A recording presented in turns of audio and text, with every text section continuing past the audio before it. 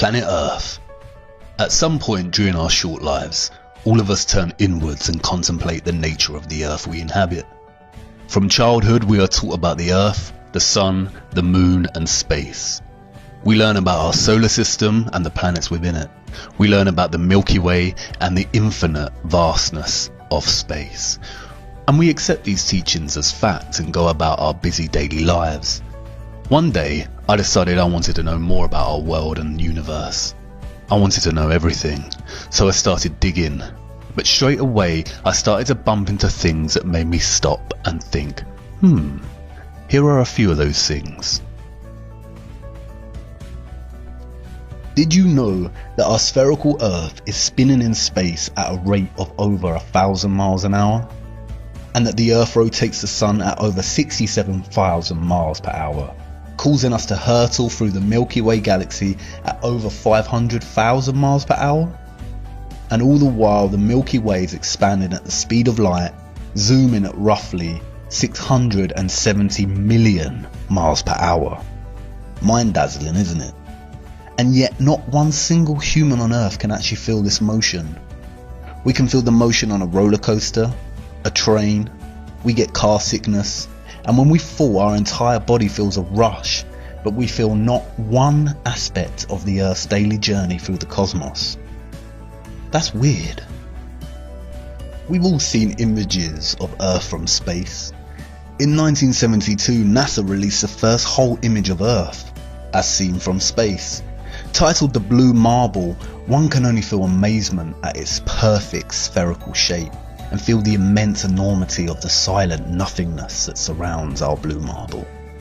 But did you know that the blue marble image and every subsequent image of the Earth released by NASA are composite images, developed by computers out of data and finalized in Photoshop?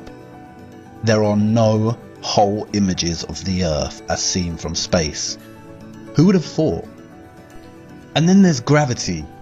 Einstein theorized that gravity exists due to the curvature of space that results from a massive object, and it is the force that keeps us all rooted to the Earth. What goes up must come down, and gravity is so strong that it has the power to keep all our oceans strictly bound to the Earth and the power to curve them over our spinning planet. But it is not strong enough, however, to keep the birds from gliding through the skies, to stop feathers floating in the air and balloons rising. I guess gravity's power is a selective one. As I looked into space and physics more, I had more and more questions. And I knew that somebody much smarter than me out there had the answers. But it wasn't just space that fascinated me. I wanted to learn about the biological and geographical nature of our world. And again, as I dived into learning, I found more weird things that puzzled me. It's basic biology that living cells consist primarily of hydrogen and carbon, and water consists primarily of oxygen and hydrogen. But biologists found the strangest of anomalies in the poles of the Earth that even puzzled Soviet biologists. They found an unnatural amount of water frozen in the ice and an unusually high percentage of carbon dioxide in the world's oceans. There is a lot of water, snow and ice on the Earth. Do you know what this anomaly tells us? It tells us of a great worldwide fire in the Earth's history that, biologists have suggested, carried away 99% of the world's biosphere. What really puzzles me is that figure, 99%. That means that everything alive on Earth is now 20,000 times less in volume, and the biochemical mass of all living things is much less than before this huge fire. Wait, what? What did living things look like before that fire? There's no doubt that we could benefit from extensive scientific study in our poles, but did you know that Antarctica is the only continent on Earth that actually belongs to nobody? In 1959, the nations of the world signed the UN treaty ensuring that no country has claim to Antarctica. The treaty prohibits and regulates all global activity on the continent. Wait, come again? Since when has any nation given up their drive to own and exploit any land on Earth? I kept researching, which just opened up question after question, Some things just didn't make sense to me, and it seemed that many pieces of the larger puzzle were missing or just unanswered. And then I stumbled on something so ridiculous and absurd, I did not know whether to laugh or become angry. Meet the Flat Earth Society, a group of like-minded individuals that hypothesize that the Earth is not actually a globe in a vast and evolving universe, but a flat and stationary plane. At first I thought it was a joke, or some kind of vigilant, religious and creationist denial of scientific advancement. Humanity lived in the dark ages for years, and we finally have objective, progressive science advancing our understanding of this great mystery, and flat earthers think it's okay to promote such anti-scientific theories. Nonetheless, I thought I'd check it out before dismissing it completely. In fact, I just wanted a good laugh and some entertainment to keep boredom at bay. But, you see, despite all my skepticism and desire to debunk and ridicule these flat earthers, what I found was nothing short of astonishing. I had finally found something that challenged my scientific understanding of the world, not just with theory, but also strong scientific evidence. I want to share this with you. Come with me, if you will, down this rabbit hole to discover whether our Earth is in fact a flat and stationary plane. I only ask one thing before we begin. Keep an open mind until the end of this series and question absolutely everything. I promise you this, at the end you will certainly agree that everything we have been told about our planet is not exactly what it seems. You may even find that your entire perspective on the world has changed, like mine has. And I warn you, this rabbit hole is deep and perhaps at times a little troubling. But we'll take it one step at a time, and hey, who knows, maybe we'll even get to meet Alice on her way to Wonderland. Follow me now to part 2 of What on Earth Happened.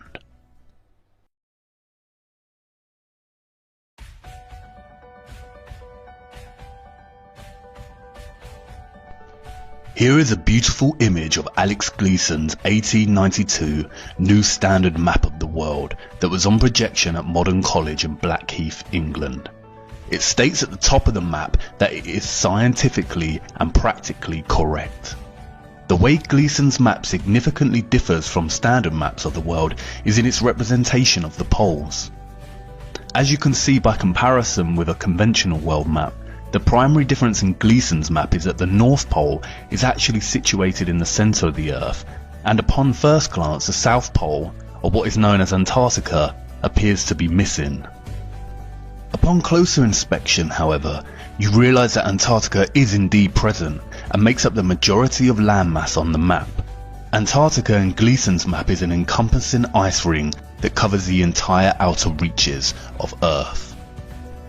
Gleason's map has become somewhat of a canonical historical document for flat earthers, many often reposting the image on the internet and heralding it as solid proof that refutes the heliocentric model of the Earth, or in other words, proving that the Earth is not a spinning globe in space, but a circular, flat and stationary plane. This was not enough proof for me, and while I gravitated towards the idea of a giant encompassing ice wall as a neat concept, I knew that we had a vast amount of evidence proving the existence of space, spherical planets, and entire sciences dedicated to solving the mathematical conundrums of physics. I mean, we landed on the moon for God's sake. Surely, if the Earth was flat and stationary, then somebody would have realised by now. These brave souls did the unthinkable. They flew to the moon, they landed, took their first cautionary steps and planted the American flag. NASA sent multiple crews to the moon on subsequent Apollo missions. They even managed to film Apollo 17 leaving the moon. Stage push. Engine arm is out now. Okay, I'm going to get the pro. 99, proceeded. 3, 2, 1. Ignition. Right away, Houston. Vector grid. But wait, hold on. If this is footage of the crew leaving the moon and making the journey back to Earth, then who did they leave behind to film their craft take off? And wait, don't you think those colourful emissions on takeoff look kind of fake? I haven't seen any subsequent rockets produce these sort of dazzling colours, and I suppose they did admit that they had lost all their data from the mission. but maybe that was just coincidence. I started looking into NASA a bit more closely, and what I found was shocking. I can say with certainty that NASA is indeed lying to the world, and has been lying ever since its founding in 1958. But don't take my word for it. Sometimes you can't tell people the truth, you have to show them. So let me show you. Buckle up and sit tight, because Houston, we have a big problem. Okay, well, there's a big problem with the blue marble, and I'm going to zoom in here and show you what the problem is. These are all composite images where they are really not very good at Photoshop because they're using the Photoshop clone tool to replicate clouds. This cloud is a copy of this cloud. See the formations? They're identical formations. These right here, side by side, side by side. See this kind of W-looking shape right here, replicated right here. This cloud is exactly the same as that cloud. You know, same clouds right there, and same thing on the other side of the world. They got the same thing going on. They got careless. Here, look, 1, 2, 3, 4, 5 of the same formations replicated right there. These two replicated, same exact formations right here. This right here is clone of that right there. I mean, really? So you're telling me that we could take pictures of Jupiter and Saturn, huge, massive planets, and now we're out going to Pluto, but we don't have one legitimate picture of the Earth from space that's not a composite? Click on this picture right here. Supposedly the same mission, same guys that took the picture of the most famous picture of our Earth. I'm going to do save image as, and let's see, Apollo Moon, let's call it Apollo Moon 17. And I'm going to open that in Photoshop. And if those of you who think this technical difficulty was planned and think I'm scamming you, go do it for yourself. Because you're going to find the exact same thing. I got nothing to hide here. This is live on the air, okay? I'm going to zoom in on the Earth in Photoshop. You see the Earth? Go to Image, Adjust, Levels, and I'm going to move the levels over here. And I'm going to bring the levels up. Uh-oh. What is that? Why is there a square box around the Earth allegedly taken from the scientists on the moon in Apollo 17? And people wonder why I don't trust NASA. That's why I don't trust NASA. Just another example of NASA faking space. Take a look here at this supposed image of Jupiter. Nothing more than CGI fakery. The supposed auroras towards the north. Let's take a look here again at NASA's official website where it states Hubble captures vivid auroras in Jupiter's atmosphere. Here's the problem. The date of June 30th, 2016. Now take a look at this. Another so-called official image of Jupiter. This one's from back in 2014. You see the problem here? Now let's take a closer look at the supposed two images provided from NASA of Jupiter. Here's the problem. Again, 2016, 2014. What's the difference here? Well, the difference is they added the supposed auroras on the north, and this is nothing but a Christmas tree. Give me a break. Take a look here. I mean, all the clouds are in the same exact position. Just the 2016 image is a bit, I would say, darker. This is a bit lighter in 2014. Here's a side-by-side. People can't see what's taking place here with NASA. Nothing more than fakery. I mean, give me a break. This is a complete insult. You have a brain in your head.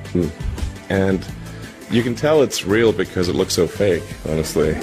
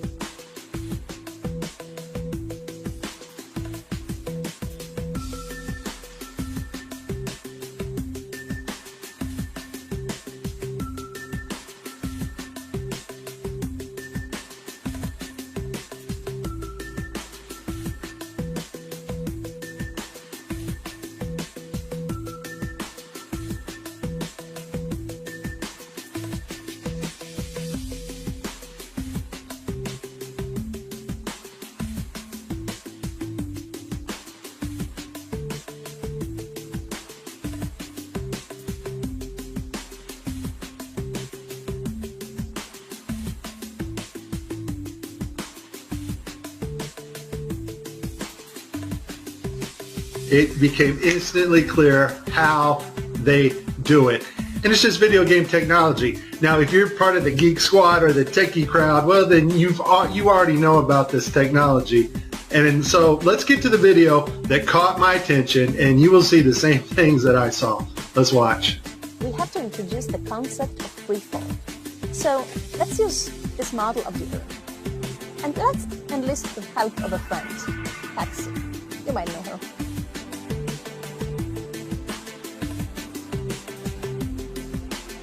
So what is significant about this video is, number one, it was live to school children. Number two, we have this stuffed animal that is transitioning in on another video channel. And the actor is able to reach up and grab this doll in real 3D space and manipulate this doll with their hands. And so the only way you're going to pull that off is with one technology. And that technology is virtual reality. More importantly though, something called augmented virtual reality. It's taking the objects in 3D space from a virtual reality world and putting them in our world on another screen, which we can see, manipulate, and touch with virtual reality contacts or glasses. In this next segment, I'm going to show you how NASA grabs objects in 3D space, rotates them around, manipulates them. They can do this with water, with cloth, anything. And the cool thing about it is we can take what they're doing, what they're seeing with their contact virtual reality augmented lenses, and put that on a separate video layer live. Yes, live. And do it all in real time. 45 minutes straight of NASA messing up their virtual reality setup. I tried to pick some clips that were obvious and some not so obvious. Show you some of the contacts. We're going to see Tim Peake with his contacts in, but these are virtual reality contacts overlaid on the eyes so actors can interact with things in 3D space, all in real time. In this next shot, we will get to see the whole arm setup and the virtual reality glove that covers all the way down the arm and hand. This allows the software to broadcast what we see video-wise as his arm in a shirt sleeve. Okay, I have a lot of Tim Peake screw-ups, but this one here, the system glitches. The software does not track his hand properly, and Tim slips his hand underneath his other fingers, which is tightly holding onto the mic, which would be impossible. I don't think this is Tim's fault. Normally, Tim always moves his other fingers up while he slides his hand under. I just think the system didn't respond to his movements here. It's virtual reality. They're wearing augmented contact lenses so that they can interact with these 3D objects. Now, in this scene, the guy on the left in the green shirt, he thinks he sees an object in 3D space that's being broadcast to him. So he grabs it and he puts it off to the side. He's looking straight ahead because he's looking at an object rotating in front of him, but the video channel is down that is supposed to show the viewers what we're supposed to see, and so we don't actually get to see the object that he is seeing. And I would just sum this up as a very terrible, bad, horrible day for NASA doing live feeds.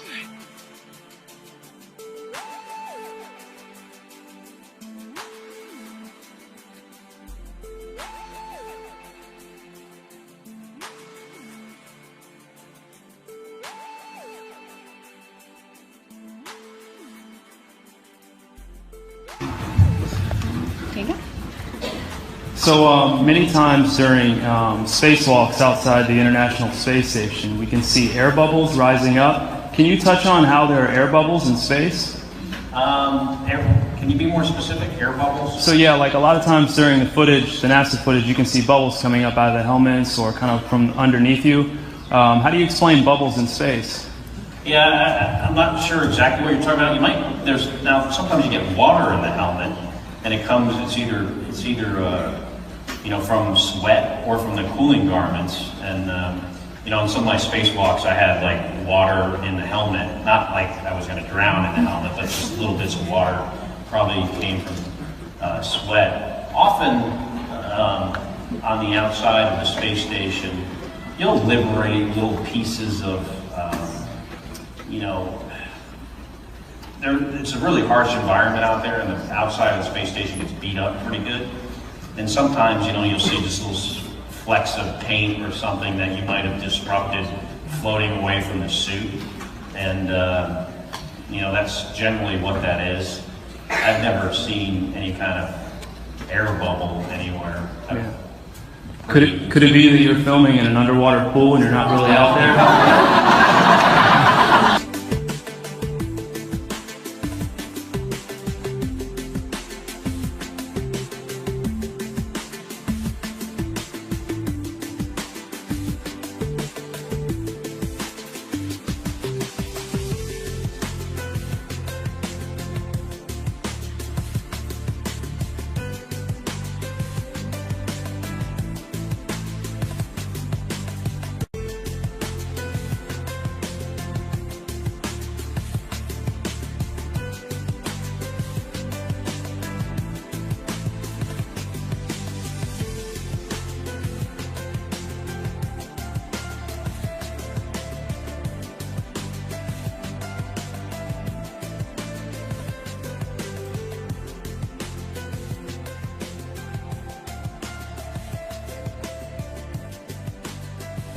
Why don't you swear in the Bible that you walked on the moon? You're the one who said you walked on the moon when you didn't. Calling the kettle black, if ever thought of it. Saying I misrepresented myself. Away from me. You're a coward and a liar and a thief.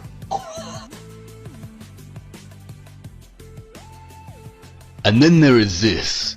Official NASA research into the dynamics of an aircraft that would function over a flat and non-rotating Earth. A flat and non-rotating Earth. A flat and non-rotating Earth. What? I know NASA has a tremendous multi-billion-dollar budget, but why would the organization waste funding research for an aircraft that functions over a flat and stationary Earth? I thought we lived on a spinning globe in space. Is this not like Toyota designing a new car that drives through lava? It would never be used and would be a tremendous waste of money. This is all fun and games until you really start to ponder NASA's lies. Why would the biggest space organization, whose vision statement on their website claims that it is their goal to discover and expand knowledge for the benefit of humanity, lie? And where exactly does their multi-billion-dollar annual budget go? In the last 5 years, NASA's total annual budget between 2016 and 2020 totals over a whopping $100 billion.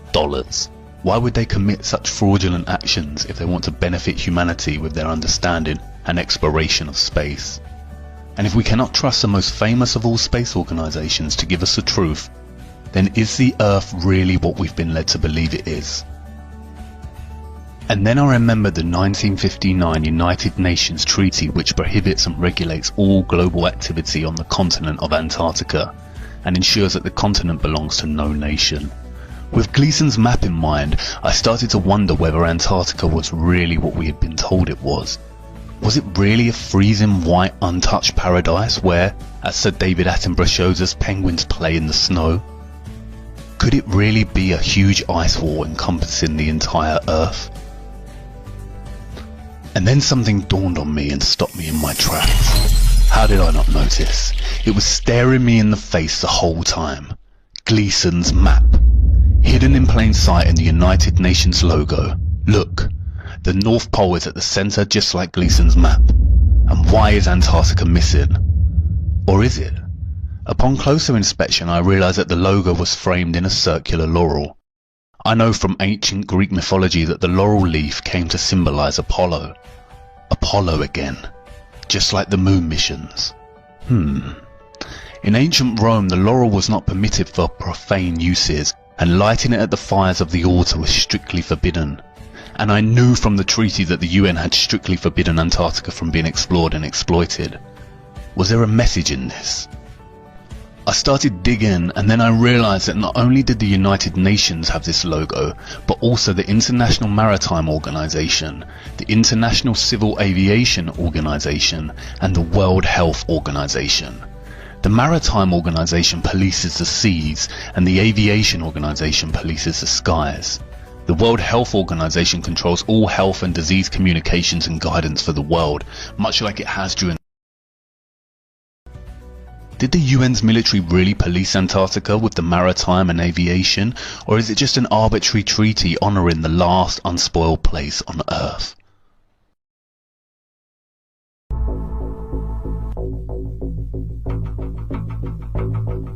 Hey, just a Navy destroyer.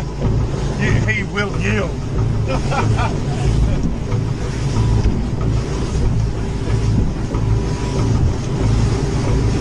He'd be thinking, that cheeky better not cross my bow.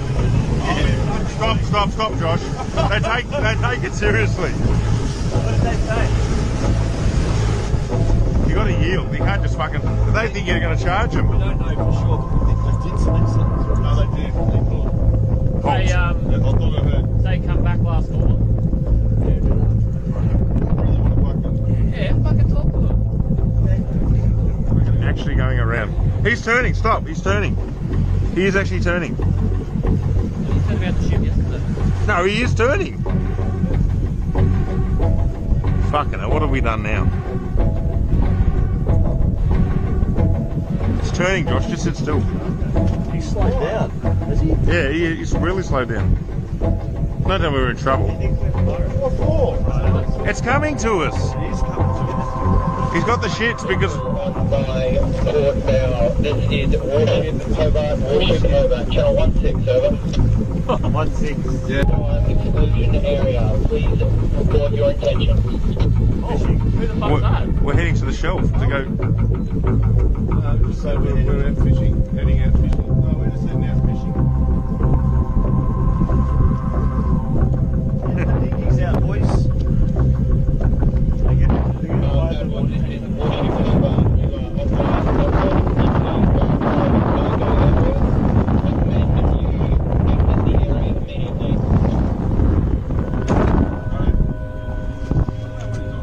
Going that way. We're just traversing. Set up a demo today with this Cessna and the Air National Guard. I'm going to be inside of this Cessna and we're going to be going rogue. We're going to fly into that no-fly zone and we're going to see how the Air National Guard does it. They scramble the fighter jets to come right. Take off. We're off.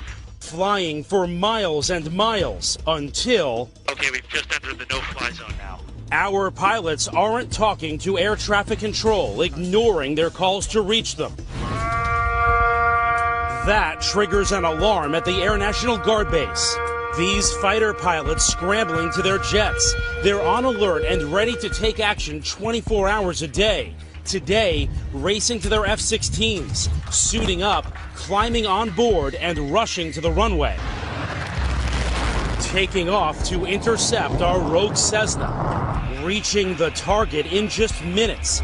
This is the view from the F-16. That's my Cessna right there. Intimidating as you would think it would be. Look at that fighter jet. He's right off our wing. Another F-16 swooping in on the right, calling us on aviation frequencies. You have been intercepted. If you hear this transmission, acknowledge the radio call and rock your wings. He wants us to identify ourselves. We're a rogue aircraft, remember, for this demonstration, so we're not going to respond at all and see what this fighter jet is. Ordered to turn to the northwest. The fighter jet giving us one last warning. After all of this, the pilots still won't listen. The plane won't leave the airspace. Will you shoot them down? If required, we'll execute the rules of engagement per the commander of the North American Aerospace Defense Command. And yes, we would do that. Shoot the plane down? If it meets the rules of engagement, yes, we would, to defend the airspace. Why are they policing the parameters of Antarctica in such a vigilant way? Surely they are just protecting the penguins and seals that we've seen so often in Planet Earth and Frozen Planet documentaries. I don't know, I'm not too sure anymore, because after I stumbled across this.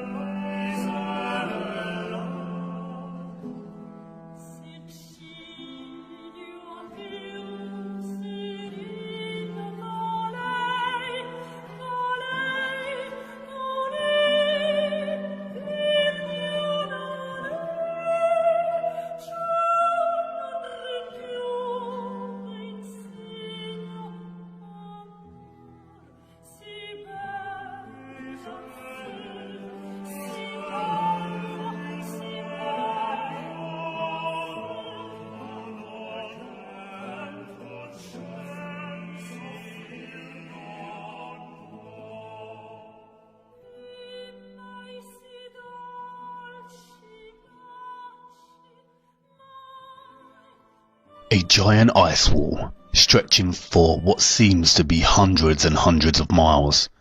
I don't know about you, but I find this footage deeply disturbing.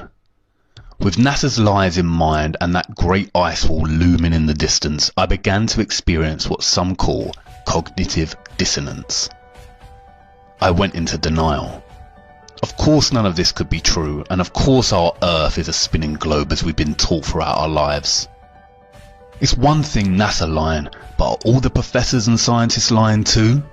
Is the National Geographic Channel lying? And what about Newton, Einstein, Hawking and Attenborough? Are they lying too? It's a complicated answer, and I will do my best to show you the truth. But before we look at the gatekeepers of knowledge and the trusted voices of our world, I need to show you more of our Earth. I don't want to lose you just yet. Come with me to part 3, where we will explore a few ways our Earth could work as a flat and stationary plane. But this whole thing, it's just a symptom of a larger problem. There's a growing anti-intellectual strain in this country. It may be the beginning of the end of our informed democracy. Of course, in a free society, you can and should think whatever you want. And if you want to think the world is flat, go right ahead. The Earth isn't flat. And by the way, this is called gravity.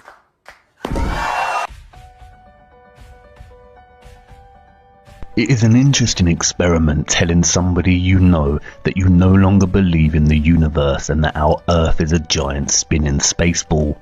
Try it for yourself. I guarantee they will tell you you're crazy, or at least look at you like you've lost your mind. The most interesting thing is when challenged, the ball believers will not actually be able to give you solid empirical evidence based on their first-hand experience that the Earth is actually a large spinning globe. Can any of us demonstrate firsthand in our day-to-day lives the Earth's curve or motion through the solar system? No, we cannot. And can any of us say we have seen the planets in their orbit and the universe expanding with our own eyes? No, again we can't. Usually in response to this crazy person telling them that the Earth is flat, they will respond by 1. Bringing up images of the Earth as presented by NASA, or 2. They will say, come on, everyone knows space exists, and tell you that countless professors have dedicated their lives to studying this matter. At some point, perhaps, an emphasis on the existence of gravity will come up in the conversation. But you see, what is really happening when someone reacts so stubbornly to an alternative view of the Earth is not a result of the person's mental capacity.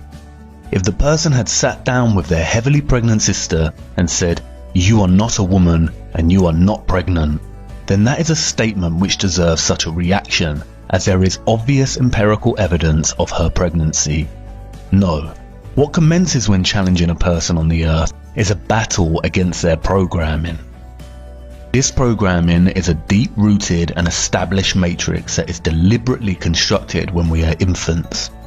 Before we leave primary school, our first-hand experience of our flat and stationary world is slowly being erased and steadily inflating into the bloated and spherical idea that the Earth is a globe.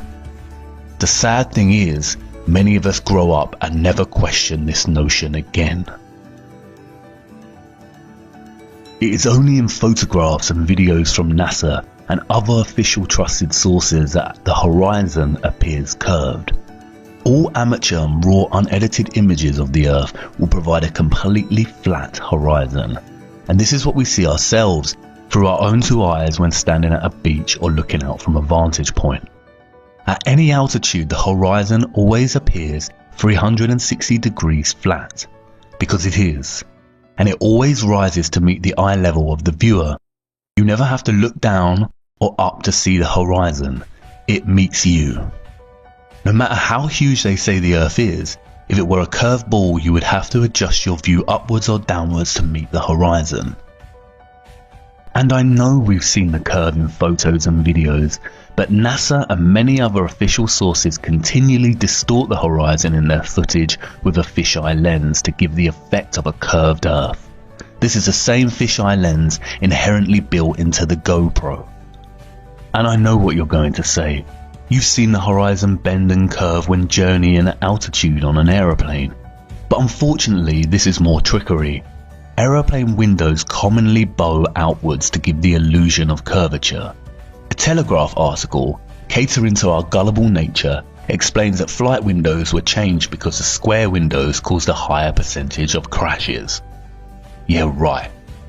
They use our size as human beings to dismiss our own infallible perception of a flat and stationary Earth, claiming we are not big enough to witness the curvature. But this balloon managed to ascend 121,000 feet and left its fisheye lens behind. Lo and behold, a flat horizon. The balloon wobbles and spins, but the horizon remains dead straight, not curving in any way, shape or form. And this is the problem.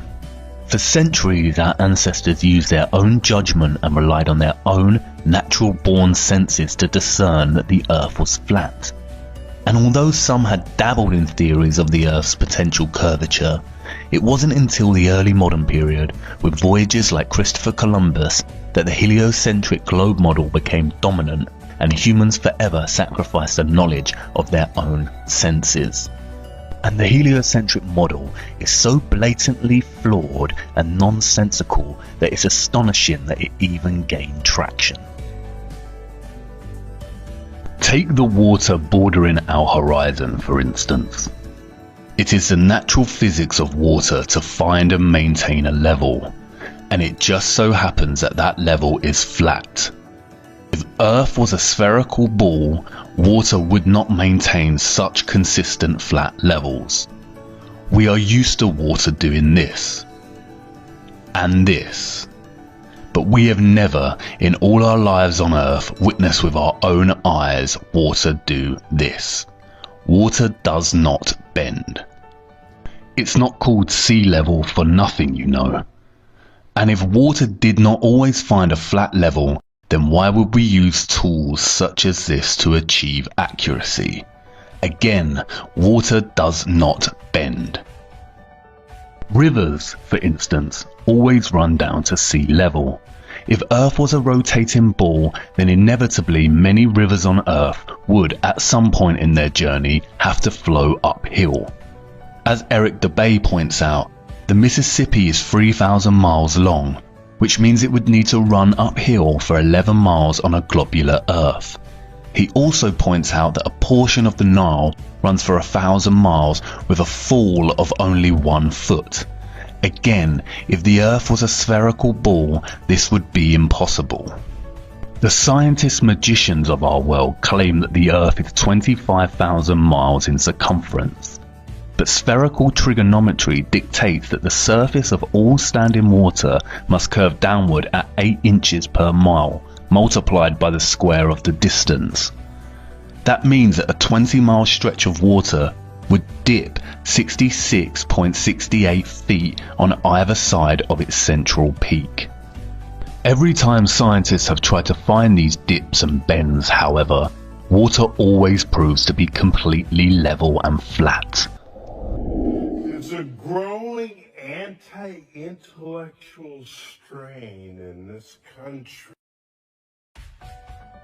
When building railway tracks, roads and bridges, architects and engineers never account for any curvature. Engineer W. Winkler was published in the Earth Review regarding the Earth's supposed curvature, stating, "As an engineer of many years' standing, I saw that this absurd allowance is only permitted in school books. No engineer would dream of allowing anything of the kind. I have projected many miles of railways and many more of canals, and the allowance has not even been thought of, much less allowed for. This allowance for curvature means this, that it is 8 inches for the first mile of a canal, and increasing at a ratio by the square of the distance in miles. Thus a small navigable canal for boats, say 30 miles long, will have, by the above rule, an allowance for curvature of 600 feet. Think of that, and then please credit engineers as not being quite such fools. Nothing of the sort is allowed. We no more think of allowing 600 feet for a line of 30 miles of railway or canal than of wasting our time trying to square the circle. There's a growing anti-intellectual strain in this country. If the Earth was actually a globe, spinning at a mind-numbing 1,000 miles per hour, how is it that we do not feel its motion? There is not a single person on Earth that can testify to feeling the Earth's alleged spin. We feel the motion when travelling in a car, train, boat, plane, and can experience motion sickness. The scientist magicians will tell you that we do not feel the Earth spin because it is spinning at a constant speed. They often use the analogy of a train ride. We only feel that we are moving when the train changes speed. This analogy, however, falls apart when you consider that in the heliocentric model, the Earth is not an enclosed system, but it is an open environment with its own drastically changing weather. If you were sitting on top of the train moving at a constant speed and not inside it, you would certainly feel the motion. Furthermore, they also contradict themselves.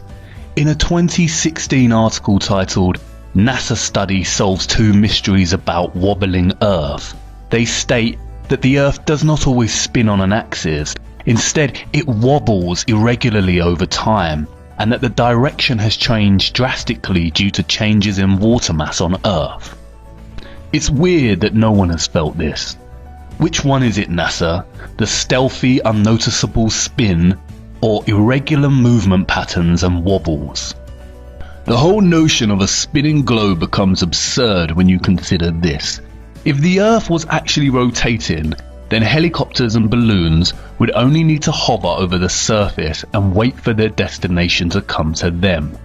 Similarly, if it were a curved spaceball, then aeroplane pilots would constantly need to readjust their altitude downwards so they did not continue straight and start heading out to space.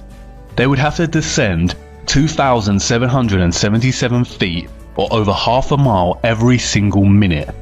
This of course is not the case, and pilots are never instructed or taught this mechanism of flight. And what does a real pilot have to say about it? Oh, okay. Am I allowed to say hi?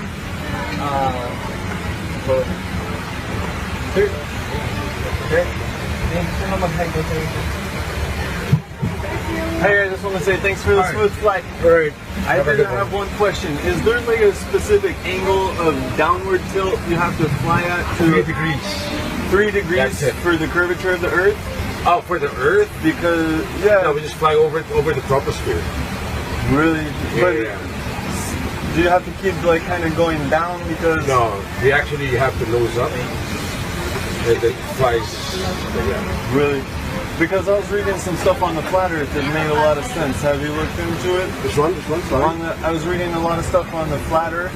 Okay, yeah. True. It's true? Yep. Okay, yeah. alright, cool. Hey, God bless, brother. Alright, have a good one. You too. Crack on. I just got one question to ask. Flat or a ball? Flat or a ball? What's that? Well, I never feel as breaking round. If we live on a ball, surely we'd have to fly around it. Yeah, it feels like flat or a ball. Flat. Not a ball. I think it's flat. Yeah, me too. Pretty flat to me. It certainly does, doesn't it? And you've got that flight instrument down there to keep it flat. Gravity exists. Gravity? These are an unproven theory. No, it's not. Let's rock and roll. Cheers, fellas. Thank you very much for the... Can I ask the pilots one question? First off, this is you. Do you mind? He's got a question for you. Oh, yeah. Hello, mate. How are you? Yeah, good. I'm a fellow, Casey Josh, I'm a fellow, just PPL, pilot, Cool. yeah. Yeah, nice. I've got a couple of serious questions to ask you. Okay, here we go. Yeah, there's a big time. Curvature. Curvature? Yeah. Yep. We don't allow for curvature, do we? For anything, not for you usually. Yeah. No, we're round, we're a disc, aren't we? Round and flat. Yeah. Sorry. Hey, look, honestly, quite seriously, Yeah. we are, aren't we? Yeah. Thank you, mate. Thank you for being... If the Earth is actually rotating, flight paths would become very messy. Flying west from New York to California is 2,441 miles, which takes just under 5 hours on a commercial flight. If the Earth is spinning eastwards at 1,000 miles per hour, then not only would this flight take a lot less time, but it would also make it near impossible to fly back the other way due to the constant rotation of the Earth. It would be like trying to run up a very long and very fast downward escalator. And what about the weather? If the Earth and atmosphere is spinning at 1,000 miles per hour, then don't you think it would be impossible to see such stationary clouds and weather formations like we do? Not to mention that clouds often crisscross in their pathways. This would be impossible if the Earth's spin was a reality. Thomas Winship states, "Let imagination picture to the mind what force air would have which was set in motion by a spherical body of 8,000 miles in diameter, which in 1 hour was spinning around 1,000 miles per hour, rushing through space at 65,000 miles per hour and gyrating across the heavens. Then let conjecture endeavour to discover whether the inhabitants on such a globe could keep their hair on. If the Earth globe rotates on its axis at a terrific rate of 1,000 miles an hour, such an immense mass would of necessity cause a tremendous rush of wind in the space it occupied. The wind would go all one way, and anything like clouds which got within the sphere of influence of the rotating sphere would have to go the same way. The fact that the Earth is at rest is proved by kite flying." And honestly, if the Earth was a fast rotating globe, then wouldn't the oceans and other bodies of water be pushed away from the Earth in the same way as when a wet tennis ball is spun rapidly, the water sprays outwards? The scientists magicians have an answer for this. They call it gravity. And by the way, this is called gravity. The scientists magicians are at it again, weaving their spells and telling us tales of a powerful force keeping us rooted to the Earth. If gravity was such a powerhouse, then birds would struggle to fly. Insects would not be able to use wind to navigate. Monkeys would not climb and jump among trees with ease. Planes would not be able to take off from the ground. Trees would not be able to overcome gravity's pull when their growth towards sunlight and would begin to bend towards the Earth the taller they became. And if gravity exists and has the power to bend and wrap the oceans around a gigantic spinning ball, then humans would certainly struggle to lift their arms and legs. Legend has it that an apple fell on Newton's head as he sat under the tree, and this was the catalyst for his great discovery of gravity, which claims that objects are attracted to large masses and gravitate towards their centre. However, when they talk about gravity, what they are actually referring to is the law of density relative to mass. Today, I'm going to show you a simple science experiment that you can try at home to learn about density. Start by taking an empty glass and tip in some water and food colouring. Then add some syrup or treacle. And I'm going to add a little bit more water to make the layer a bit thicker. Then finally, fill the glass up with some oil and leave it to settle for about 15 minutes. These liquids separate out into different layers because they're different densities and they don't mix. The syrup has the highest density, so it sits on the bottom, and the oil, which has the lowest density, rises to the top. Try dropping different objects in to see what happens. If we drop this metal nut in, which is really dense, you can see it sinks right to the bottom. But if I take this grape and drop it in, it sinks through the oil and water, but sits on the syrup. This is because the syrup is denser than the grape. Pretty cool, huh? Now if I take this plastic bottle top and drop it in, it slowly sinks through the oil and sits on the water. And finally, if I take this piece of sponge and drop it in, it sits on top. It is a scientific fact, verified by undisputable evidence, that when objects are placed in mediums with less density, they sink, and when placed in mediums with higher density, they rise or float. For example, a rock in water will sink because the object's density is greater than the water's density, as will a ship's anchor. Likewise, helium-filled balloons rise because they are lighter than the air. Submarines float on the ocean when their ballast tanks are empty and contain air, and they sink when their ballast tanks begin to be filled with water. This is how they manipulate their depth in the ocean, by adjusting the ratio of air and water in the tanks. This is proven by filling a balloon with 50% air and 50% helium. As helium is lighter than air and the ratios are even, the balloon remains fixed in the air without rising or falling. Again, much like the Earth's curve and spin, we do not witness smaller objects on Earth gravitating and orbiting around or being pulled towards larger objects. It seems very convenient that gravity's tendency to make smaller objects orbit around larger objects is exclusive to the globe itself and all the supposedly surrounding planets and stars, none of which we can actually see in motion or orbit. Even when you study the claims made by the scientist magicians of the so-called planets and moons, their calculations begin to work against them. As Eric Dubay pointed out, Newton also theorized, and it is now commonly taught, that the Earth's ocean tides are caused by gravitational lunar attraction. If the moon is only 2,160 miles in diameter and the Earth 8,000 miles, however, using their own math and law, it follows that the Earth is 87 times more massive, and therefore the larger object should attract the smaller to it, and not the other way around. If the Earth's greater gravity is what keeps the moon in orbit, it is impossible for the moon's lesser gravity to supersede the Earth's gravity, especially at Earth's sea level, where its gravitational attraction would even further out-trump the moon's. And if the moon's gravity truly did supersede the Earth's causing the tide to be drawn towards it, there should be nothing to stop them from continuing onwards and upwards towards their greater attractor.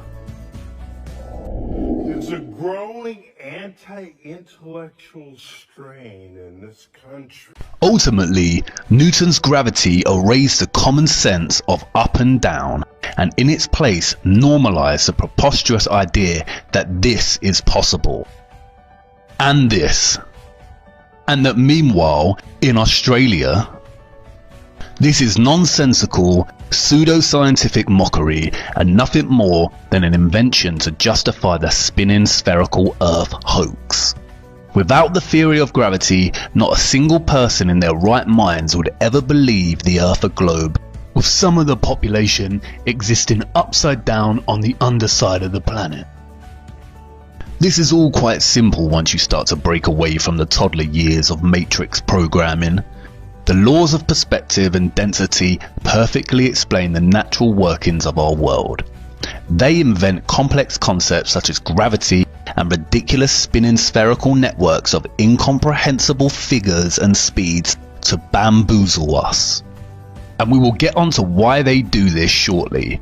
But wait a minute. I know you're not on board with this just yet, and I can tell you have a big question that you're burning to ask. If the Earth is not a spinning globe, then what about the sun and the moon? We can see the sun rising and setting every day. I'm glad you asked. Follow me to part 4 so we can take a much closer look at our wonderful sun.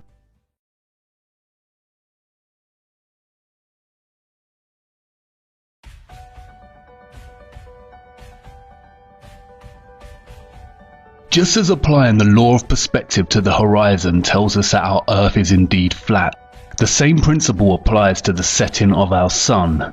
The scientist liars of our world tell us that the sun is 109 times more massive than the Earth, and that it is 93 million miles away. They state that the split between day and night is because the Earth is rotating, and that when we see the sunset we are witnessing the rotation and our arrival into the dark phase of the spin, which is a time frame called night and when our moon becomes visible. Much like the proposed curvy nature of our world and the theory of gravity, this is complete nonsense. Before turning our attention to the sun, let's first look at 2 examples that debunk the heliocentric model of a rotating globular Earth. The first is the New York City skyline as seen from Harriman State Park's Bear Mountain, which is 60 miles away. If the Earth was a spinning globe of 25,000 miles in circumference, then this viewing from Bear Mountain's 1,283-foot summit should be impossible. If we take Pythagorean theorem, which determines the distance to the horizon being 1.23 times the square root of the height in feet, then this skyline should be invisible behind 170 feet of curved Earth. It should actually be beneath the horizon. Similarly, when ships pass the ocean's horizon, they should technically be vanishing over the curve of the Earth. A strong camera lens, however, proves this to be false. Ships do not vanish over the curve of the Earth, but vanish beyond our limits of perspective. The law of perspective on a flat plane dictates that a receding object diminishes in angle and height until the line of sight converges to a vanishing point, or what is called the horizon, in which the object then becomes invisible. The scientist liars claim that the sun sets and vanishes beyond the curve of the Earth, but this is nothing more than the sun moving beyond the vanishing point of perspective, which is determined by the limitations of our eyes, other objects, and weather. The same law applies to how we see the sun and its rising and setting. The sun never rises or sets. It is an optical illusion determined by the laws of perspective. We think we see the sun rise and set because of the convergent and divergent nature of our line of sight. For instance, this row of street lamps appears to decrease in size further down the line of sight before vanishing completely, when in fact all street lamps are of the same height and continue to border the walkway well beyond the vanishing point. This is the same with this line of HP bottles. They are all the same size and they do not change size. It is just our perspective that makes it seem like they do. This is precisely what we experience when we watch the sun rise, set, and journey across our flat Earth.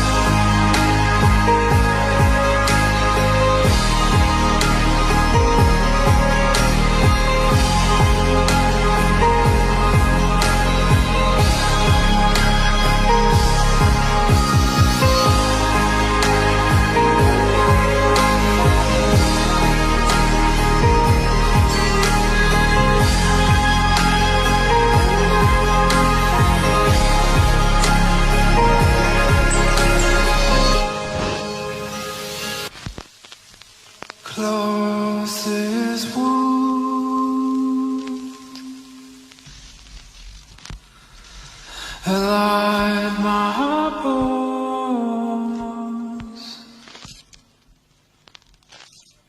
Fall back.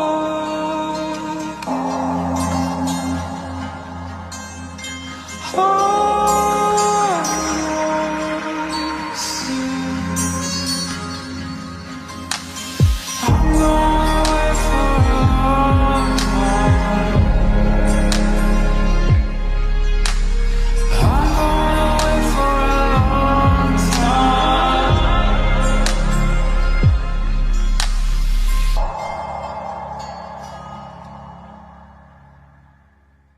NASA and many other lying magicians tell us our sun is 93 million miles from the Earth and 109 times larger than the Earth.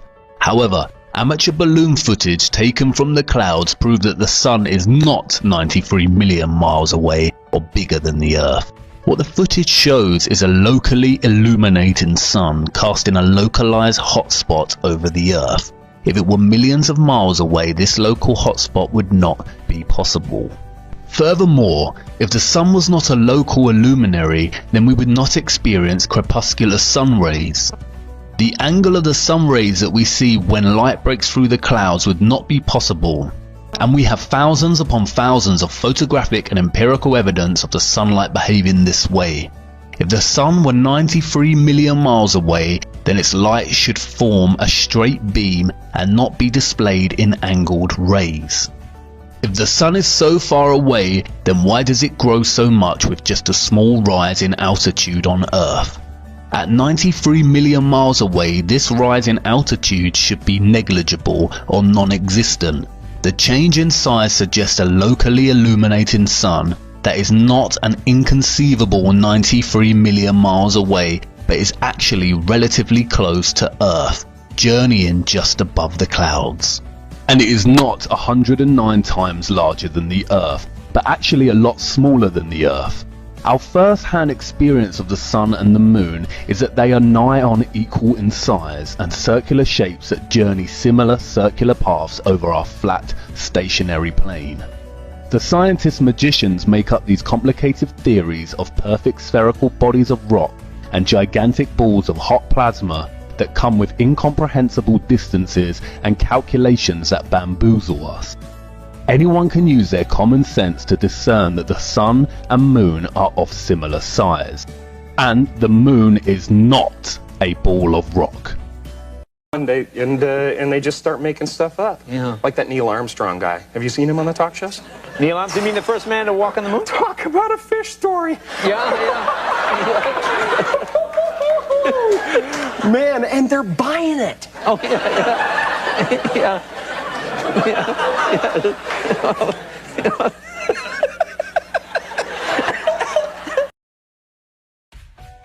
Many have studied the sun and moon's light. The sun's light is warm and drying. It preserves matter and prevents decay.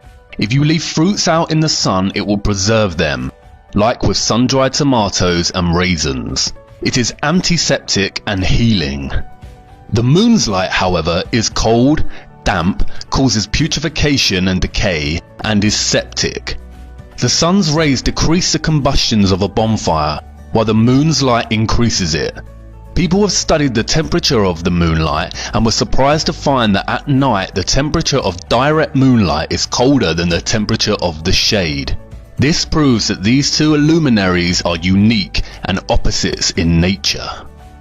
It also undercuts NASA's claims that the moon reflects the sunlight. If that were the case, then the moonlight should have a degree of residual warmth to it and not be colder than the shade at nighttime. Furthermore, the moon cannot simultaneously be a spherical body and a reflector of the sun's light. When light is shined upon a spherical body, it produces this. Reflectors have to be flat or concave to actually reflect. A spherical convex surface results in no reflection. Again, basic, repeatable, verifiable and real science works against a magician's space saga hoax. A lot of photographic and film footage also proves that the moon is semi-transparent. When the waxing or waning moon is visible during the day, it's sometimes possible to see the blue sky right through the moon. Sometimes at night it is even possible to see stars directly through the surface of the moon. The Royal Astronomical Society has documented many of these instances. Faith believers in the pseudoscience of the rotating ball often use the moon's surface as proof of the heliocentric model, in which the moon appears upside down in the southern hemisphere and the opposite in the north. But again, this proves the stationary Earth. Time-lapse photography shows that it is the moon that turns clockwise like a rotating disc over the Earth, and this is only possible if the Earth is stationary and it is the moon itself that is moving. You see, the sun and moon luminaries rotate around our flat disk Earth in a similar way to the hands of a clock, dictating time and seasons and the fluctuating balance of dark and light, preservation and decay. In fact, our flat Earth is the oldest clock of them all, and this is how solar and lunar eclipses are possible. The heliocentric model completely fails when studying lunar eclipses. For a lunar eclipse to take place in the globe model, the sun has to be reflecting the Earth's shadow onto the moon, and all three have to be aligned in a straight 180-degree syzygy. But since the beginning of time, lunar eclipses have been observed while both the sun and the moon are simultaneously visible in the sky. Furthermore, when looking into the mechanisms of a solar eclipse, the heliocentric lie once again falls apart. As this footage demonstrates, the sun and the moon have to be roughly a similar size for a solar eclipse halo to form. Representing my sun source and a penny representing the moon. And as you can see, the flashlight is a lot larger than the penny.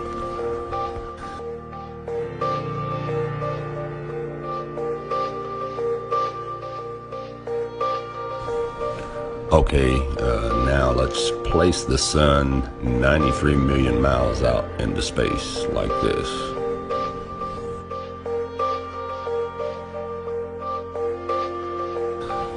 And let's get our penny a lot closer to the camera. Okay, where it's about the same size as a flashlight in perspective. Okay, now that doesn't look right. You can't see the corona, and it just doesn't eclipse. You can still see it light all around. It's not a total blackout.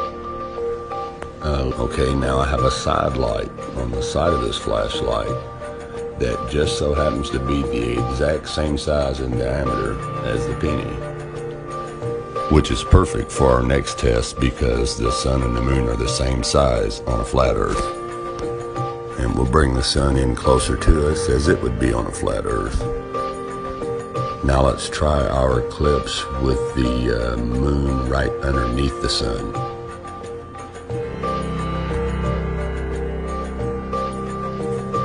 And wow, there's the corona.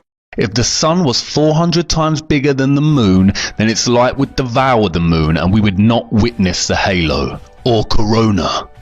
If the Earth was a rotating ball heated by a sun that is a distance of 93 million miles away, it would be impossible to have a boiling hot summer on a continent like Africa, but a few thousand miles away, absolutely freezing conditions in Antarctica, which experiences no heat from the sun. As Eric Dubay states, if the heat has traveled 93 million miles to the Sahara Desert, then it is absurd to think that it could not travel another 4,000 miles to Antarctica. This is a difference of 0.0004%. If the Earth was a globe, then the Arctic and Antarctic polar regions should share similar conditions due to their comparable latitude. However, this is not the case. Antarctica is the coldest place on Earth with an average yearly temperature of minus 57 degrees and a record low of minus 135.8 degrees. The average annual temperature of the North Pole, by contrast, is a mild 4 degrees. The northern Arctic endures mild warm summers and survivable winters. The Antarctic is so cold and harsh, the ice never melts. This would be impossible on a globular Earth rotating on its axis. Eric Dubay also points out that Iceland, at 65 degrees north latitude, is home to 870 species of native plants and an abundance of animal life. At the South Pole, by contrast, as Captain Cook wrote, "Not a tree was to be seen. The lands which lie to the south are doomed by nature to perpetual frigidness, never to feel the warmth of the sun's rays, whose horrible and savage aspect I have not words to describe. Even marine life is sparse in certain tracts of vast extent, and the sea bird is seldom observed flying over such lonely wastes. The contrast between the limits of organic life in Arctic and Antarctic zones is very remarkable and significant. The sun's yearly motion from tropic to tropic, solstice to solstice, is what determines the length of the days and nights and the appearance of seasons. This is why regions on the equator experience almost annual summer conditions, and the north and south latitudes experience more defined seasons with winters. The sun and moon do not just journey our flat earth in one large circle, but rather a series of circles, or what is better understood as a conical coil spring-like motion, which dictates the change in season and the length of the days. That is why it is possible to see a midnight sun in the Arctic, and time-lapse footage of this shows that the sun does not set but circles the pole. The scientist priests lie and say this is due to the poles on either end of the spherical globe, and that Antarctica also experiences a midnight sun. But we have no amateur footage of this, as no one is permitted to explore the region, and all official footage is highly suspect as either photoshopped or manipulated. Furthermore, if there was such a phenomenon in the Antarctic, then why does nothing grow there? NASA claims that the Earth is spinning at 1,000 miles per hour around its central axis, traveling at 67,000 miles per hour around the Sun, and spiraling at 500,000 miles per hour around the Milky Way, while the entire galaxy is traveling at 670 million miles per hour through the universe. If this was the case, then the North Pole star, or what is known as Polaris, should not remain a constant in the night sky. It always remains perfectly situated above the North Pole, despite all this motion and journeying. The word planet originates from the ancient Greek planetes, which translates to wandering or to wander. And the Greeks were correct. It is the stars above that are moving, not us on our flat, stationary Earth. Look.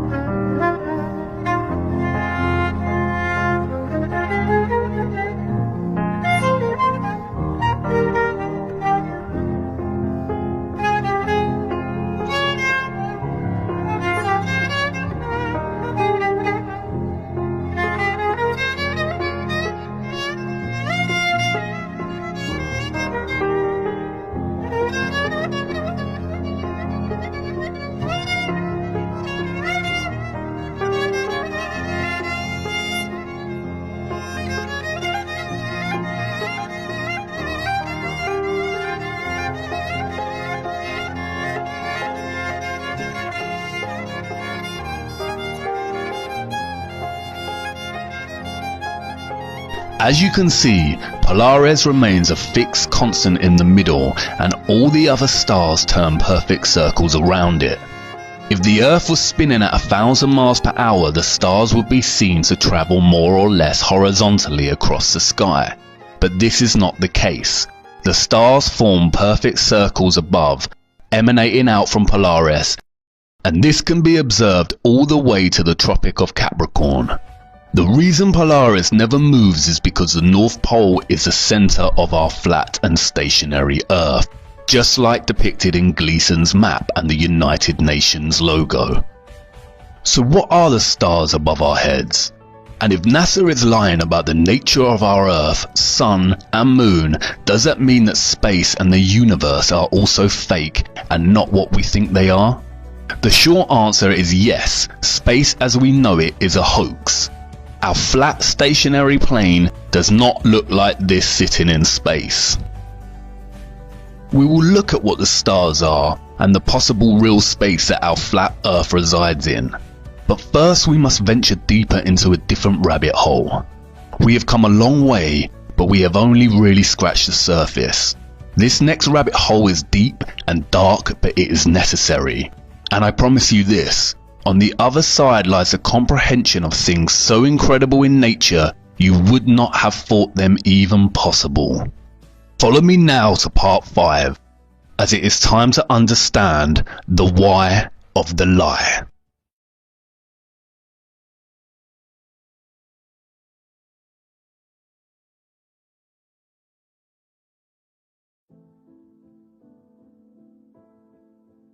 In 1946, after World War II, the US Navy launched the largest expedition to Antarctica to date. Titled Operation High Jump, the mission was led by Admiral Richard E. Byrd. The official narrative of the mission's objectives were to establish a US military and scientific research bases on the continent of Antarctica.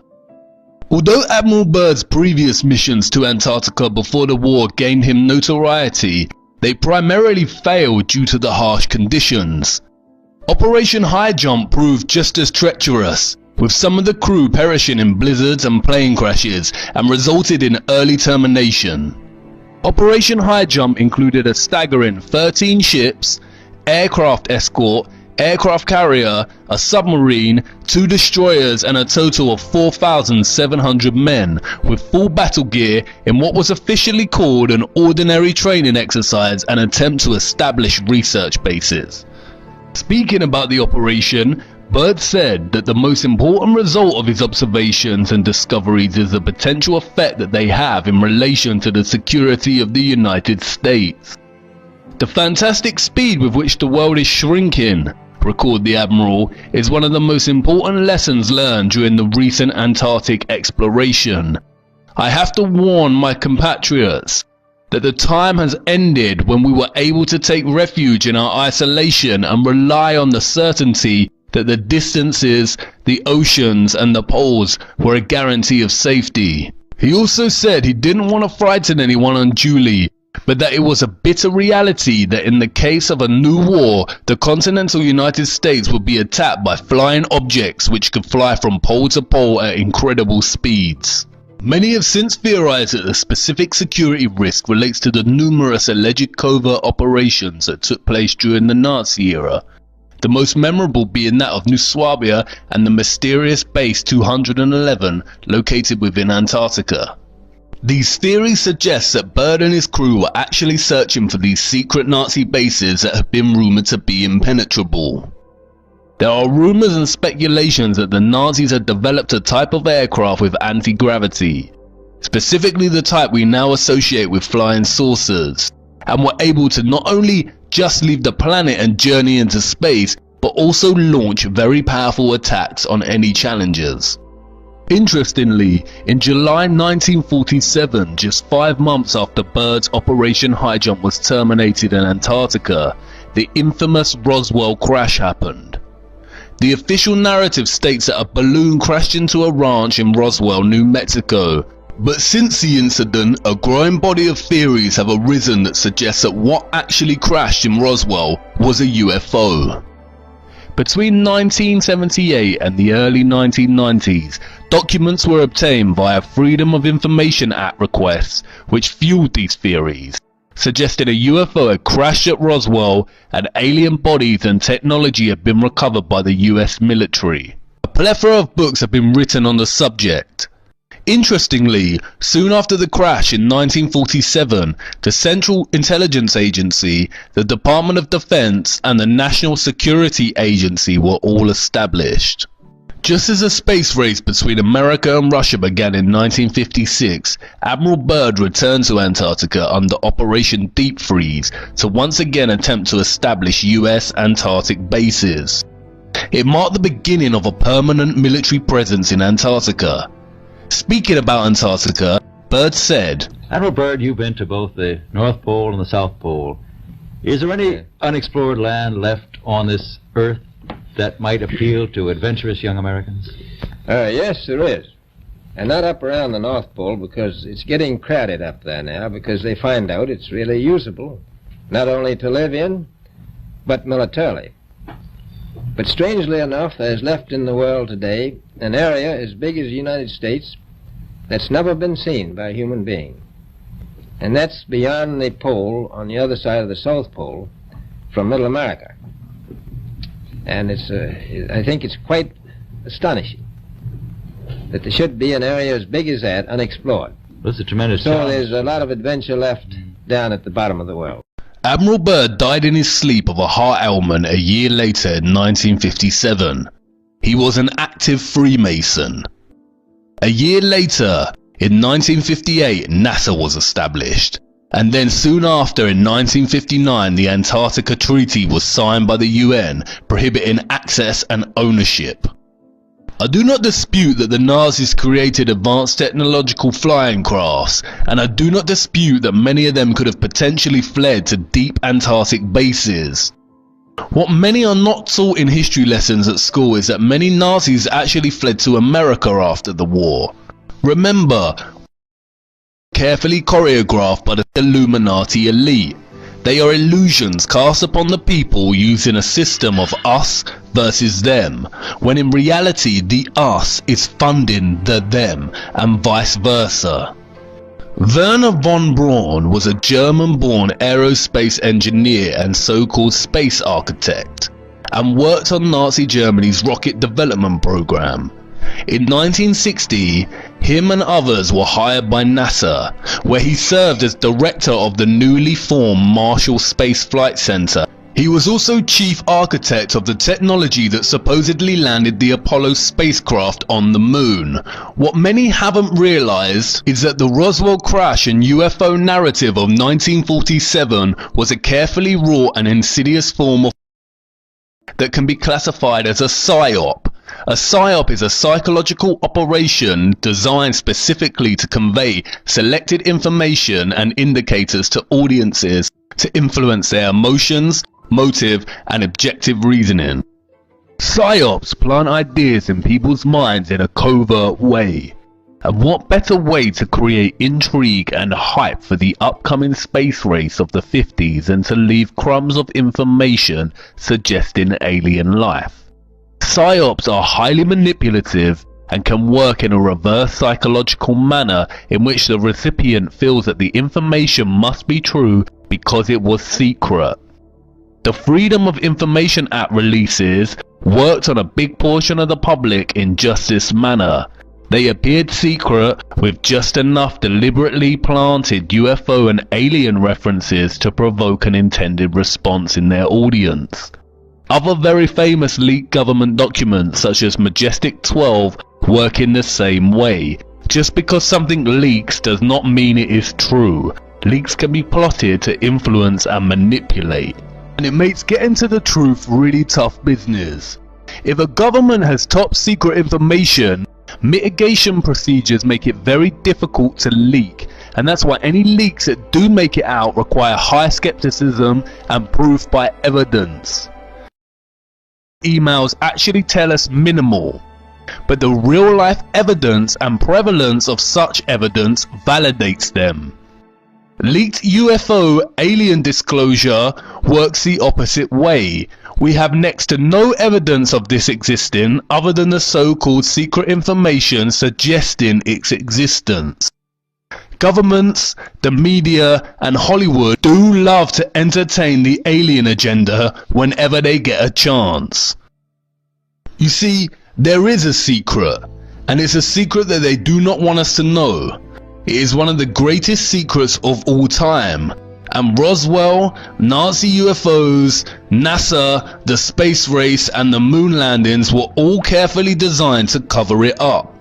You see, as the space race was heavily underway, there was another military operation taking place. Before we turn our attention to the specifics of this operation, it is necessary to take a look at another US Navy leader, James Van Allen.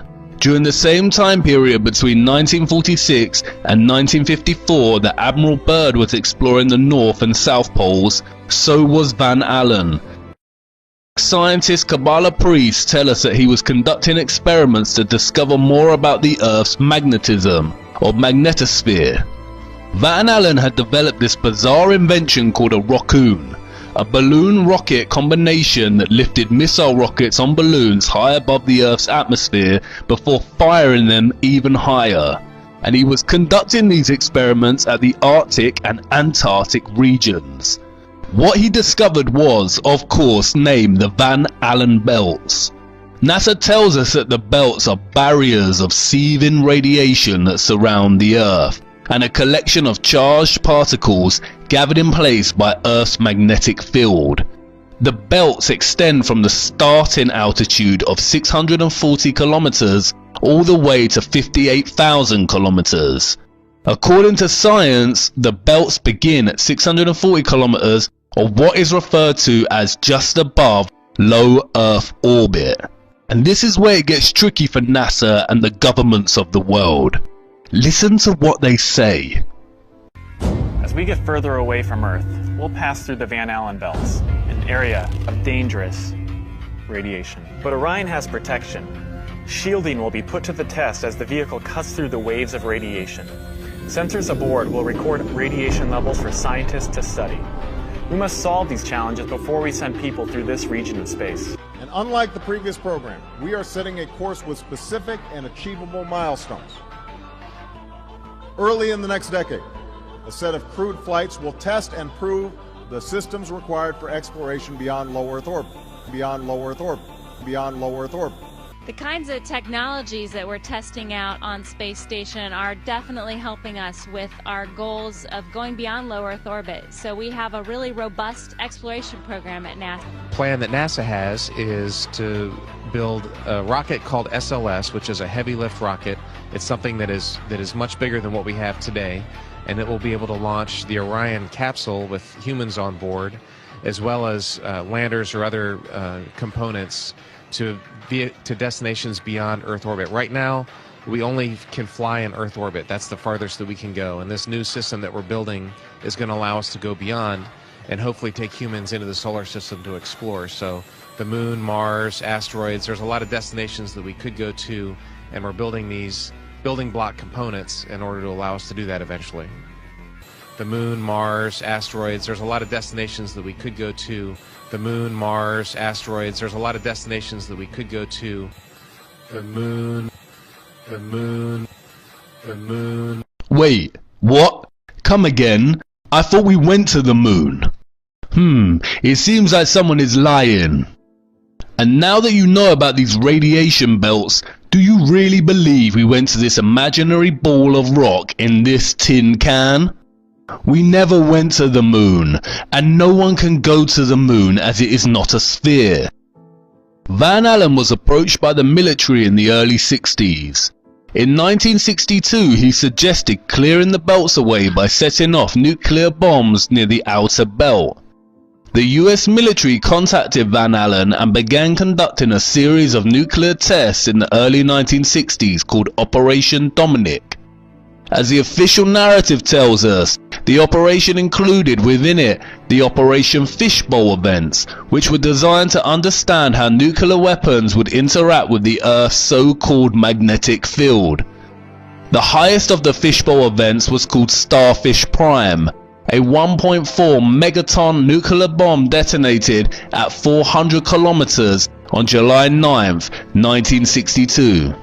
Why were they firing rockets and nuclear bombs way up into the Earth's atmosphere to discover more about its radiation? You do realize that nuclear bombs produce extreme radiation. You do not discover the chemical composition of lemon juice by squeezing more lemon juice onto it. And this is the secret. No one in history has ever left Earth. You cannot leave Earth. They are telling you to your face. Now, one thing I really want your generation to embrace is that the Earth is a closed system. The Earth is a closed system. We cannot leave the Earth. There's no place to go. And this is from one of the highest scientist, Kabbalah priest himself, straight from the goat's mouth. See, these just have to tell you, they are hiding it in plain sight again. And they're getting away with it because they are relying on both our inability to get our heads around the bamboozlement of impossible figures and phenomena, and they are also relying on our blind trust in the scientific institutions of the world and their word. No one has ever left flat Earth. It is a closed system, and not because there are radiation belts. No one has left because there is a dome-like roof above of what is better understood as a firmament. We cannot leave the Earth. This is what Admiral Byrd discovered in Antarctica. They discovered the foundations of the firmament. And that's why you cannot go to Antarctica. It is literally the edge of the Earth. And I know what you're probably thinking. What? This is going from crazy to crazier to insane. But by now you already know what I am going to say. Let me show you. In 2014, civilian space geeks constructed their own rocket with a camera on and sent it up with the goal of being the first civilian rocket to make it to space. Look what happens. Our mission as the Civilian Space Exploration Team is to be the first civilian team in history to launch a rocket that reaches space.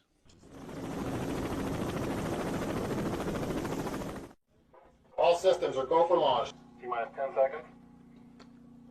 9, 8, 7, 6, 5, 4, 3, 2, 1.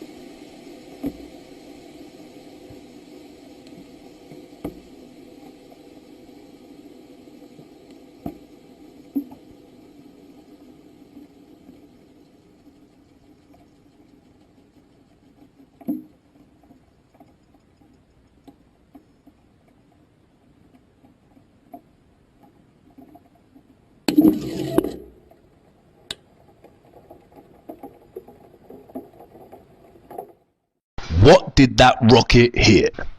If there was a high amount of intense radiation up there, it would have scorched that mini rocket to pieces.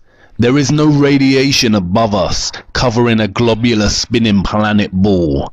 It is a flat, stationary plane with a firmament above. And I know that you want to scream and say that does not prove anything. The rocket's engine could have failed. But take it easy. We are just getting started. You see, what they never told you in school is that every single civilization in our Earth's history knew that the Earth is flat and there existed a firmament above our heads. They were trying to tell us, and illustrations throughout the years have brought their conceptions of the world that we live in to life. Look.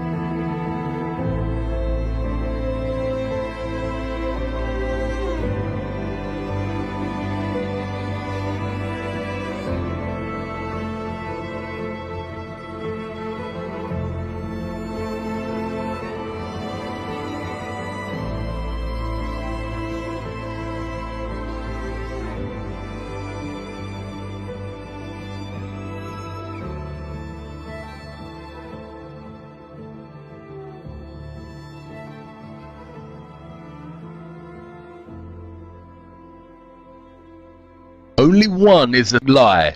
Take another look at NASA's insignia. Did you not notice? Look at the ring around the planet, Saturn. And look closer at what they call the red chevron. Don't you think it looks like a split tongue? The tongue of the serpent? It almost resembles the letter T, which would give the organization's name an interesting anagram. But just a coincidence, I'm sure. And why does every single rocket that NASA supposedly sends up to space take the exact same path? Look, they aren't sending rockets into space. They reach a certain altitude and begin bending until traveling horizontally and landed in the ocean somewhere. They cannot go up and leave Earth's atmosphere and journey into space because there is no space. There is a firmament above. And they have been hiding it in plain sight the whole time. Look closer at the Masonic drawings. Can you see it? The four pillars, or the four corners of the earth, the sun and moon the same size and both within an arched dome or firmament. And of course Hollywood has already told us while laughing behind our backs, look.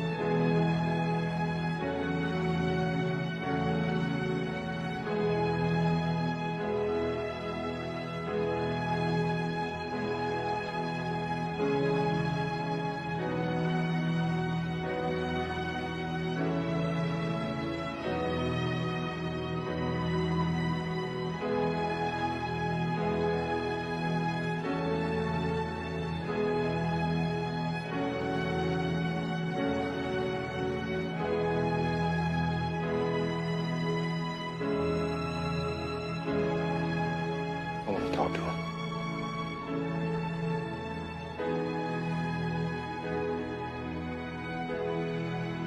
And the more they brainwash us with movies about space, fake rocket launches and bamboozlement science, we are forgetting more and more that our ancient historical texts reference the firmament.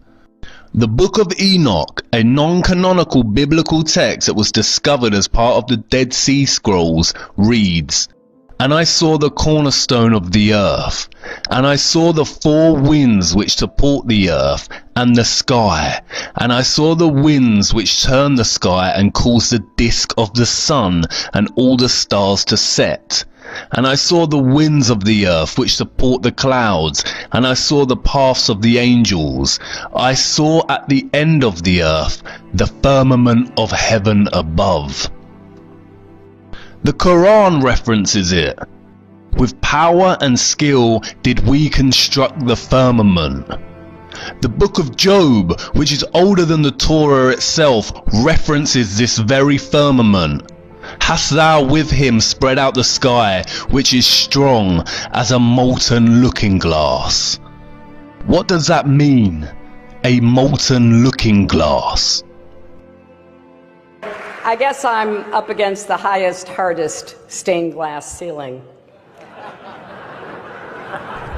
So I guess I'm up against the highest, hardest stained glass ceiling.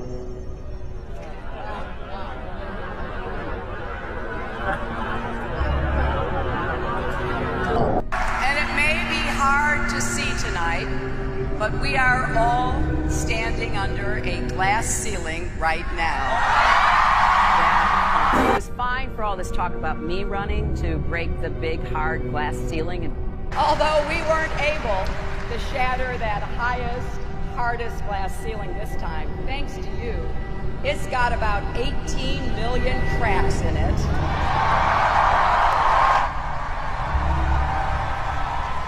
And the light is shining through like never before. There's a mystery. Scattered around in the sand are thousands of chunks of strange yellow-green glass. It is really, really a mysterious glass, and we scientists are still kind of puzzled how these things form. And I can't believe we just put the biggest crack in that glass ceiling yet. It's got about 18 million cracks in it. Again, they are telling us. And the crowd claps and cheers in their own ignorance. They are telling us while laughing behind our backs. But wait a minute. The firmament cannot be made of super strong glass, or that rocket would have been shattered upon impact. And I know, maybe the rocket just malfunctioned or ran out of power. Stay with me. Interestingly, the biblical book of Genesis holds some clues to this mystery. And God said, let there be a firmament in the midst of the waters, and let it divide the waters from the waters. And God made the firmament, and divided the waters which were under the firmament from the waters which were above the firmament. And it was so. Could there really be water just above the firmament and directly below it? It sounds like an absurd concept. Not as absurd as bending oceans wrapped around a spinning space ball, mind you. So let's investigate.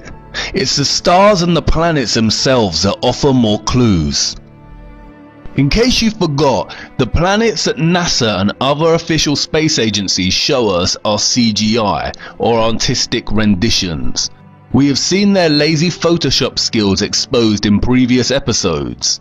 We see something very different when we use an advanced and powerful lens, like found on Nikon cameras, and look at the planets above us. Look.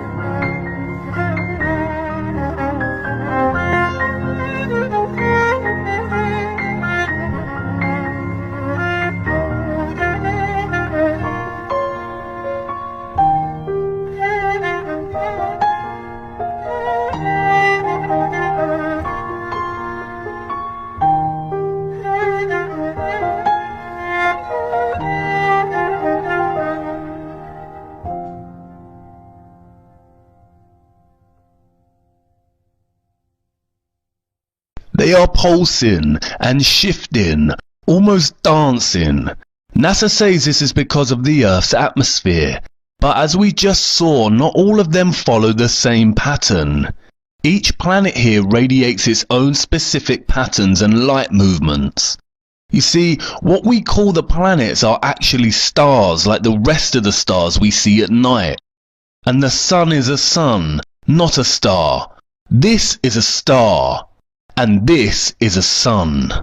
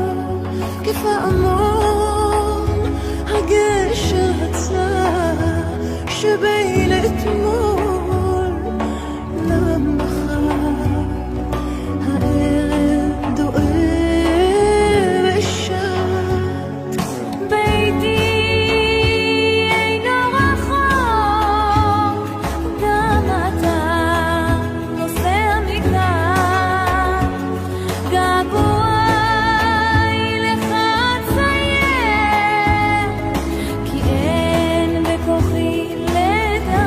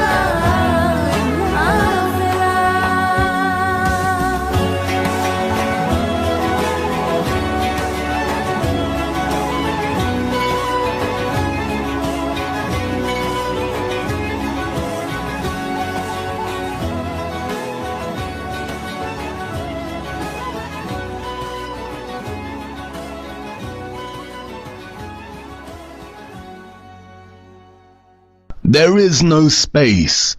No Kabbalah Ein Sof vacuum of nothingness. Space is an elaborate hoax. Real space is water.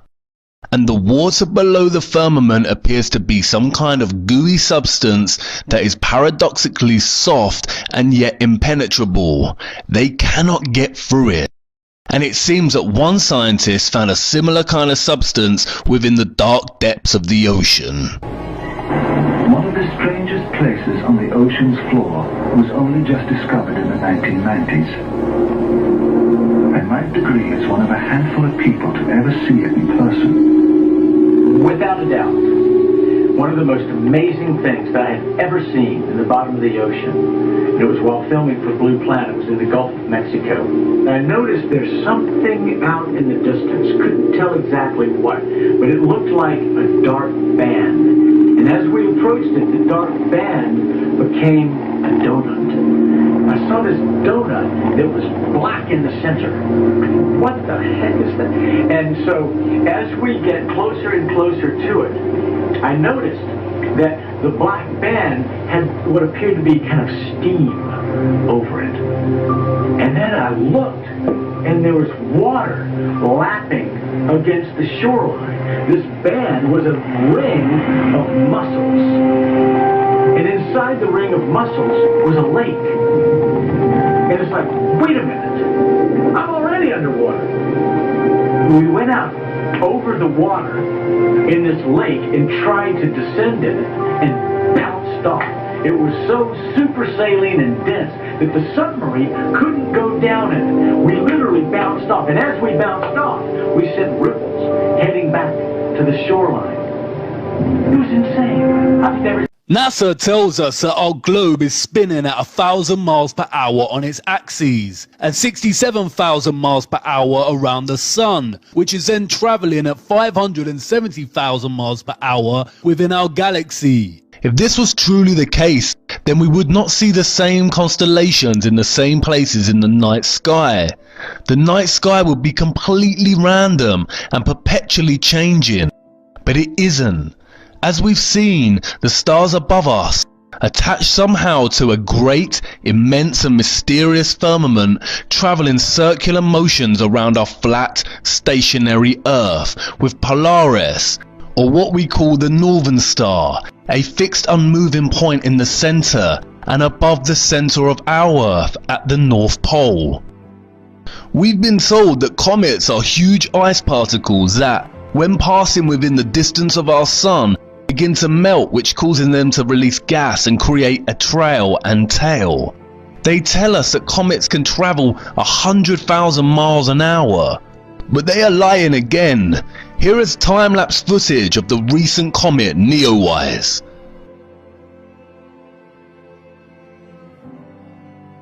As you can see, the comet is not actually moving in its own path. It is fixed in its area on the firmament and moving in conjunction with the rest of the stars. There is no travelling comet journeying at 100,000 miles per hour. But look closer. Can you not see it? It is a large opening in the firmament, casting a ray of light from whatever exists behind and through the water beneath it, much like you see with the light entering in an underwater cave opening deep in the ocean. There's a very simple experiment that you can do in the comfort of your own home to prove the existence of the firmament or earthly dome. Create a rainbow. National Geographic tells us that a rainbow is a multicolored arc made by light striking water droplets. The most familiar type rainbow is produced when sunlight strikes raindrops in front of a viewer at a precise angle. Rainbows can also be viewed around fog, sea spray or waterfalls. A rainbow is an optical illusion. It does not actually exist in a specific spot in the sky. The appearance of a rainbow depends on where you are standing and where the sun or other source of light is shining. They go on to state that rainbows are the result of the refraction and reflection of light. Both refraction and reflection are phenomena that involve a change in a wave's direction. A refracted wave may appear bent, while a reflected wave may seem to bounce back from a surface or other wavefront. Light entering a water droplet is refracted. It is then reflected by the back of the droplet. As this reflected light leaves the droplet, it is refracted again at multiple angles. Refraction is the bending of light.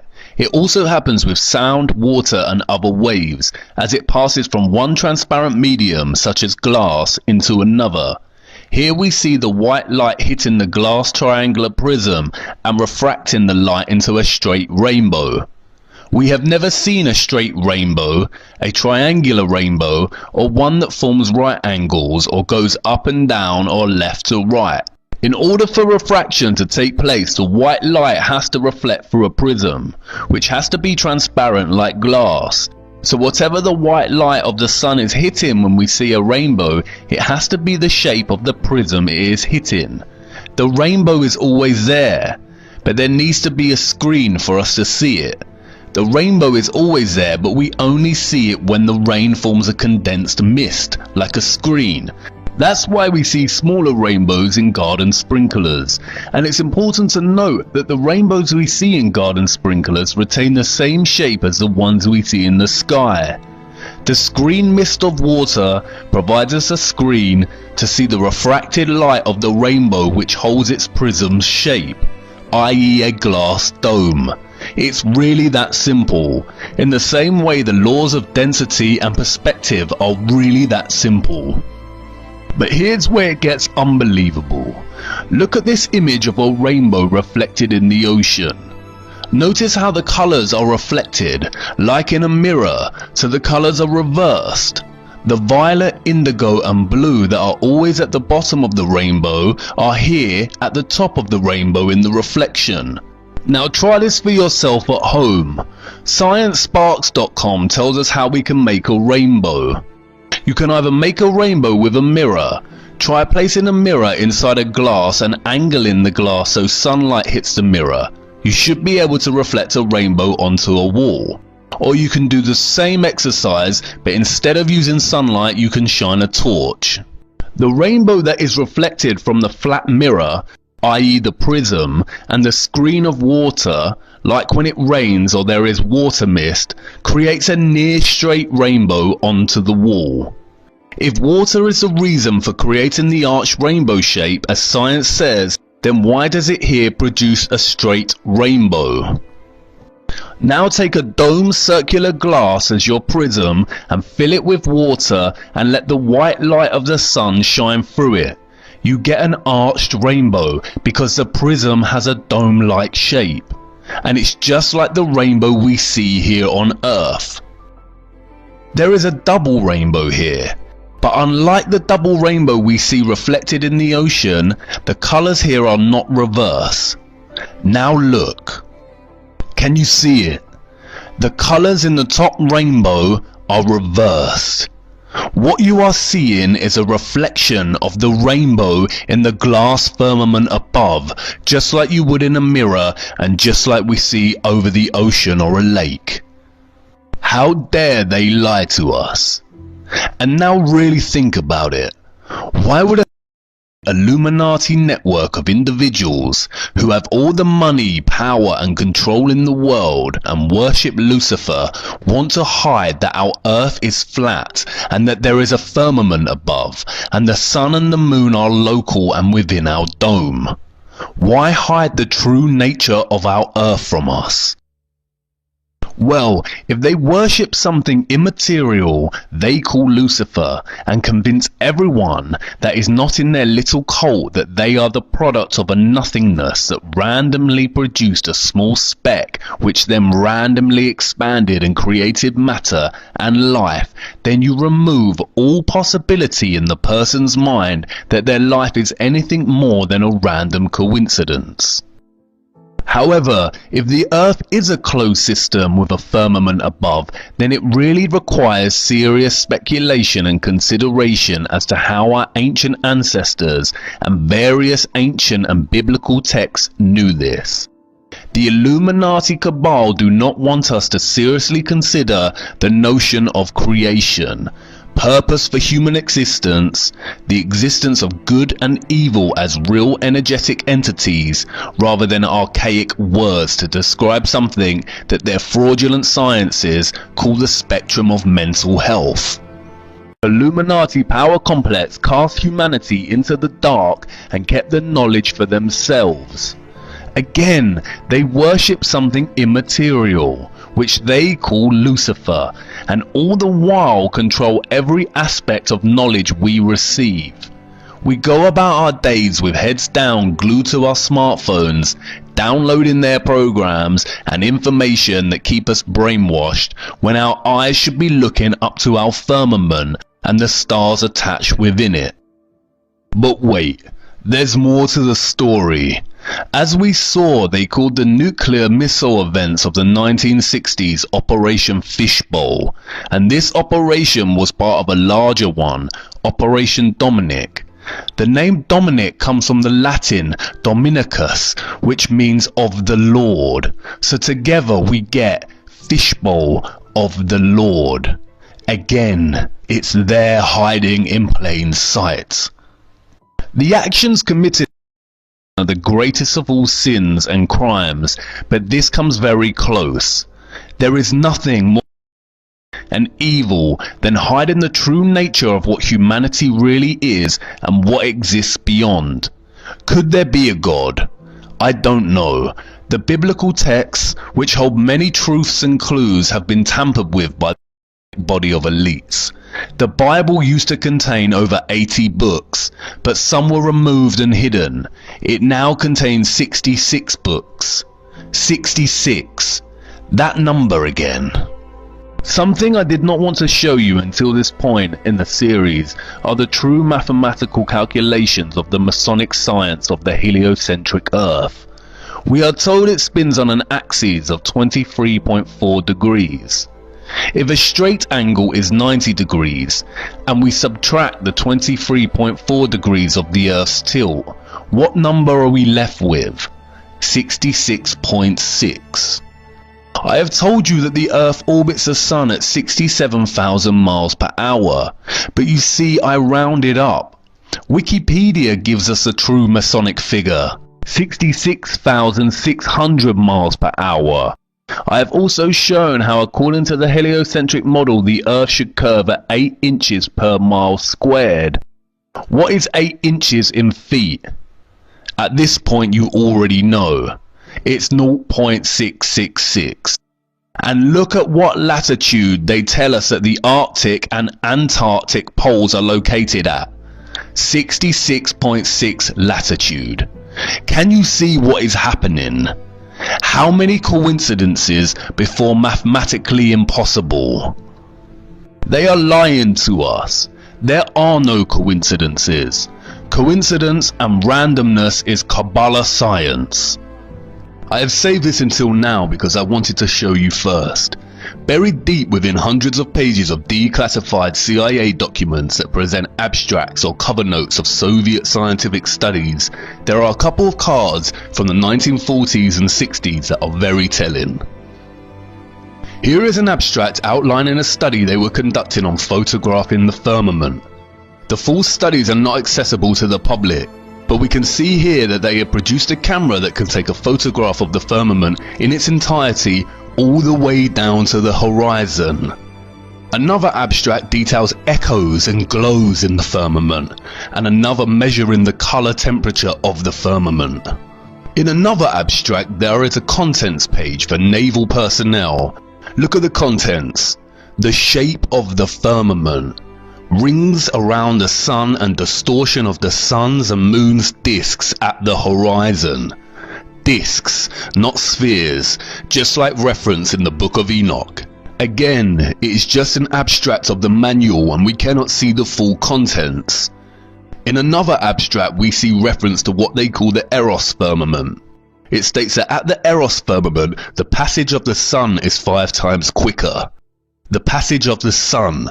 They do not reference the Earth's spin in orbit, but that the sun is the one moving and making a passage over the Earth right below the firmament. Notice the dates, which align with all the operations at the poles and firing missiles up into our sky.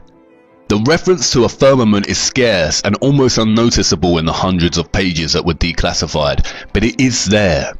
And there is a huge difference between these declassified documents and the government leaks I spoke about earlier, like that of Majestic 12. Barely anyone has ever noticed these snippets of study abstracts. I would say that it was by negligence that these references were even declassified within hundreds of other pages of unrelated material in the first place. But I don't think it's that. It's complacency. No one is ever likely to come across these buried documents, and if they did, I doubt they would think twice after skimming over a study title referencing the firmament. The space heliocentric hoax has been so ingrained in our minds from our early years and reinforced on a daily basis in ways we don't even think twice about, it would never occur to us the significance of such references in documents of the 1940s and 60s. But it is there, hidden in plain sight. Even the Simpsons have told us. Santa Claus kicks and deals. It's a long fly ball going back, and the ball shatters the sky, bringing the ocean itself down into the stadium. Oh, and you remember Nazi aerospace engineer Werner von Braun, who was a leading director at NASA upon its founding and a leading figure in the Apollo moon missions? Well, he died in 1977. Look at his grave. It references Psalms 19:1. What is that verse? The heavens declare the glory of God, and the firmament showeth his handiwork. You see, it's always been there waiting for us to notice. We just fell asleep as children to bedtime stories of space explorers and never woke up. Space is a highly manipulative and controlled psyop, an elaborate hoax to control us and destabilize us from our true human nature.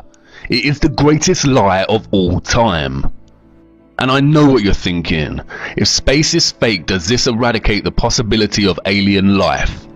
I can almost feel the disappointment in you, just like all those years ago when you discovered Santa was not real. But no, it doesn't mean there isn't other life, and I implore you to consider the potential vastness of a new kind of space and land beyond the poles that Admiral Byrd was referring to. Again, it's been right in your face the whole time. ETs, extraterrestrial, aka extraterritory. Don't worry, I am not going to ruin the excitement your imagination feels when it thinks of extraterrestrials. In fact, I'm going to enhance it. But before I do that, however, we need to examine more of our flat stationary plane that is bound by the wonder of our firmament and the waters above. We still have time, and I need to make an important stop first. Come on, move swiftly. Follow me to part 9. I need to show you the panic they are in now their little secret is starting to emerge.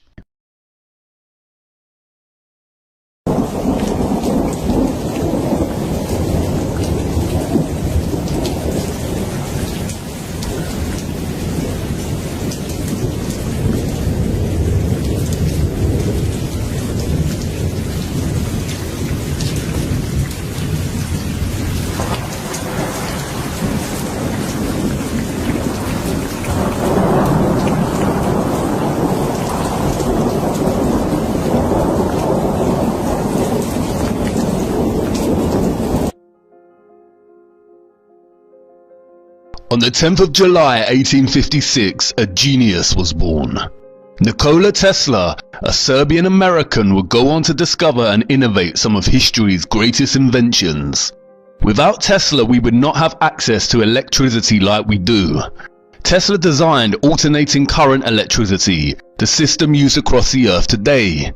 He created the Tesla coil, which is still used in radio technology today. His inventions include, but are not limited to, dynamos, which are electrical generators similar to batteries, the induction motor. He discovered radar technology, X-ray technology, remote control, and the rotating magnet field, the basis for most alternating current machinery. He designed the first hydroelectric power plant and laid the foundation for wireless technologies with his Tesla coil. Tesla also invented many things that were a huge threat to the satanic cabal elite. he invented the death ray, a device capable of generating an intense targeted beam of energy that could be used to dispose of enemy warplanes, foreign armies, and anything else you rather didn't exist. The Death Star in Star Wars riffs on this invention. He invented something called an oscillator, a device that when he attached it to an office nearly shook down the entire building and everything around it. In other words, a device that can deliberately cause earthquakes. Apparently Tesla destroyed it with a hammer. With funding from Illuminati puppet J.P. Morgan, Tesla designed and built Wardenclyffe Tower, a gigantic wireless transmission station. Morgan thought Tesla was designing him a wireless tower that could transmit messages across the world. Tesla, however, had other ideas. He intended it to be the source of transmitting free, wireless energy throughout the world. Imagine the Illuminati cabal's panic. No more fossil fuels and oil.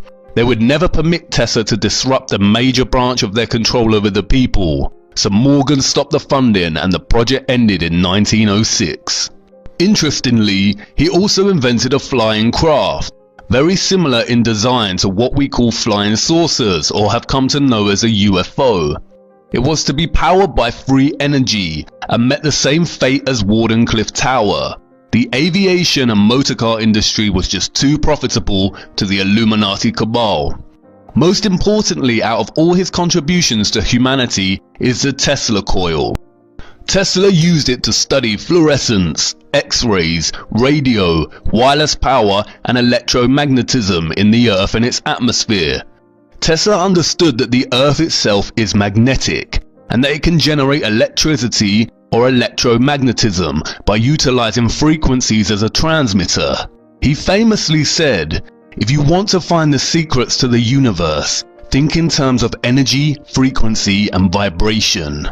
And Tesla discovered free energy by figuring out the exact electromagnetic frequency of the Earth itself. The Earth's electromagnetic frequencies was predicted by physicist Winfried Otto Schumann and would later be named the Schumann resonances, a spectrum of peaks in the low frequency of Earth's electromagnetic field spectrum. The Earth's fundamental frequency, we are told, is 7.83 Hz. Frequency is the number of occurrences of a repeating event per unit of time. Frequency is measured in Hertz, which is equal to 1 occurrence of a repeating event per second. It is used as an important parameter in science and engineering to specify the rate of oscillation and vibration of a specific phenomena, such as audio waves, radio waves, and light waves. We are indoctrinated with the heliocentric globe life from very early on in our education. And although we are taught about the importance of electromagnetism in physics class, it is usually in the context of engineering, of building motors and electrical systems. What is less emphasized in our education, however, is the inextricable relationship between electromagnetic frequencies and vibrations with all living matter.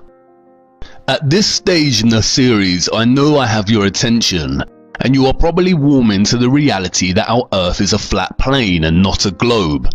But our globe indoctrination is so thoroughly established that you are probably still imagining the Big Bang as the Earth's beginning, and that the Sun and Moon are giant spheres spinning above us, locked in some kind of orbit depending on gravity.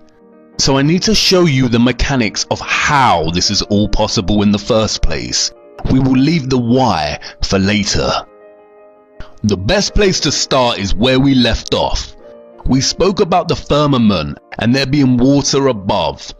We explored the notion that the stars and planets are not spherical balls of rock and burning gas, but dancing glimpses of light interacting with the waters above the firmament. Japanese scientist Masaru Emoto came up with an innovative new way to capture the form of water. He titled this work Messages in Water. Emoto would take samples of water in petri dishes and freeze the water at -25 degrees. After a few hours, Emoto would analyze the frozen water under a dark field microscope with photographic capabilities in a lab at a constant temperature of -5 degrees. Emoto tested out different audio frequencies and human sound vibrations on each sample. He focused on the way human vibrational energy, thoughts, words, ideas, and music affect the molecular structure of water. Let's look at his results. This photo shows the beautiful geometric design of the Shimanto River, the last clean stream in Japan. Notice the beautiful geometric form, similar to that of a snowflake. This one is of Mount Cook's glacier water in New Zealand. This is a photo from the fountain at Lourdes, France. This one, however, is from a highly polluted river. Look at the comparison of polluted water with clean river water. Emoto decided to see how music affected the shape of water. He placed water between two speakers for several hours while playing different music. Here is Beethoven's Pastorelle.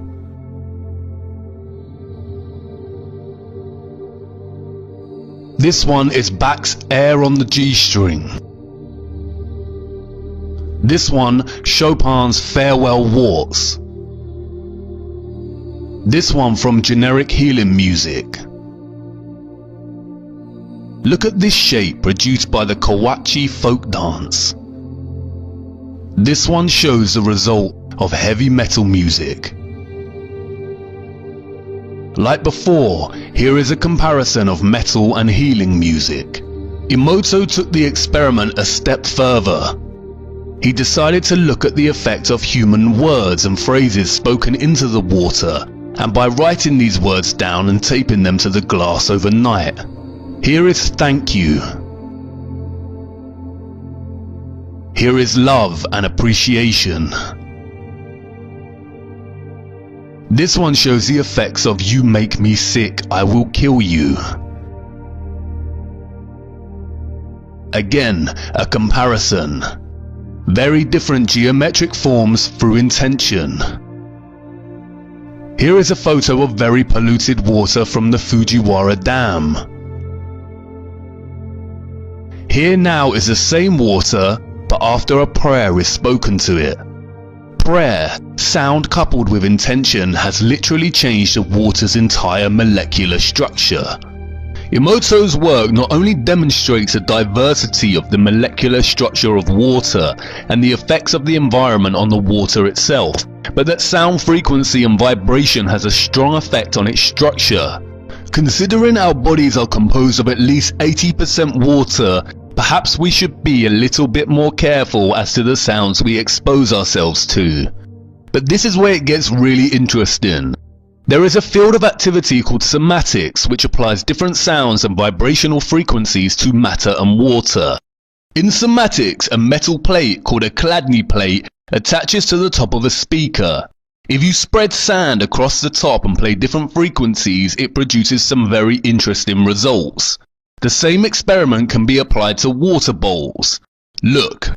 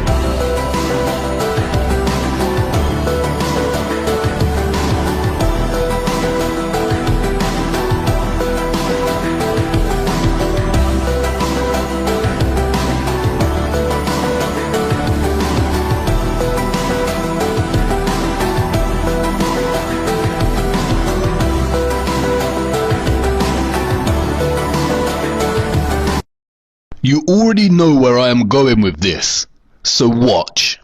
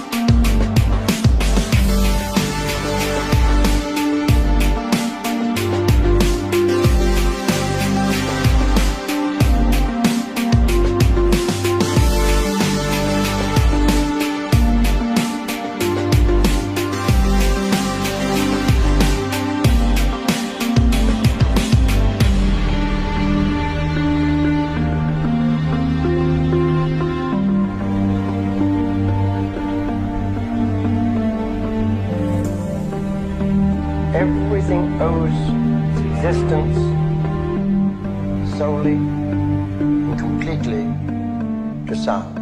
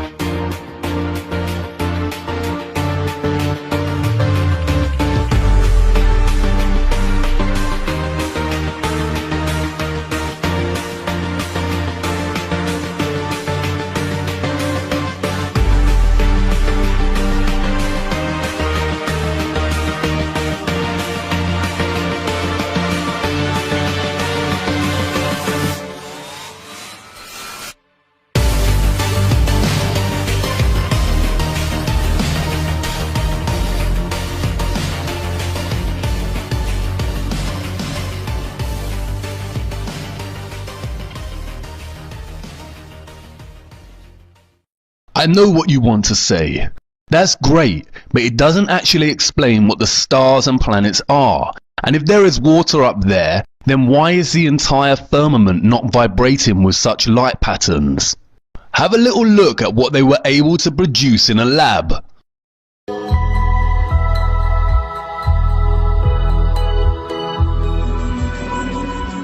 This star in a jar is made when a sound wave is passed through a small bubble inside a flask of liquid.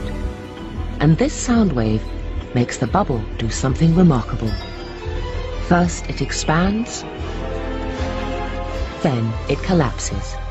And this collapse happens so violently that vapor molecules trapped inside the bubble slam together and heat up so much that the bubble gives off an incredible burst of heat and light, several thousand times a second, giving the appearance of a star. You see, it is highly likely that the actual firmament is made from some kind of electromagnetic medium, and its frequencies generate pockets of somnolescence that display the vibrational frequency of the firmament through their dancing, shifting sacred geometry and color shifting light frequency. Yes, that's right, color has its own designated frequencies. And is this why in the Hunger Games the heroes are able to deactivate the dome above them by disrupting its electrical current? Again, hidden in plain sight. The force field. It's a dome. We're at the edge of the arena. And it is very interesting that, like reference to the firmament, the ancient biblical texts of our world offer insight into the origins of the earth's creation and all matter. In the beginning was the Word, and the Word was with God, and the Word was God. And God said, "Let there be light," and there was light. God saw that the light was good, and he separated the light from the darkness. God called the light day, and the darkness he called night. And the evening and the morning were the first day.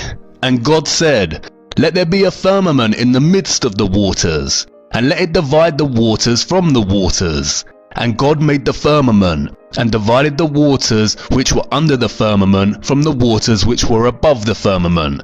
And it was so. And God called the dry land earth, and the gathering together of the waters called he seas, and it was good. You see, the emphasis here is on God's word. God spoke the world into being, and it was so. Words, speech, sound, vibration. Whether God is a man-like being, I do not know. But in light of the way vibration and frequencies influence the entire shape and formation of matter, we can see that this passage is most likely very accurate. And it really is a case of understanding the micro and the macro, from the tiniest to the largest. Just like the small amounts of water contained within a bowl can resonate beautiful geometric shapes, so do the stars. Have a closer look at this somatic sound pattern produced by frequency. This is exactly the same shape and formation we see in conceptual representations of the flat Earth in the United Nations and Gleason's map. Again, the micro and then the macro. It is vibration and frequency governing the shape and form of matter. Perhaps crop circles, with their perfect geometry, form from strong vibrational bursts from somewhere above, just in the same way that shapes form in frozen water. When applying semantics to the dolphin's sonic communication, we see similar geometric shapes. They are even starting to compile a dolphin alphabet from this. And you see the same geometry in nerve cell regeneration. Again, the micro and the macro. God spoke and it was so. But we need to pause. We are only focusing on the mechanisms of our electromagnetic world of frequency and vibration right now. We will address the why this is all here and how it came to being in a later episode. Electromagnetism also perfectly explains how our sun and moon work on flat Earth. As mentioned previously, the sun and moon are not spherical bodies of rock or gas. They are disks that rotate our Earth much like a clock, but in a coil-like spiral dictating the seasons and climates as they go. When the sun is beyond the equator ring, the northern hemisphere experiences summer and the southern hemisphere experiences winter. Inversely, when below the equator, the southern hemisphere experiences summer and the northern hemisphere experiences winter. But up until this point, we have not explored how our celestial bodies of light can actually travel in such a clockwork fashion. And as gravity is a hoax, this mechanism becomes even more mysterious. But again, electromagnetism and engineering holds the answer. We are told that the Earth's magnetic field extends from Earth's interior out into space, where it interacts with solar wind, a stream of charged particles emanating from the sun. We are told that the Earth tilts on an axis, and it is as if there was an enormous bar magnet placed at an angle through the center of the Earth. Mostly, this is all lies, but there is a strong magnetic presence on Earth, and it appears to be located in the north, and that's why compasses point north. On our flat plane, however, north is actually center. South is the entire continent of Antarctica, the ice wall, and east and west the circular rotation around the north center with the south on its exterior. That's why it can seem that you are traversing the entire Earth when traveling east in a straight line. You end up where you started, not because the Earth is a globe and you are traveling in a straight line, but because when you keep the compass pointing to the east, you are in effect traveling in a circle. Let's now have a look at electric motors. Magnetism, you will know that the opposite poles of magnets attract and the like poles repel. You may also know that a magnetic field appears when current flows in a conductor. Briefly connecting this wire to a battery deflects the compass's needle. Electricity creates a magnetic field. This effect can be used to create an electromagnet. This coil is the electromagnet in our simple motor. Connecting a AA battery, we can see the magnetic force from the coil moving the magnet in the compass. The coil is polarized. One side is north, the other is south. Let's start construction of our motor by creating the coil. Slide the permanent magnet into place. It doesn't matter which pole is up. Touching the leads to a single AA battery should cause the coil to bounce. If the coil is balanced and all electrical connections are completed, the motor should start. This is a commercially made DC motor. It is significantly more powerful and efficient than our simple motor. It accomplishes this with strong permanent magnets and large coils wound on an armature, and a method for controlling the polarity of the coil's magnetic field. As you can see, electric current produces a magnetic field. Inversely, magnetic fields can also be used to make electric currents. It works both ways. What came first in terms of Earth is really a matter of the chicken and the egg, and we will explore this and the source of magnetism in a later episode.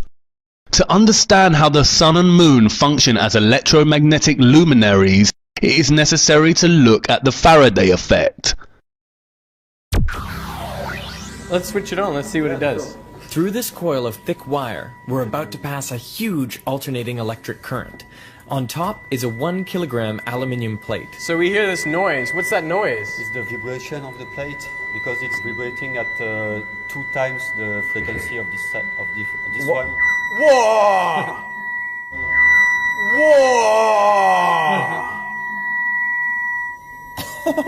How does it do that? To find out, I've come to the place where it all started, the Royal Institution in London. This is the key to Faraday's magnetic lab. It's amazing that lock still works. From the 1870s on, it became a storeroom, which is why it survived, and it survived intact, all the joinery, giant electromagnet, exactly the same as Faraday So this is exactly as Faraday would have had. That's right, yep. In Faraday's time, it was known that electric current creates a magnetic field, but it remained an open question whether the reverse is possible, if a magnetic field could generate electric current. Faraday answered this question with his most famous apparatus. Faraday's electromagnetic induction ring, which is this. In August 1831, Faraday wrapped 2 coils of insulated wire around this iron ring. But in 1831, you could not go down to your local electrical hardware shop and ask for X hundred meters of insulated wire. You had to insulate the wire as you went, and so as you pushed and pulled the wire down to the ring, you had to insulate it. It takes 10 working days, which is a huge investment of time. But the investment paid off. When Faraday connected a battery to one of the coils, he saw a brief pulse of current in the other coil. And when he disconnected the battery, he saw a pulse of current in the other direction. He realized that current was induced in the second coil only when the magnetic field through it was changing. And if they hadn't been wrapped on the same ring, Faraday may have noticed that the 2 coils repel each other when the current is induced, and that's due to the interaction of their magnetic fields. Which brings us back to this. Through the bottom coil, we are passing a huge electric current, 800 amps, which alternates in direction 900 times per second. This ensures there will always be a changing magnetic field above the coil. Instead of a second coil, we're using the aluminum plate, but the principle is the same. The changing magnetic field induces currents in the plate that create an opposing magnetic field, so it levitates. How awesome is that? The opposing electromagnetic fields here cause the plate to levitate. Really think about it. If gravity actually existed and was such a powerful force, then this would not be possible. The opposing electromagnetic fields cause the plate to lock or levitate. Gravity does not even enter the equation. Just pure, repeatable and demonstrable science. We can see the same thing here. Of the magnets. You see, if I can move it on the side, it will again pivot around the axis of the magnet, because it makes sure that the magnetic field inside of it stays the same. Right. It's astonishing. Can you put it on the track for us? Yeah. I just levitate it above the track quite high, and I can just rotate it. So it's actually floating above the surface. Yeah, it's not floating, it's locked above the surface. So it could you could tilt it at an angle and it would still fly around. Yeah, I can do it like this, and it will just go around like this. I can just go and put it at different height, and then like this. And lock it at the height. Lock it, yeah, different height, different configuration. Right. And I can even lock it at opposite way. If you could just hold for a minute. High. I'm doing the same thing. I'm locking it upside down, and then it is suspended.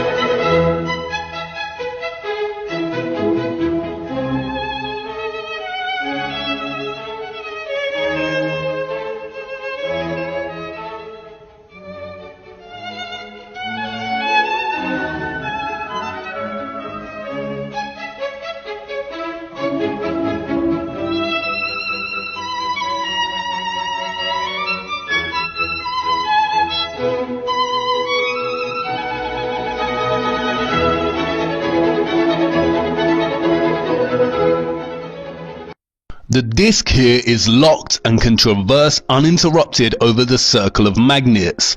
In the same way here we see it work inversely via quantum locking. the disk traverses locked underneath the magnets. This is how the Sun and Moon work on flat Earth. They are locked via the Earth's self-generating magnetic fields, and which takes the form of a spiral coil. And I know you're probably thinking that this is fascinating, but it still doesn't explain how the Sun and Moon luminaries are powered. We see them journey over our earthly plane, but how are they illuminating the Earth? We don't see any wires. And this is where Tesla becomes important. The Tesla coil works in a similar way. As you can see here, the metal foil paper circles the Tesla coil tower in a circular motion due to electromagnetism. But the Tesla coil laid the foundations for wireless technology and what is called free energy. Tesla viewed the sun as an immense form of electricity, positively charged and with the potential of some 200 billion volts.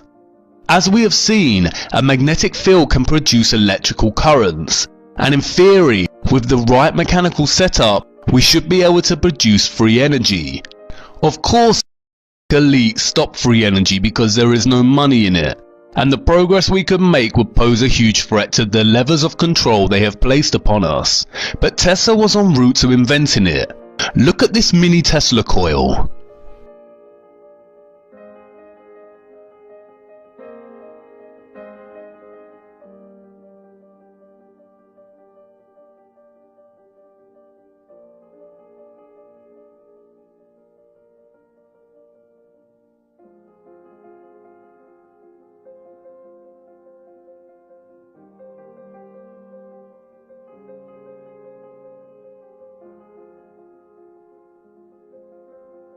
You see, the light bulb is charged and illuminated without any wires. The intense magnetic field has produced an electrical current. So let's go back to the Faraday effect example and see what happens next. This current is not only good for levitating the plate, it can also make light bulbs glow. A gift. Oh, thank you. Oh, that is cool. Not too close because it will burn the arms. Can I put it there? Yeah. And just as current in a toaster element heats it up, the induced current in the plate dissipates its energy as heat. Some water too. Thank you. Yeah, to see the temperature. Check out how hot this plate is. Oh, that is nuts. Is this your favorite demo? It's like a flying barbecue or something. Tell me this is not the best dinner table centerpiece. It levitates, it gives you light, and you can cook on it. And all the while, you're demonstrating Faraday's law of electromagnetic induction. The light bulbs are illuminated without any wiring because of the electromagnetic field. In essence, this picture here is our sun. Remember, the micro and the macro. And it opens a door to speculating on the nature of the moon. The sun and the moon are the same size. If the sun is positively charged, then could the moon be its negatively charged counterpart, like we see in a battery? Could that explain why the nature of moonlight is oppositional to sunlight? Or could the moon be an old malfunctioning sun? Perhaps that explains the lunar moon phases, or its waxing and waning. Is it trying to charge and generate enough power to become an intense positive charge luminary like the sun, and as it generates to its full moon phase, it malfunctions and begins charging down, or waning? The notion that our Earth is a flat plain disk isn't looking like such nonsensical drivel anymore, is it? Electrical energy, frequency and vibration is literally everywhere on Earth. It is omnipresent, omnipotent, and most likely omniscient. And the Earth functions as an energy plate, much like what Tesla created with his purple energy plate, or coil as an electromagnetic base. We are all used to magnificent, frightening displays of electricity in our skies in the form of lightning. But did you know that there is an entire electroscape above the clouds? Scientists took a plane above a huge electric storm to document this. They call them sprites and elves. Look. As soon as it gets dark, thunder begins to reverberate around the airport. the researchers board the planes on what looks like a promising night. At 9 p.m., the two jets take off. They're heading for thunderclouds 120 miles away that are vigorously producing lightning. The cabin is in constant communication with Yair and Lyons at Yucca Ridge. Essentially, they want some kind of a central location. He evaluates the data and gives the pilots the latitude and longitude of large thunderclouds where sprites might appear. For reference, we'll be on this data collection run for about 10 minutes. Did you get it? For an instant, a giant red flash appeared. On replay, they can see beautiful shafts of light thrusting upwards towards space. The mysterious sprite in all its glory. Then, the sprites keep coming.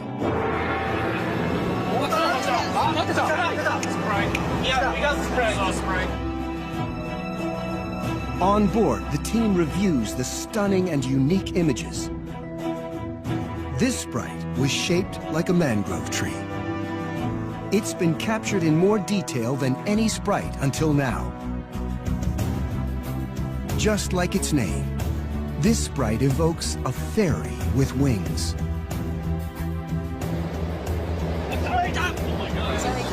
Yeah, very big jellyfish. It's pretty. Very pretty.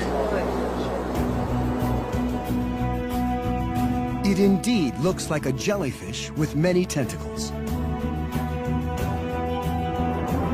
Sprites of many different forms appear, one after another.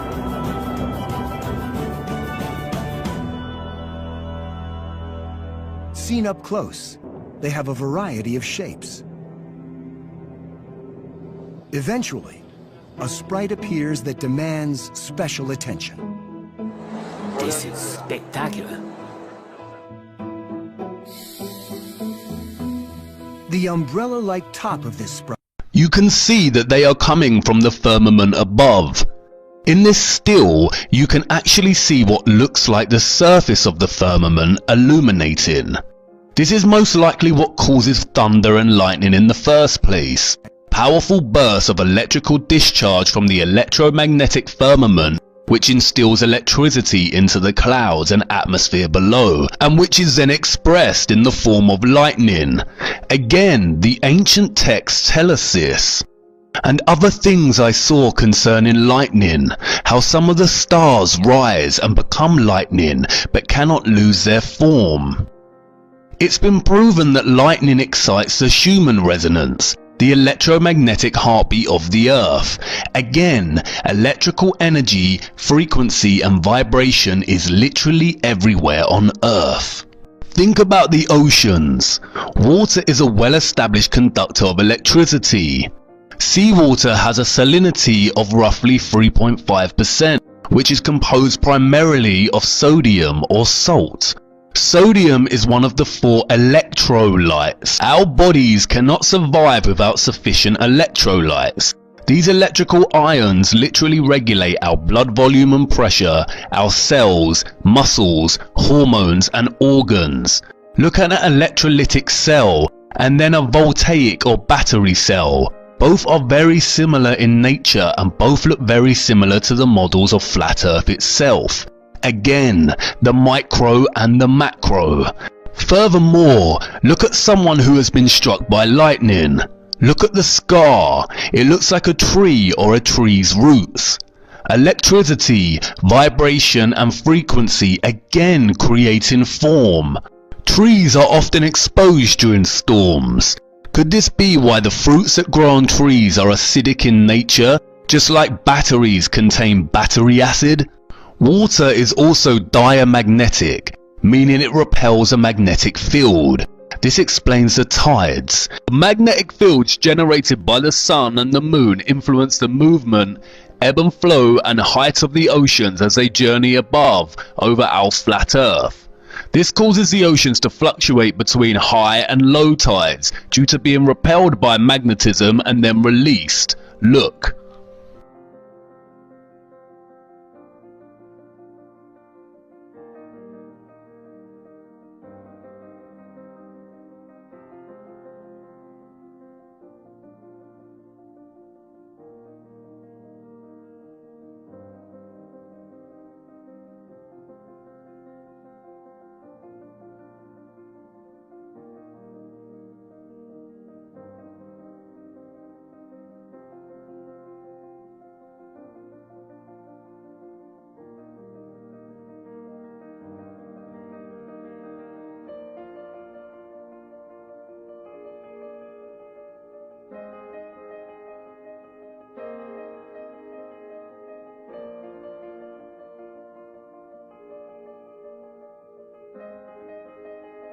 Just like our voices influence the geometrical shape of water's molecular structure, God's voice formed our world. The earth and everything contained within it is a manifestation of divine sound.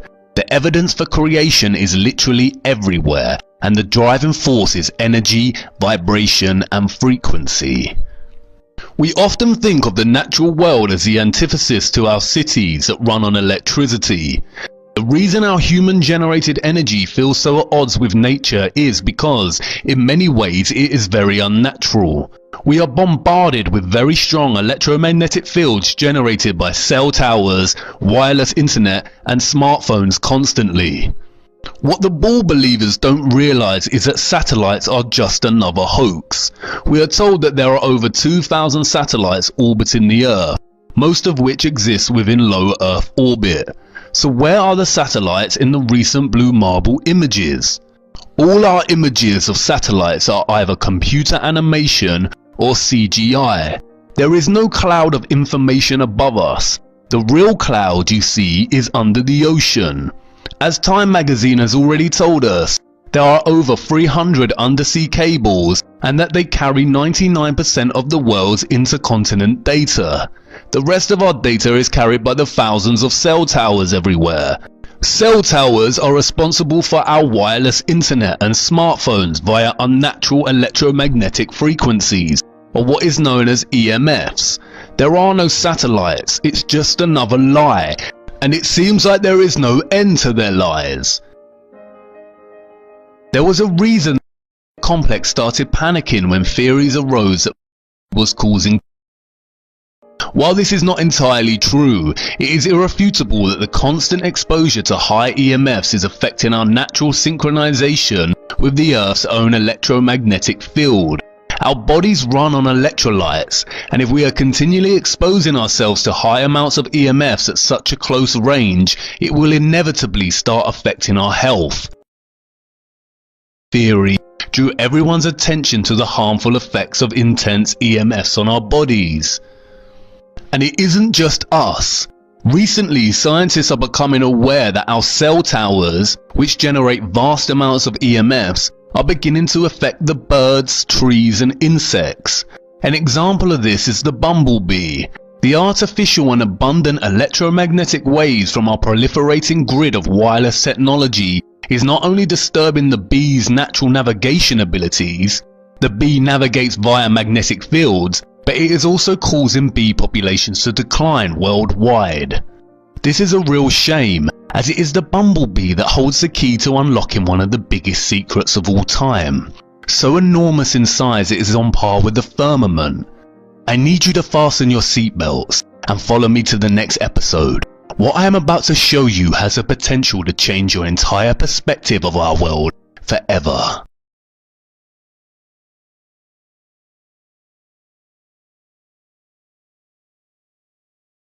It is time to lift another veil. There seems to be no end to the lies. It is important to understand that a science can be constructed out of almost anything. The indoctrination of heliocentrism and its subsequent scientific fields are primarily metaphysical and not rooted in the physical observable world we inhabit. Cabal could have easily told us that the Earth was shaped like an oblong or triangle, and entire sciences and mathematical equations would have been dedicated to explaining this. Good science fiction works in the same way. The science adds up, but it doesn't make it a reality. Our reality is not governing the field of heliocentrism. We experience nothing that suggests our Earth is a globe. No, rather it is a concept or idea that is governing heliocentrism and leading many scientists further astray from discovering real truth. The perceivable world is at odds with scientific theory. It is deliberate deception. And this deception is also present in our geological understanding of Earth's flat plane. Throughout cultures, we come across mythological stories of creatures being turned to stone.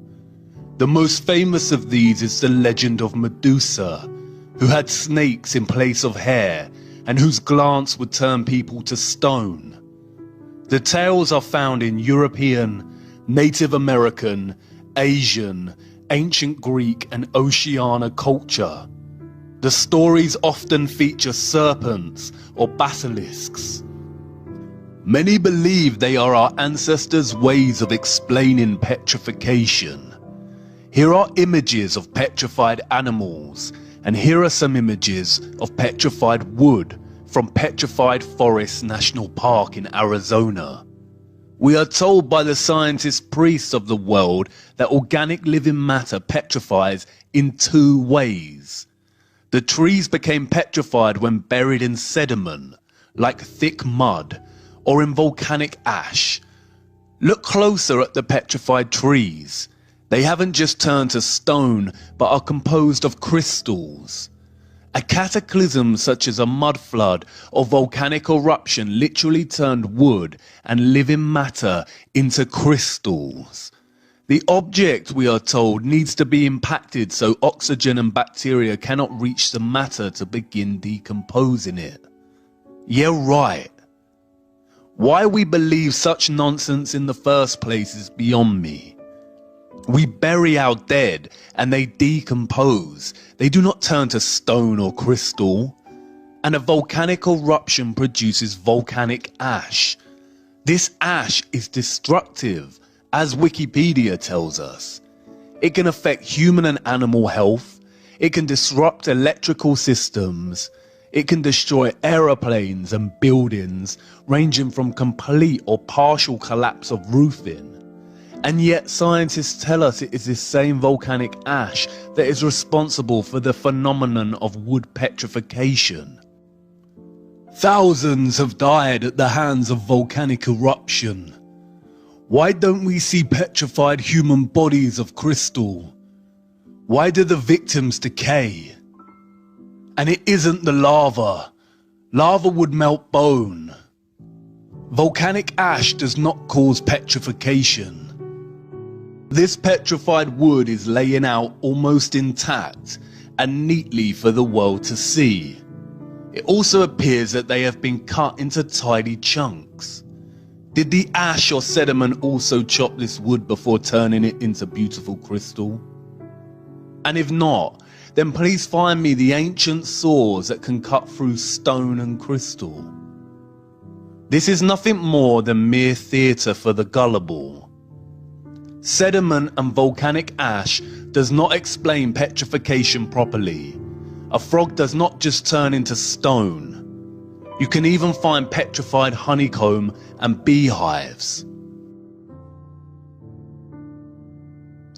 During the course of its life, the bumblebee will buzz to and fro collecting nectar and pollen from the flowers. It can detect both the presence and pattern of electric fields of the flowers. It does this to gather information on the flower and find out if it has recently been visited by another bee. Once they have collected enough nectar and pollen, they return to the nest and deposit this into wax cells. These wax cells are constructed into symmetrical, hexagonal forms. The honeycomb is a mass of hexagonal prismatic wax. The bees have an innate intelligence to construct their honeycombs with hexagonal tiling because it creates equal-sized cells while minimizing the total perimeter of the cells. In other words, it is economical. It uses the least material to create a lattice of cells. The geometric efficiency of the hexagon can be seen everywhere in nature. The dragonfly's eyes are composed with hexagonal efficiency. Look, the hexagon is everywhere. No two snowflake patterns are the same, but they all share the same fundamental hexagonal geometry. And then there is the case of flax plant stems.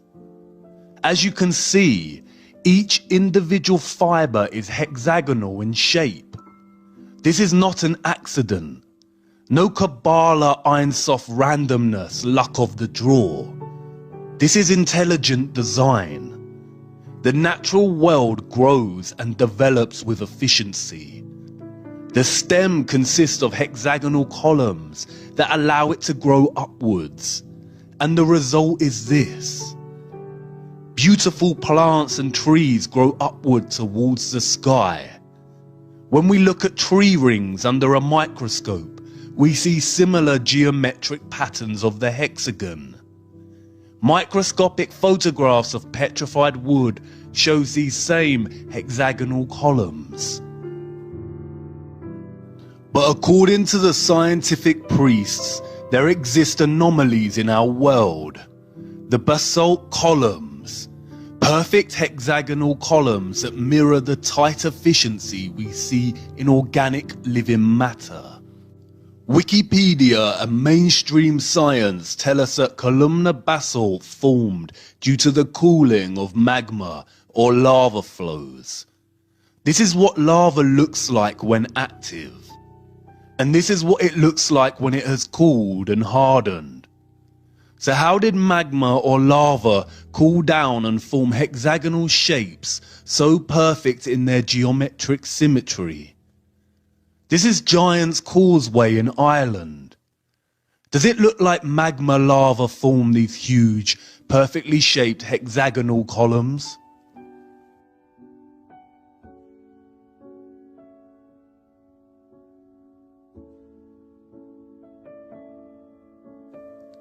I want you to imagine that you are a child again, beset with curiosity at the wonders of the world. What do you see? Devil's Tower in northeastern Wyoming, the world's most famous structure of basalt columns. A pilgrimage for rock climbers who venture up the seemingly endless chimneys between the columns. They tell us it was formed by igneous lava. What do you see now? I know what you see. Traces of old volcanic magma that cooled and formed a rock mesa. We weren't even given a chance. We all know this film. Steven Spielberg weaving his sorcery and solidifying his name, Devil's Tower, and pushing the alien agenda on us once again. Constant distraction. It wasn't always called this. The Native Americans called it Mateo Tepe, or Great Bear Lodge, and there is entire folklore surrounding it. It wasn't until 1875 that Richard Irvin Dodge gave it a satanic name, and which President Roosevelt immortalized in 1906 when he designated it the first US national monument. This is not solidified lava flow. It is the remains of a giant silicon-based tree. This is the real petrified tree, and this is the distraction, the control, the lie. These were not formed from volcanic ash. They are remnants, tiny branches and twigs from something much larger and long forgotten. Look closer as these climbers venture upwards. You can see the individual hexagonal towers, much like the individual hexagonal fibers. Some fibers become loose over time and break away from the overall mass. Look closer at the cracks and broken parts of the outer stem. It's petrified epidermis, the layer of cells that cover the stems, much like our connective tissue fascia. The stems do not enter the ground horizontally, but bend into the ground, like the base of a tree. Look at the plant stem flax again. See how the mass becomes smaller at the edges. Now look. We see the same thing here. Imagine the climber who thought of nothing else but rocks and never saw the tree. Look at the other basalt column wonders of the world. Please tell me how magma or lava formed this. Did the magma flow just stop in midair and begin to cool and solidify into these hexagonal columns? Just as divine creation gave other organisms the innate intelligence of hexagonal efficiency, these columns were part of living trees. Our flat Earth is fractal. It is a case of the microcosm and the macrocosm. A great, majestic wonder with nothing similar in sight for miles around it. Lava could not have formed this even if it tried.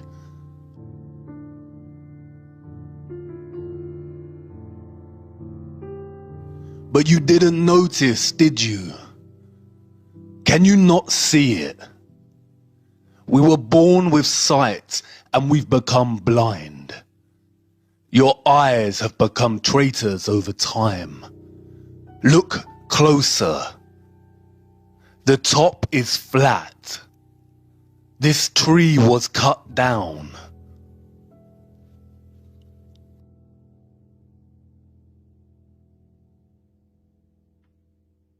And this was just a small one. These giant tree stumps are literally everywhere. Look.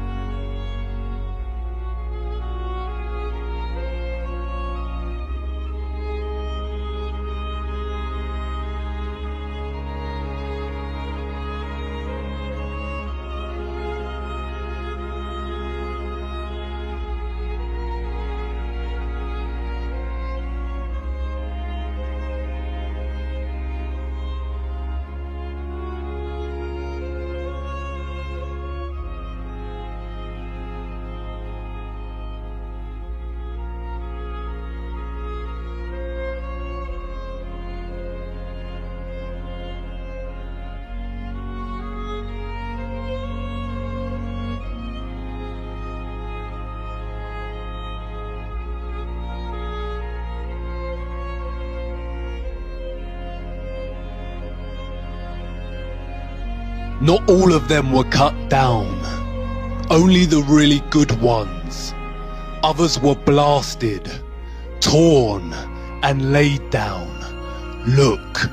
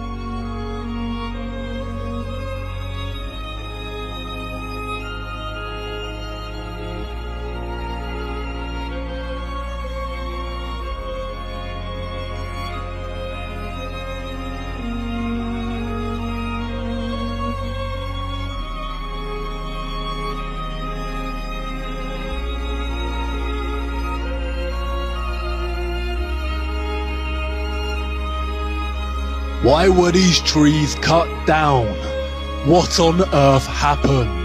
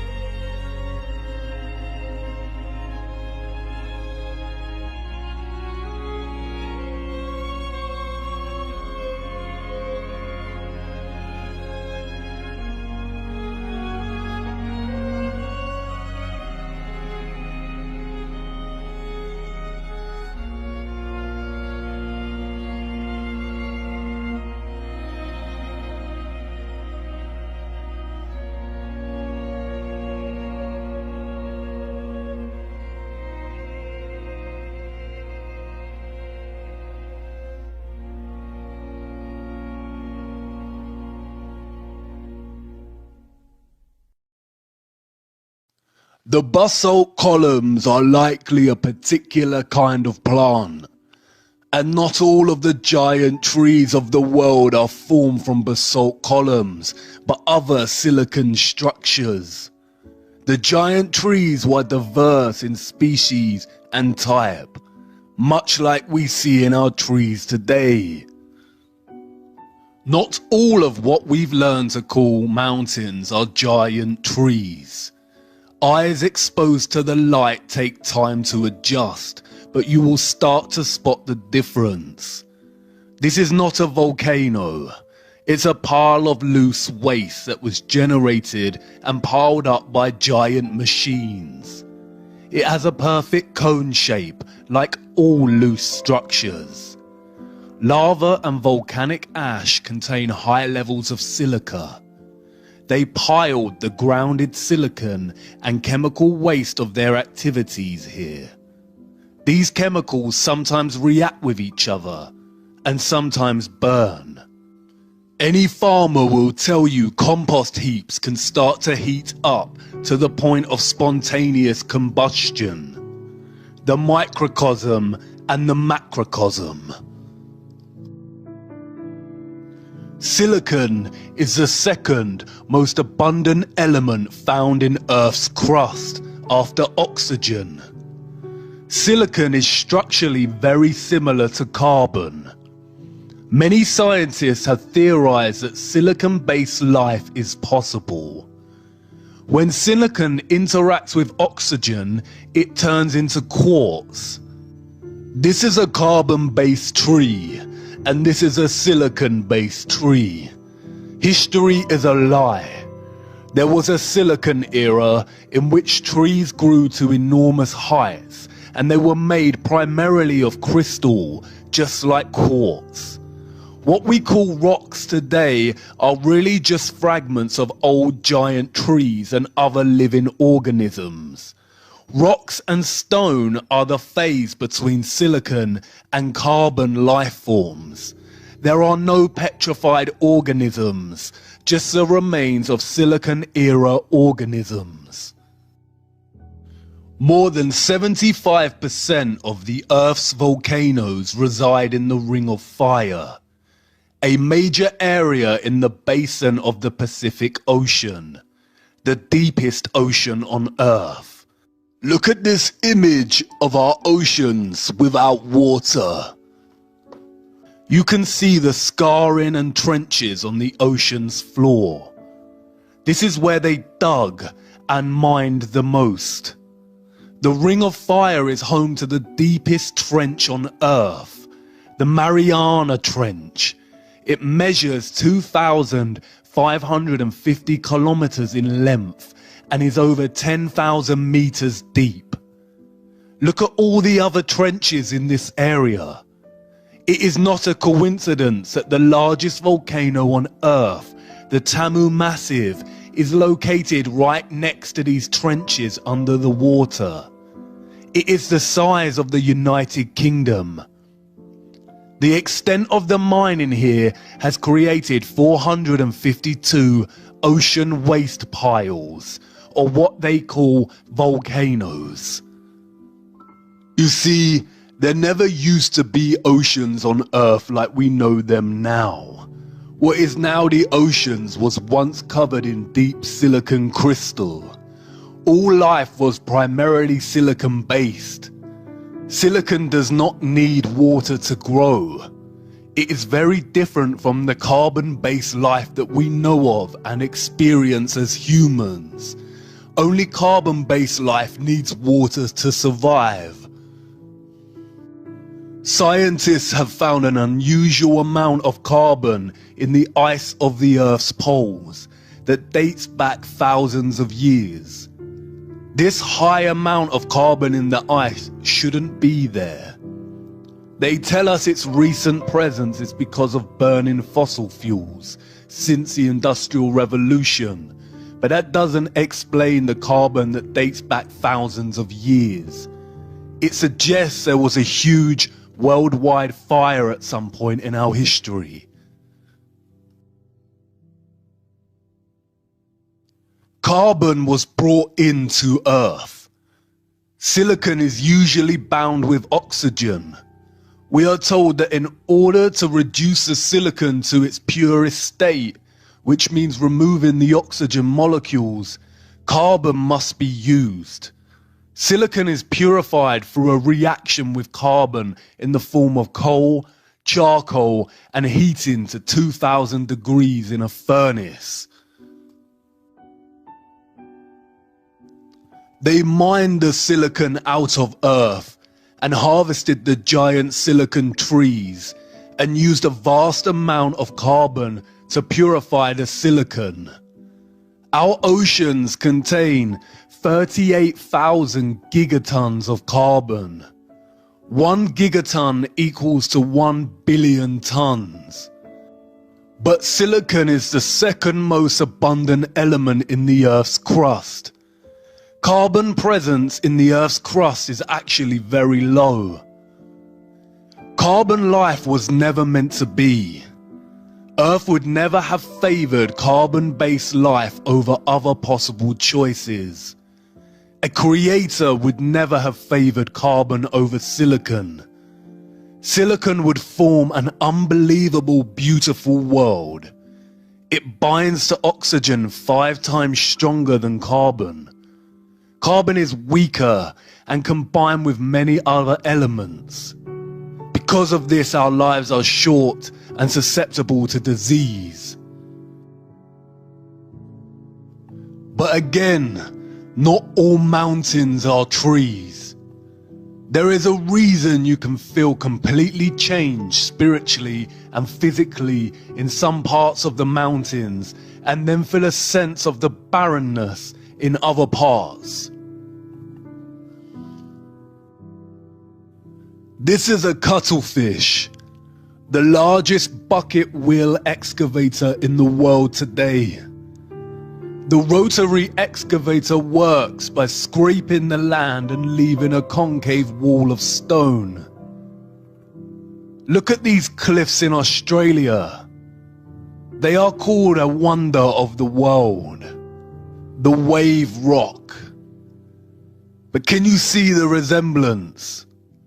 It is not a wave of rock. It is the scars of giant rotary excavation. We can find representations of gigantic machines in the pre-Spanish pottery displayed in Costa Rica and San Francisco. Imagine you are a rural inhabitant and you see one of these, much more gigantic in scale, and for the first time. You would too think they were some kind of mythical monster. Look at Tula, the ancient capital city of Toltec. They revered these beings and paid homage to them with sculptures on top of their half pyramids. Look closer at their hands. They look like they're holding drills or power tools. Look at this drawing. It depicts beings in some kind of metallic suit, with helmets that cover their entire face for protection, and what looks like to be swords in their hands. We are told these artifacts were made before metal was discovered, but that is clearly a lie. Look at these images of quarries. You see the tiered, stepped structure. It is a formed structure with right angles when viewed from above. The excavators take huge chunks of land, and this is the remaining result. They have lied about everything. What they call ravines, cliffs, valleys are nothing more than quarries. Look at the valley passages and limestone cliffs that border it. Massive chunks of land were excavated and carved out. Now look at the rest of our world. Quarried tiered stone. You can still see the traces of machines' tracks on the ground as they gutted the land. It is a wasteland. In some old quarries, there is a lot of moisture, and people are able to do farming, and plants regrow. This is not a lake. This is a flooded quarry. Look at the Caspian Sea. It is a giant flooded quarry. And these quarries are literally everywhere. Tibet Mountains, a 6,000-meter quarry. Grand Canyon National Park in America, huge quarry. Lake Louise in Canada, flooded quarry. The Red River Gorge in America, quarry. The Peak District in England, a quarry with new growth. The Highlands in Scotland, a tiered quarry system. Snowdonia in Wales, a flooded quarry system. Blue Mountains in Australia, a huge gutted quarry. The The Blue Mountains again. Compare this wall to the human marble mining in the Alps. We have to wake up. Tongariro National Park in New Zealand. Quarried waste heap. Utah State Park, a huge quarry.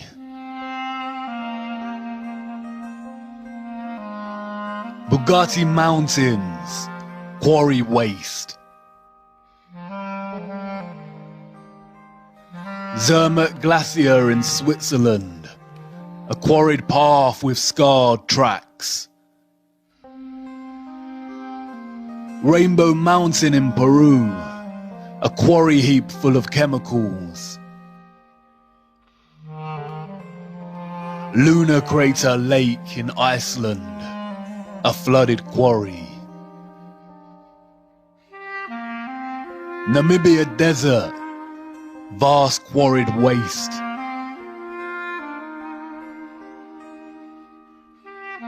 Egyptian Desert, the bottom layer is totally scraped out.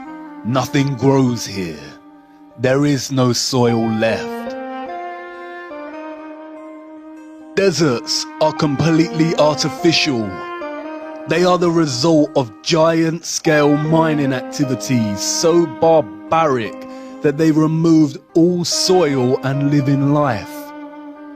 Australia is a huge quarry with barely any soil, just red dust. The Sahara Desert is gigantic quarry waste. What is sand?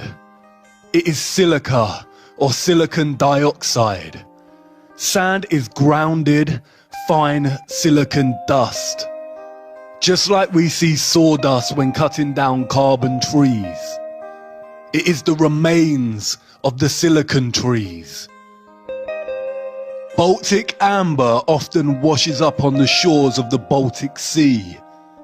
Amber is fossilized tree resin.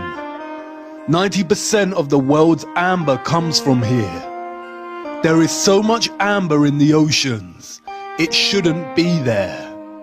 It is the waste of the large-scale mining of Earth's old gigantic trees. There is not an area on Earth that throughout history has not been mined.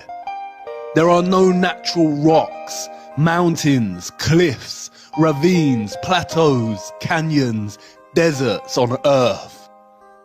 Earth is not a spinning planet that's evolved over time. It is an old, flat quarry. They have lied to us about everything and hidden the true barbaric history. A tremendous sin. Did you know that trees communicate via root systems? Through underground network systems, the wood wide web. They communicate via slow pulsing electrical signals. There exists entire cave systems of crystal under the earth. They say caves form from water erosion. But why are there gigantic crystals in so many of them? These are not caves. They are cut-off root systems of our old, majestic, giant silicon trees. Look at the rivers of our world from above. They look like excavated tree roots, because they are. They gutted our giant trees and their roots. Many river systems are actually the flooded, cut-off root systems of our old, majestic giant silicon trees. It is not a coincidence that many of our giant tree stumps are located within national parks and protected land. It means we can't dig there and discover roots attached to these structures. Hollywood have mocked us and given us a vision that is most likely very similar to Earth's true history. Look.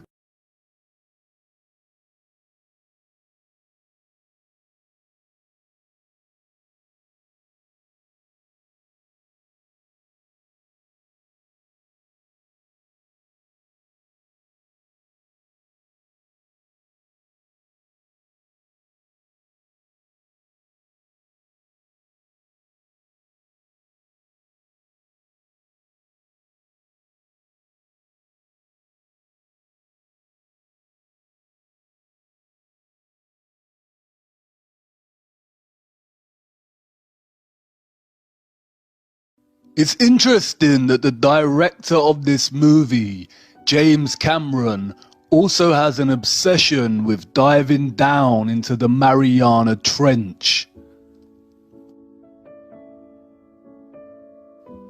Silicon, we are told, is a powerful semiconductor. It is the primary element that makes computer chips possible. Memory chips and processors would not be possible without silicon. It holds memory. That's why they call our era the Silicon Era, and that's why it's called Silicon Valley. They came and brought in carbon so they could oxidize and retrieve pure silicon from our once beautiful world. It may have looked something like this. Why did they do this? What on earth happened? Carbon life was not supposed to be. If you look closer at the carbon element, we discover that it consists primarily of the isotope carbon-12. The carbon-12 isotope makes up 98.93% of the entire element of carbon. Carbon-12 is composed of 6 protons, 6 neutrons, and 6 electrons. Carbon is number 6 on the periodic table. It is the mark of the beast. Carbon life, human life as we know it, was created by the beast. 666.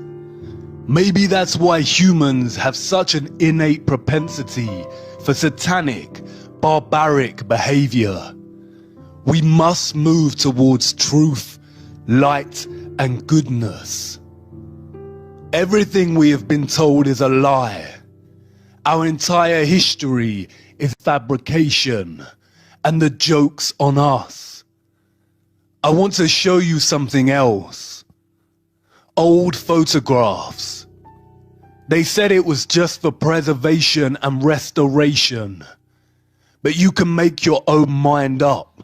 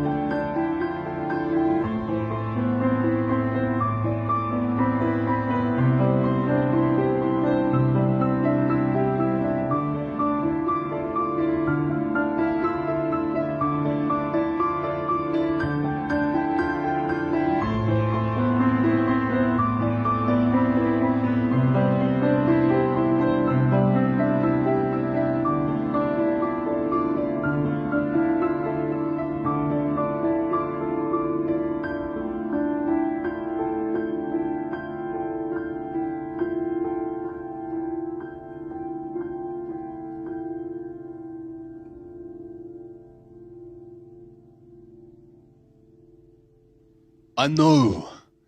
Come on, we have to keep going. There isn't much time left. Let's go to episode 12. We're almost there.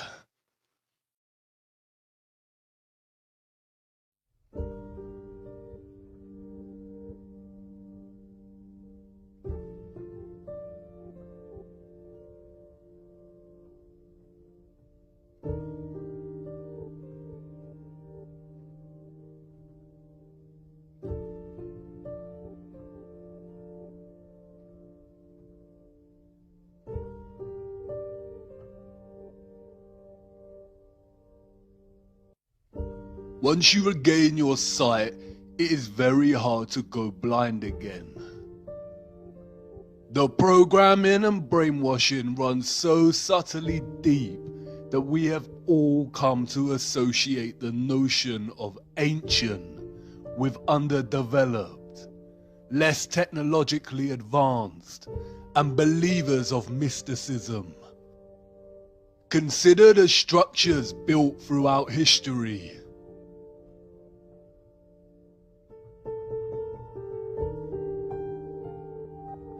The ancient fortress of Ollantaytambo in Peru. These huge stone blocks are made from granite. They weigh between 40 and 120 tons, or between 36,000 and 120,000 kilograms. The world record for the deadlift in the weightlifting world is 500 kilograms. So how did the Incas transport this granite to such a high altitude location? Look at the way the stones fit so neatly together like jigsaw pieces. How did they cut granite with such precision? Look beyond the stones. Who were these gigantic steps made for? And by who? Babalovo Palace and its bath. This bath was allegedly created from a 160-ton piece of granite. 160 tons is 145,000 kilograms. The bath structure today weighs 48 tons, or 43,000 kilograms. They say it took the artist 10 years to create. But look, how perfect its curved structure is, and the upper rim of the bath. Yeah, right. No matter what fabrication they attach to this, creating such a structure by hand is impossible without advanced machinery. Alexandra Column, erected in 1834. The column is a single piece of red granite. It weighs 600 tons, or 540,000 kilograms. Again, how did they lift this in the 1830s, and how was it carved to such perfection? Look at the intricacy displayed in the statues of Capella San Severo. These were allegedly crafted in 1753. It is obvious this is not handcrafted. Cutting through a single piece of pure marble with such perfect precision and attention to micro detail is impossible without some kind of advanced machinery. History as we know it is a lie. These all point to civilizations with advanced technology. The photographs of Stonehenge and the Temple of Abu Simbel tell us to be skeptical of other historical structures, such as the pyramids. It is likely that the pyramids are not as old as we are told. and they could have been constructed by anybody and at any time during history. It is likely that they were all constructed more recently with two primary purposes in mind: to deceive us, and as a ritualistic place of worship, honoring their gods. The first power tool, we are told, was not invented until 1895, and the first electric lamp in 1879. So how was this architecture crafted and constructed?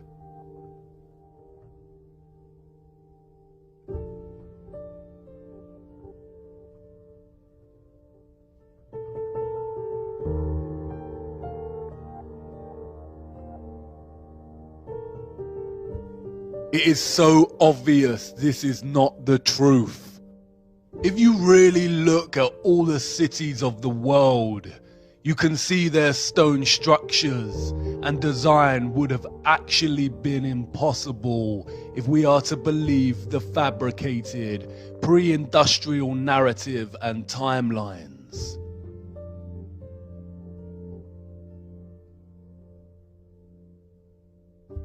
There is an abundance of compelling photographic and structural evidence suggesting that the civilizations of the world experienced a cataclysmic mud flood in its recent history, which buried many cities.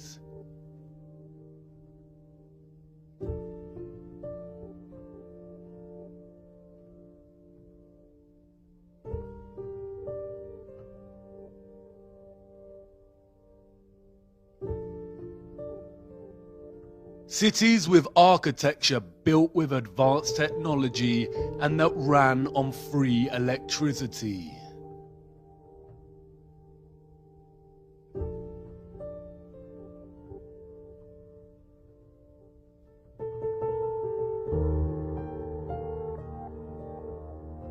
There also exists evidence of a worldwide nuclear war somewhere between 1780 and 1815. It all points to an early 19th century worldwide reset through depopulation. We also see old photographs of nigh-on deserted cities and of birthing stations and orphan trains, suggesting they needed to repopulate large areas of the world at some point.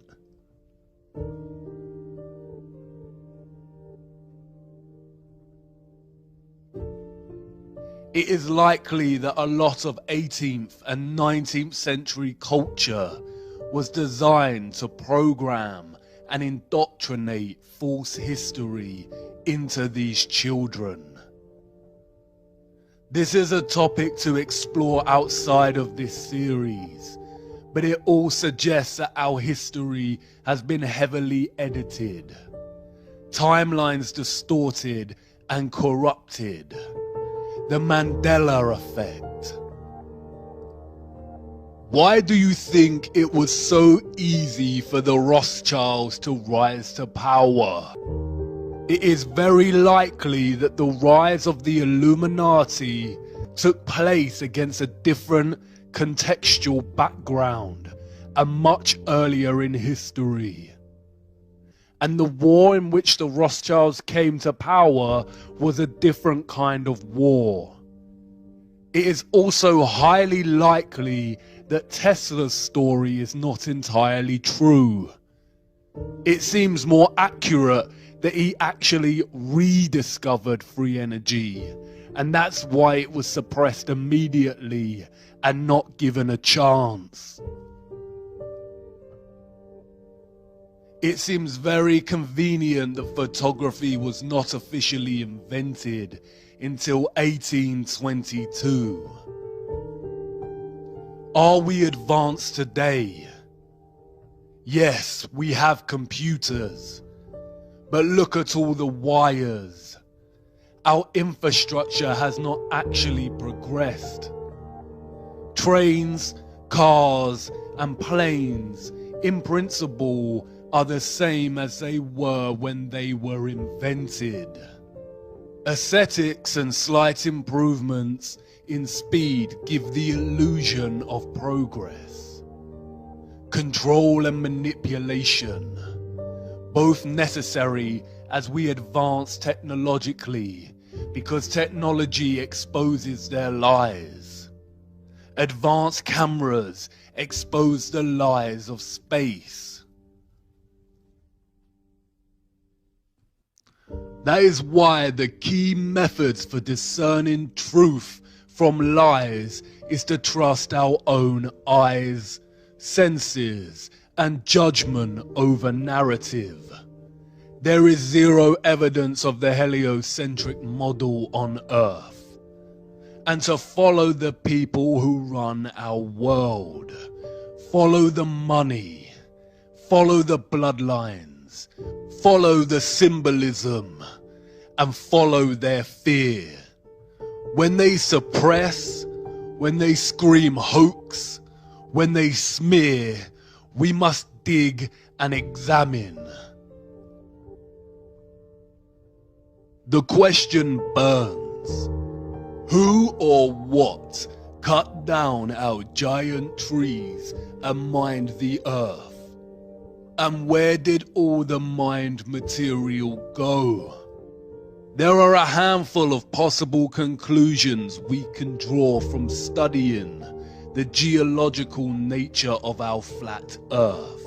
The first is that whatever beings mined Earth were undeniably more advanced technologically, industrially, and intelligently than the human species. The second is that they were obviously much larger than us as a species.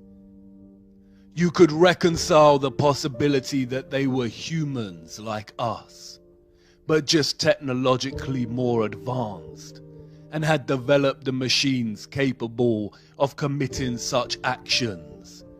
But this is very unlikely. Mythological stories of giants abound in our culture, and these tales can be found in every single culture throughout history. In the Christian and Jewish biblical texts, we find accounts of the Nephilim. In ancient Greece and Rome, we have giants and titans. In the Quran, we have the people of Ad. Giants are present in scripture, mythology, oral history, folklore, literature, and movies. The Book of Enoch speaks about fallen angels, or the Watchers, beings that came from a realm above the firmament and began to interbreed with humans. And they became pregnant, and they bare great giants, whose height was 300 ells, who consumed all the acquisitions of men. And when men could no longer sustain them, the giants turned against them and devoured mankind. And they began to sin against birds and beasts and reptiles and fish, and to devour one another's flesh and drink the blood. The canonical Bible gives us the same account, this time naming these giants as the Nephilim. The Nephilim were on the earth in those days and afterward. During that time, the sons of the true God continued to have relations with the daughters of men, and these bore sons to them. They were the mighty ones of old times, the men of fame. The land that we have gone through as spies is a land that devours its inhabitants. And all the people that we saw in it are of great size. There we saw the Nephilim, and to ourselves we seem like grasshoppers, and so we seem to them. It would be naive to think the ancient texts have not been edited, or books of scripture hidden. The Vatican Apostolic Archives are highly secretive vaults containing thousands of texts inaccessible to the public. Even Wikipedia gives credence to the enormity of these vaults, stating that they contain 53 miles of shelving. What is important to remember is that the biblical texts also contain chronicles of their God, of their Lucifer.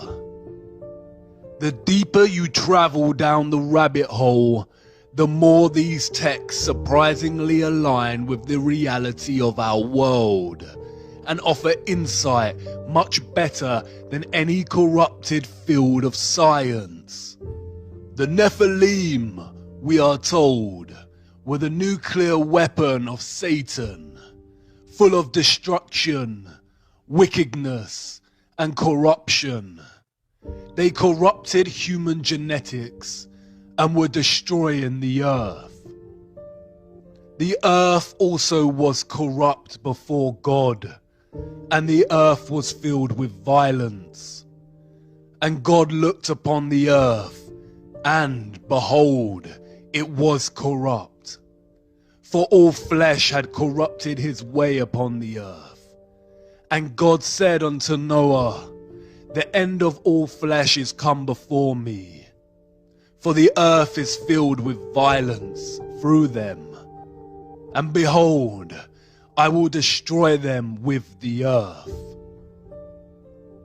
And in those days Noah saw the earth, that it has sunk down, and its destruction was near. And all the fountains of the great deep burst forth, and the floodgates of heavens were opened. This is the story of the great flood that God created to rid the earth of the Nephilim and save humanity. Noah survived because he was the only human whose genetics had not been corrupted by the Nephilim.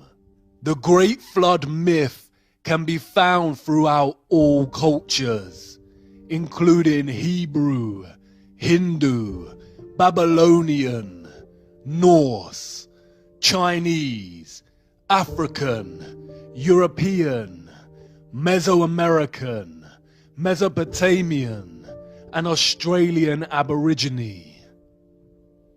This is the same satanic method of deception we see with the many names of Lucifer throughout cultures.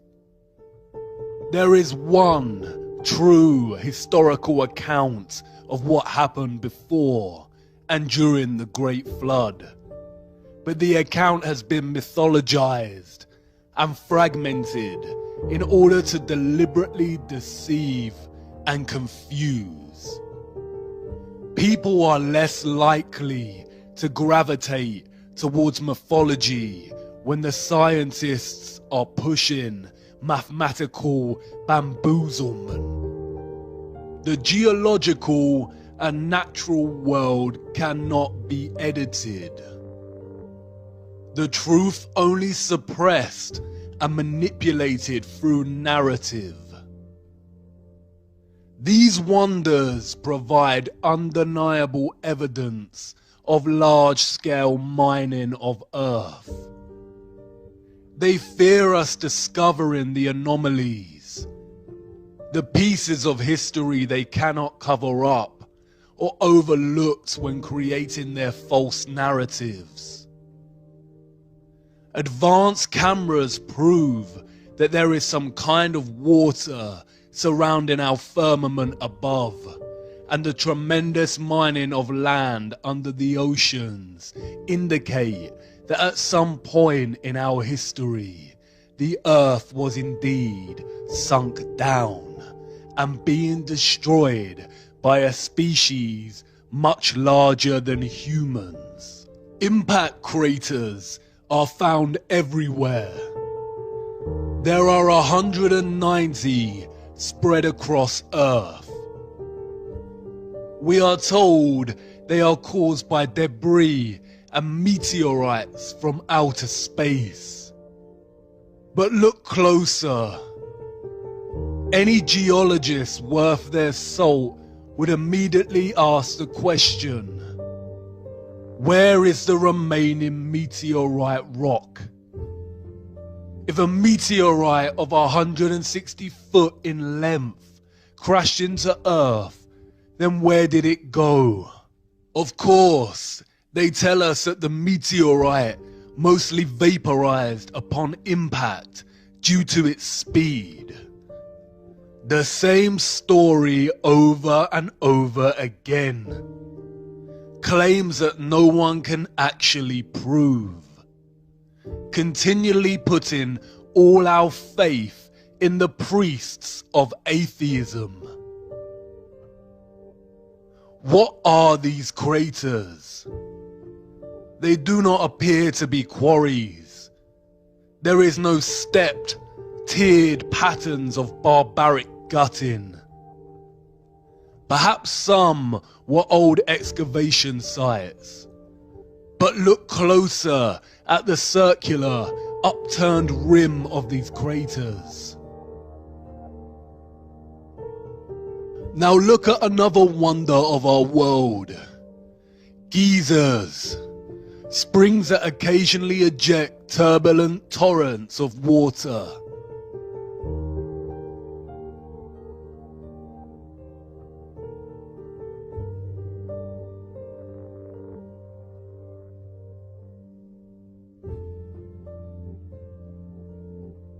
Can you see it? The same upturned edges form from the release of water pressure. There were not oceans on Earth during the Silicon era. It's interesting how some impact craters appear to be flooded, and while others show vegetation growth in the center, most likely from the moisture. As you can see, right in the middle is the opening in which the water comes up from and releases into the air. We can see traces of the old closed opening in the crater.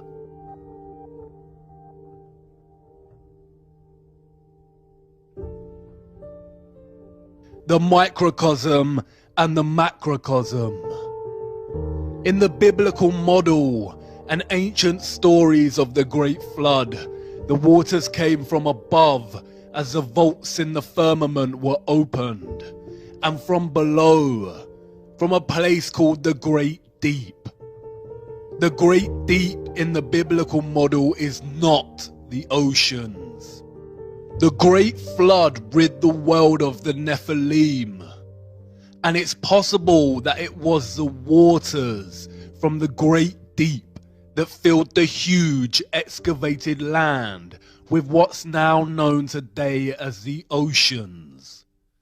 The vast amount of carbon in the atmosphere from the mining then influenced the direction of growth of all the life that followed. There are many recent documented accounts of nations' governments intervening in archaeological digs and discoveries. Many have written extensively about findings that directly contradict the mainstream narrative of humanity's historical geological timeline, and challenge the Darwinian narrative of evolution. All figures have been victims of extensive media, governmental and scientific smears, and desperate attempts to debunk and discredit. The scientific priests are always successful in stifling these voices and suppressing their discoveries.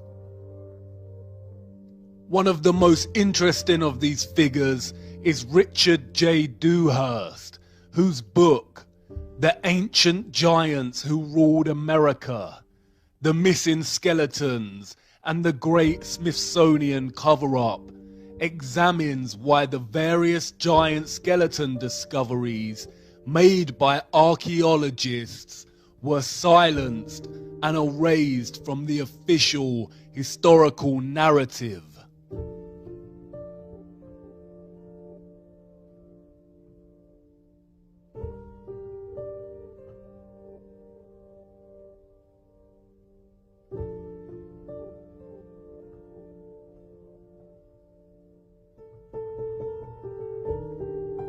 The idea of giants or of the Nephilim existing in our past seems stranger than fiction. Our satanic matrix programming kicks in, and the immediate reaction is to dismiss. But we have already accepted a very similar natural history, a corrupted half-lie. They've already told us that giants once roamed the earth, but in the form of these.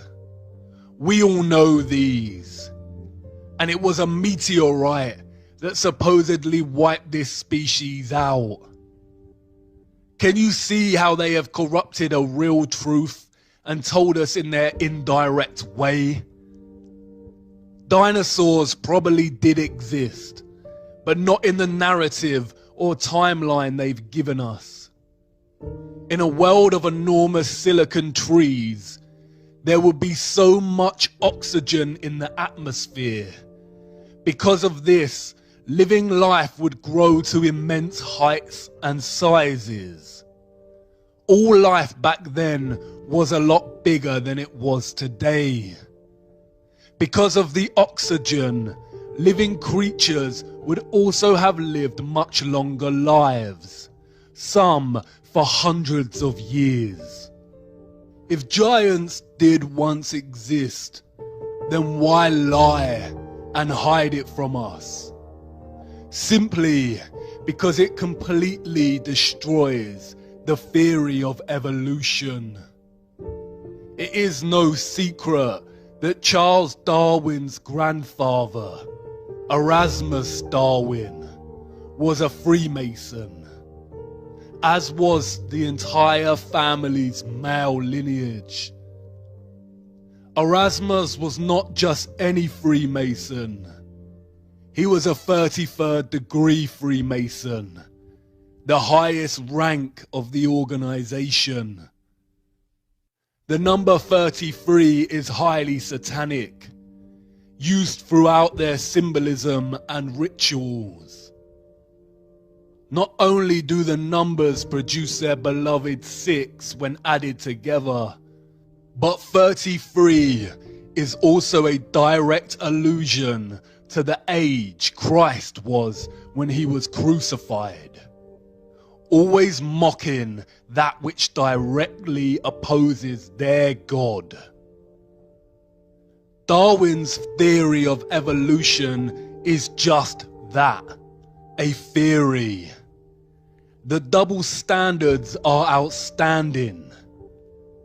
Darwinism has always carried the title, the theory of evolution, just like gravity is the theory of gravity. But their scientific theories are forced upon us from birth and taught in our education systems as truths. When a conflicting theory arises, they are usually classified as conspiracy or pseudoscience. we need to wake up. The fact remains that Darwin's theory of evolution has never been proven. Just like gravity, we do not actually witness evolution taking place. There is literally no evidence of species evolving. We just have to have faith that at some point, millions of years ago, it took place. They have never found the missing link between humans and monkeys, and all subsequent militant work by figures such as Richard Dawkins and David Attenborough is nothing more than programming and propaganda.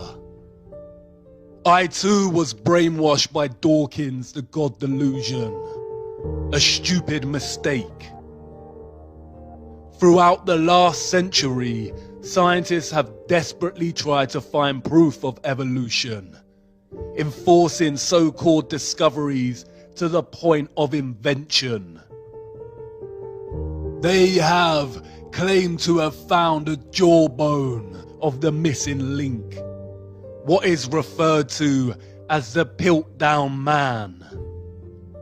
For the next 40 years, scores of scientific articles, artistic reconstructions, and over 500 doctoral theses were written on this subject. But in 1953, tests proved conclusively that the Piltdown skull was actually human and only a few hundred years old, while the lower protruding jaw was from a recently deceased orangutan. A deliberate hoax. They lie. The 33rd degree Supreme Council of Freemasonry was held in Paris. Revealed in the minutes of their meeting is their promotion of evolution as science, while they themselves mock the theory. The minutes read, "It is with the scientific theory of evolution in view that we are constantly, by means of our press, arousing a blind confidence in these theories. The intellectuals will puff themselves up with their knowledge, and without any logical verification of them will put into effect all the information available from science, which our agenteur specialists have cunningly pieced together for the purpose of educating their minds in the direction we want. Do not suppose for a moment that these statements are empty words. Think carefully of the successes we arranged for Darwinism. Darwinism had two objectives. The first, to dislocate the notion of creation as a real possibility, much like heliocentrism. And the second, to create social Darwinism, the idea of superior races and social classes, propelling humankind into some false belief that they must succeed and beat all competition.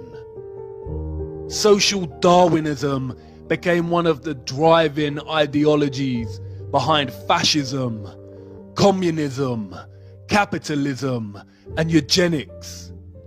It is in direct conflict with the teachings of Christ. Real consideration needs to be given to the reality of the Luciferianism at the heart of the entire social, economic, cultural, and historical fabric that governs our everyday world. Real consideration needs to be given to why such evil is being committed on a grand scale. A select group of very rich, elite people who also happen to be is one thing. But this is more than that.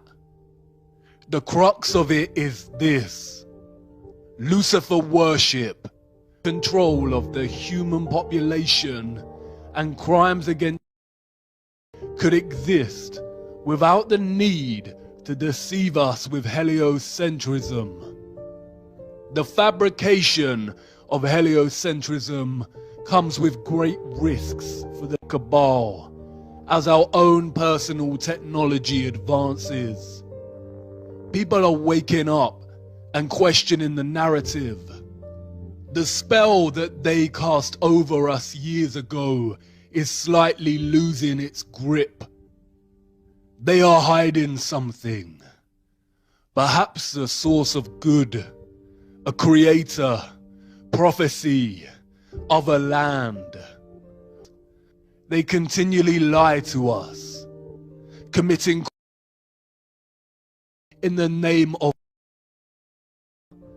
while we are kept slaves, making them rich and supporting their twisted democracy. The possibility of other lands and planes of existence that they control or are controlled by is very probable. Whether accounts of the Nephilim are truly accurate, it is not possible to say. Admiral Byrd did state that there is land beyond the South Pole.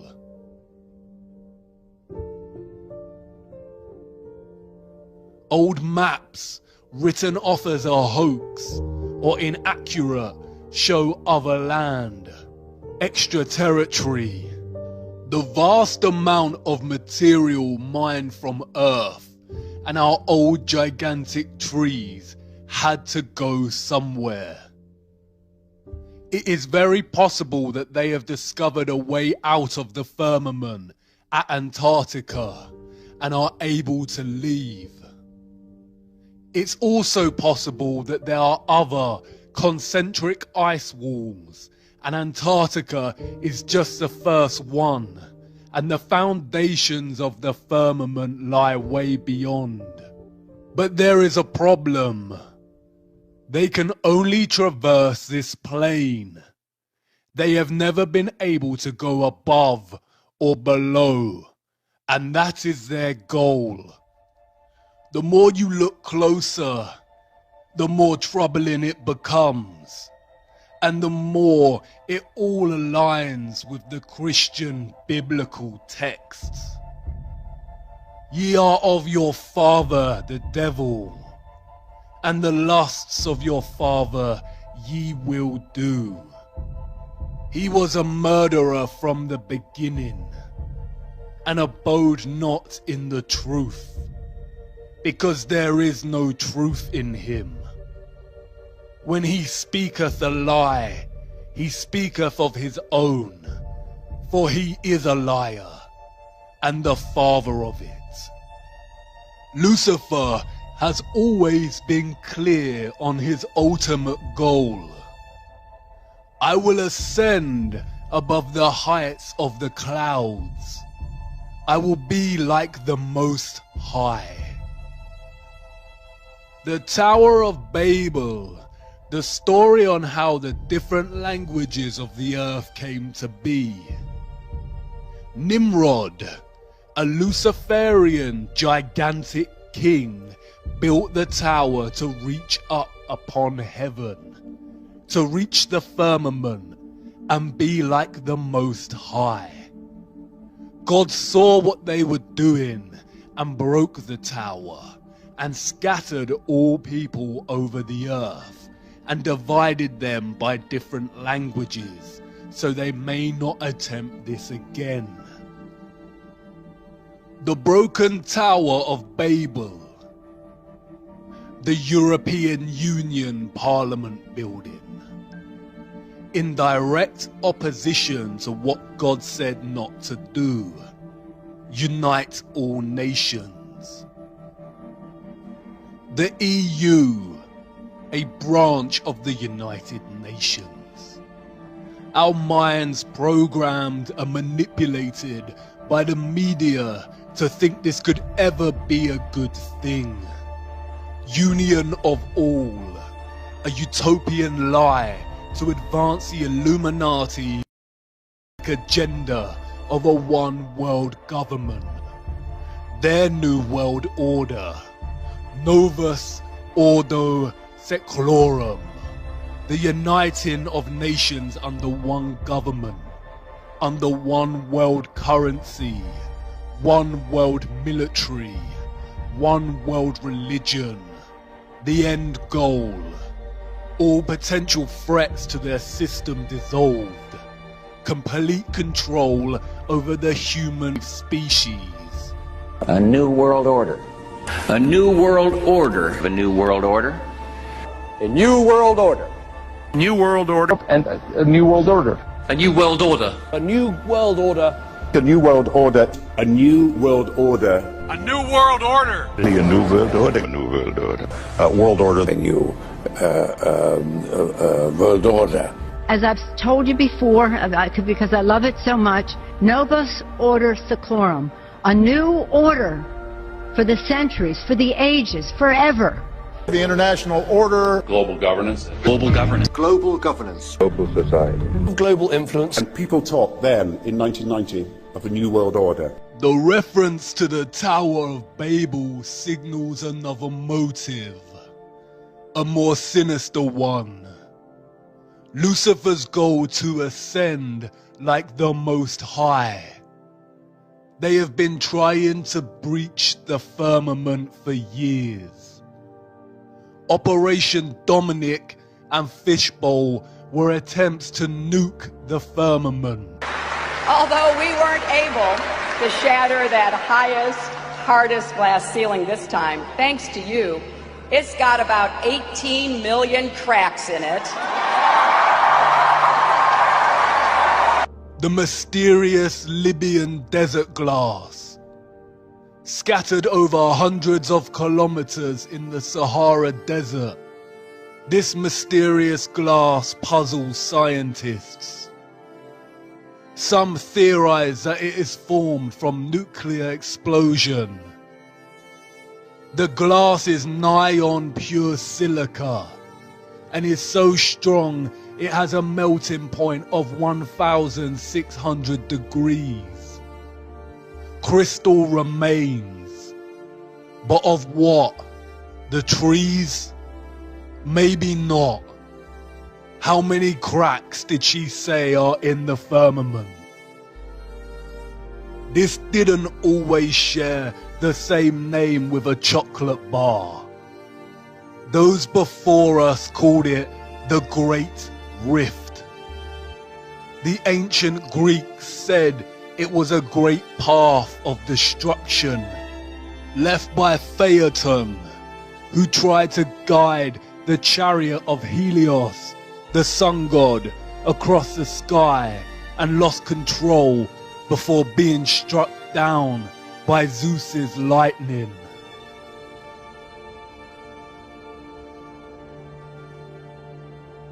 They've been trying to breach the firmament for thousands of years. The Great Rift, the scarring of their barbaric failed attempts. Glass of pure silica, a silicon dome, a semiconductor separated by the waters, the electrical conductors, powering the luminaries through vibrational electromagnetic energy. They use quantum physics to articulate the properties of semiconductors. They call it the crystal lattice, the description of atoms, ions, and molecules in crystalline matter. Look at a crystalline lattice. Hexagons.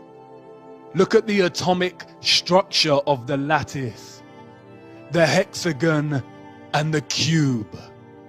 The crystalline unit cell of the cube is the most common shape found in crystal. What do they know? What energetics are they worshipping, giving their energy to? And then there is this. They are doing it right now while we sleep. CERN. The Large Hadron Collider. This is the world's largest and highest energy particle collider and the largest machine in the world. They are in search of the Higgs boson particle to prove the Big Bang and to understand the nature of dark matter and black holes. All lies. Look at CERN's logo. 666. Do you remember the ritual that was filmed at CERN, located on the border of France and Switzerland? Shiva the Destroyer.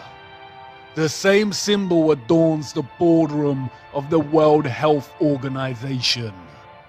The World Wide Web was invented here at CERN. 666. Look at the dance opera they put on to celebrate the opening of this.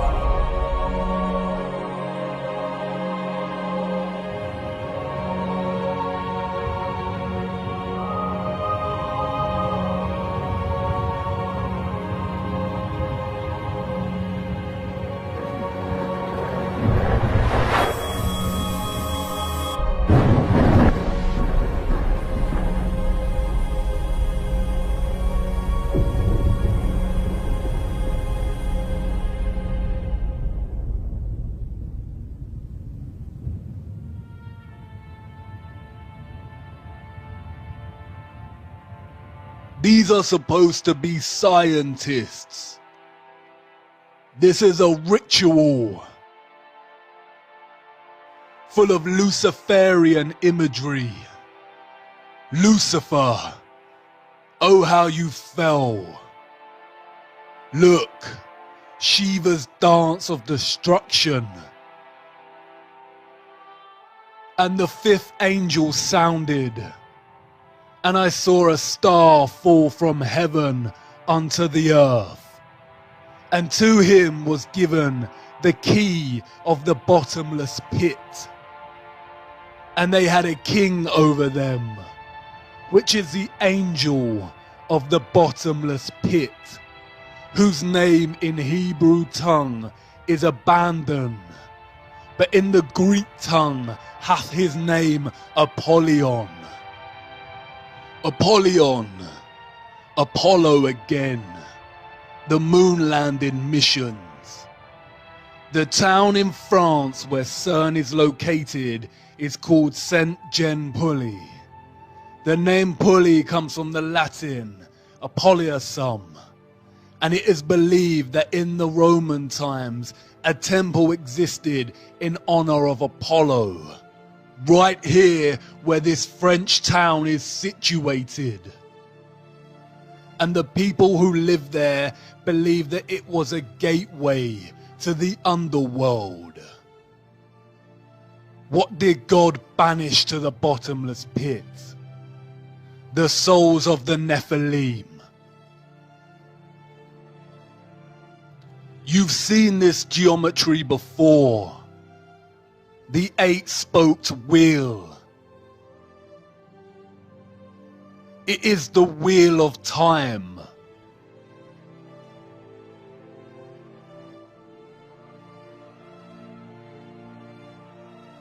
Controlling and distorting time and space. They are openly telling us what they are doing. The key to the bottomless pit.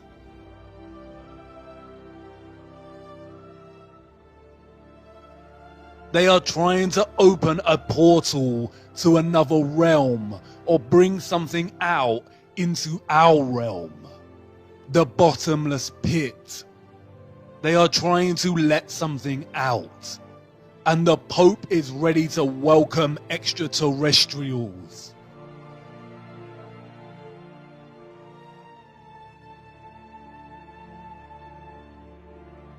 The sculpture in the Vatican is called Resurrection.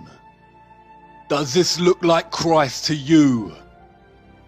They are trying to resurrect something, but it is not Christ, and they are not aliens.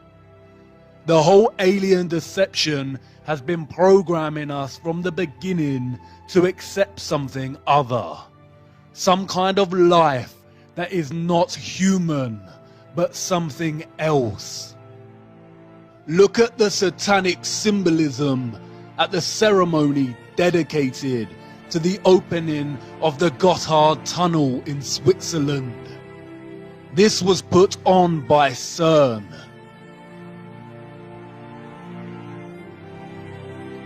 Did you really think it was just a stupid Netflix series? And look who it is. Up to no good. Alice. Desperately trying to go into or get out of Wonderland. They are telling you what they are doing with Alice. Trying to go down into the rabbit hole. Into the bottomless pit. Through these experiments, they discovered something called the Rainbow Universe and Rainbow Gravity. More nonsensical bamboozlement concealing what they are really looking for. Return to ancient Norse cosmology. Can you see it? A rainbow bridge connecting our flat earthly plane, which they called Midgard, with another realm, a realm underneath.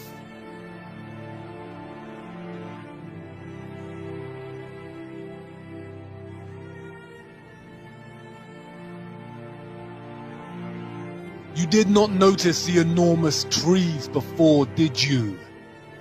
Heed it now. The underworld they called Hell and Niflheim. Niflheim is very similar to the word Nephilim.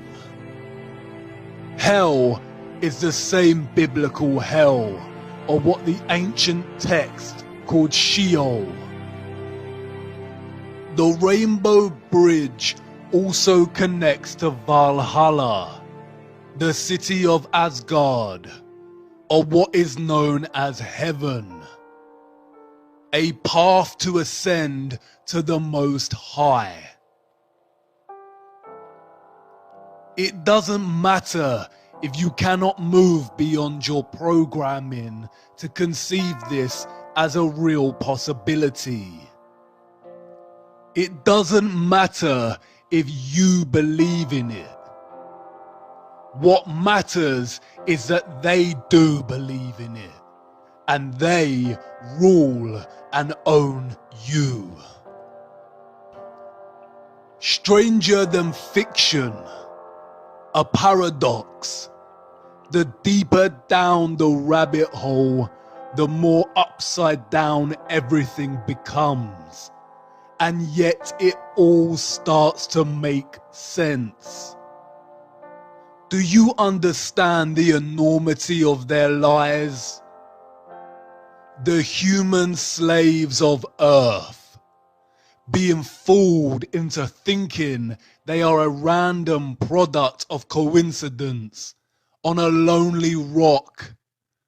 Learning this at such a young age and never giving it another thought. Fed to the brim with Hollywood fantasy movies, so the actual world lost its colour.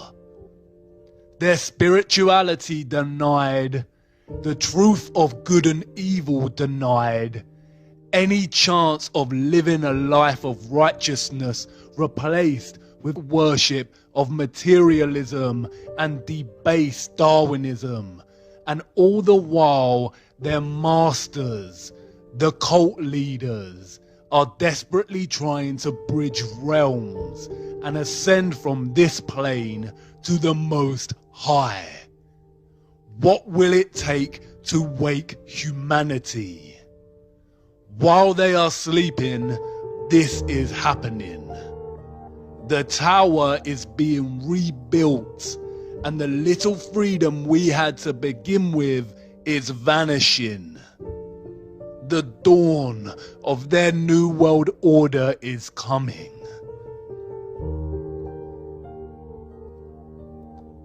But I know you've stirred, viewer, and I'm grateful for it. Now is not the time to lose faith. We have to tumble down one last rabbit hole before I let you go.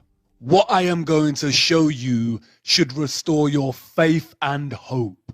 Come on now, our final stop has arrived.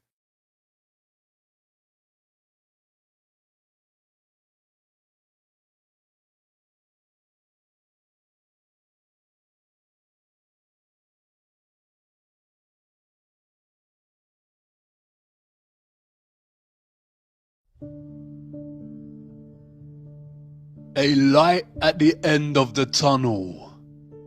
We end as we began, with a map. You've been so busy focusing on Antarctica and all the lies of Cabal that you forgot to examine the location that brought you here in the first place. The North Pole at the center of Gleason's map, and the flat plain we call Earth. Gerardus Mercator was a Flemish geographer and cartographer, and is responsible for the Mercator projection for navigation, in which north is up and south is down. It is pretty much the same map we refer to today as the standard map of Earth. A year after his death in 1595, Mercator's family compiled his life's work into an atlas, which contained his earlier works. Here is one of his atlases, produced in 1569. The map's polar extremities of north and south are represented by huge bodies of land. In panel 13, a more detailed look of the North Pole or the Arctic is provided.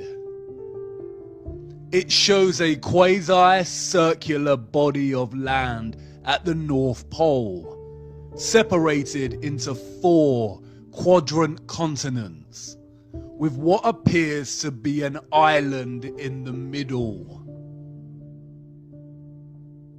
Mercator's 1595 world map presents this Arctic region in more detail. The body of land or rock in the center of these 4 quadrant continents here is called Rupes Nigra, which translates to black rock. The official historians of the world tell us that Mercator's vision and influence came from the text Inventio Fortunata, a conveniently lost book containing a description of the North Pole as a mountain surrounded by a giant whirlpool and 4 continents with 4 directional rivers. Historians date the book to being created in the late 14th century and tell us that no pages or extracts of the lost book have ever been discovered. There are a vast amount of maps from this era, from all different cultures, that depict the North Pole in a similar way.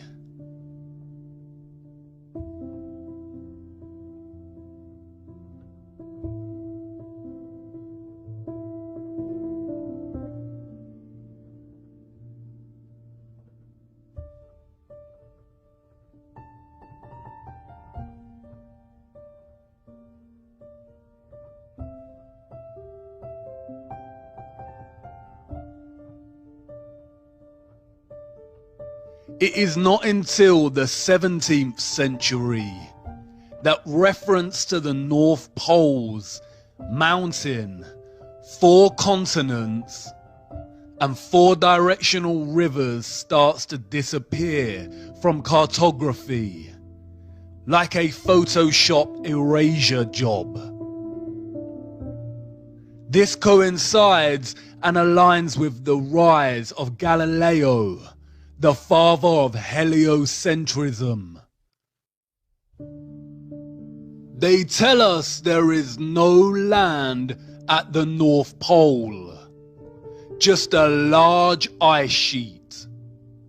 Google Earth, however, refuses to even give us the ice sheets.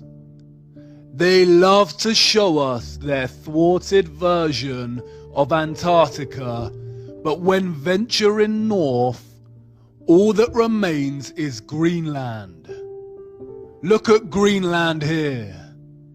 Edges of real land before a huge mass of white engulfs the entire country.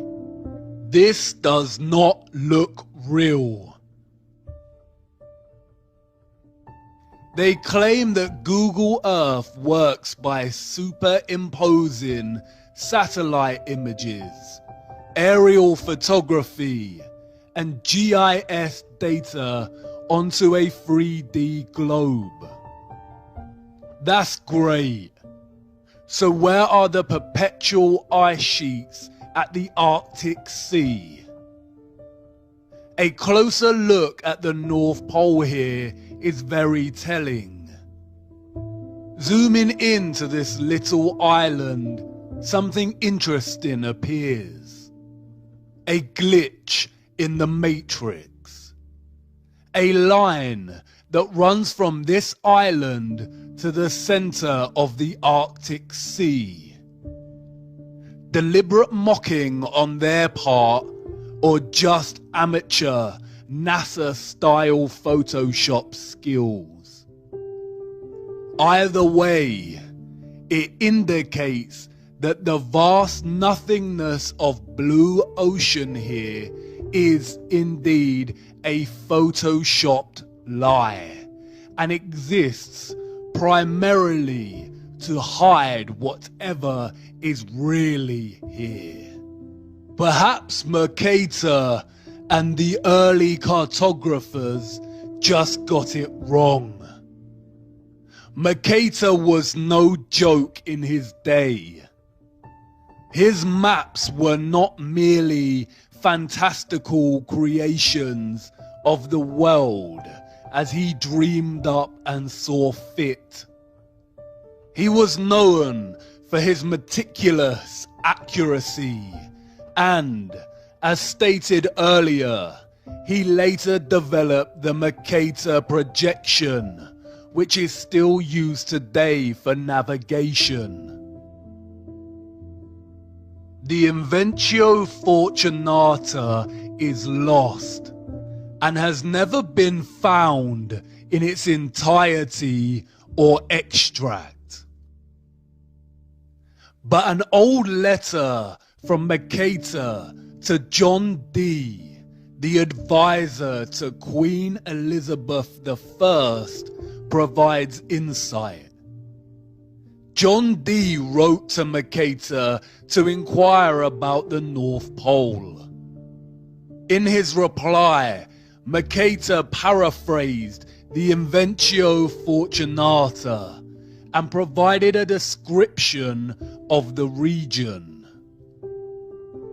In the midst of the four countries is a whirlpool, into which there empty these four indrawing seas, which divide the north, and the water rushes round and descends into the earth just as if one were pouring it through a filter funnel. It is 4 degrees wide on every side of the pole. That is to say, 8 degrees altogether, except that right under the pole there lies a bare rock in the midst of the sea. Its circumference is almost 33 French miles, and it is all of magnetic stone, and is as high as the clouds. It is black and glistening. In Johann Ruysch's 1508 map, the North Pole is represented in a similar manner, and the map's legend states, "It is written in the Book of the Fortunata, under the Arctic Pole there is a high magnetic rock, 33 German miles in circumference. A surging sea surrounds this rock as if the water were discharged downward from a vase through an opening to 4 mouths below.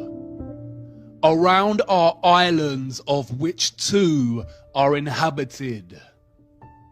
Here the ship's compass loses its property, and no vessel with iron on board is able to get away. A magnetic rock or mountain at the center, at the North Pole, with the northern star Polaris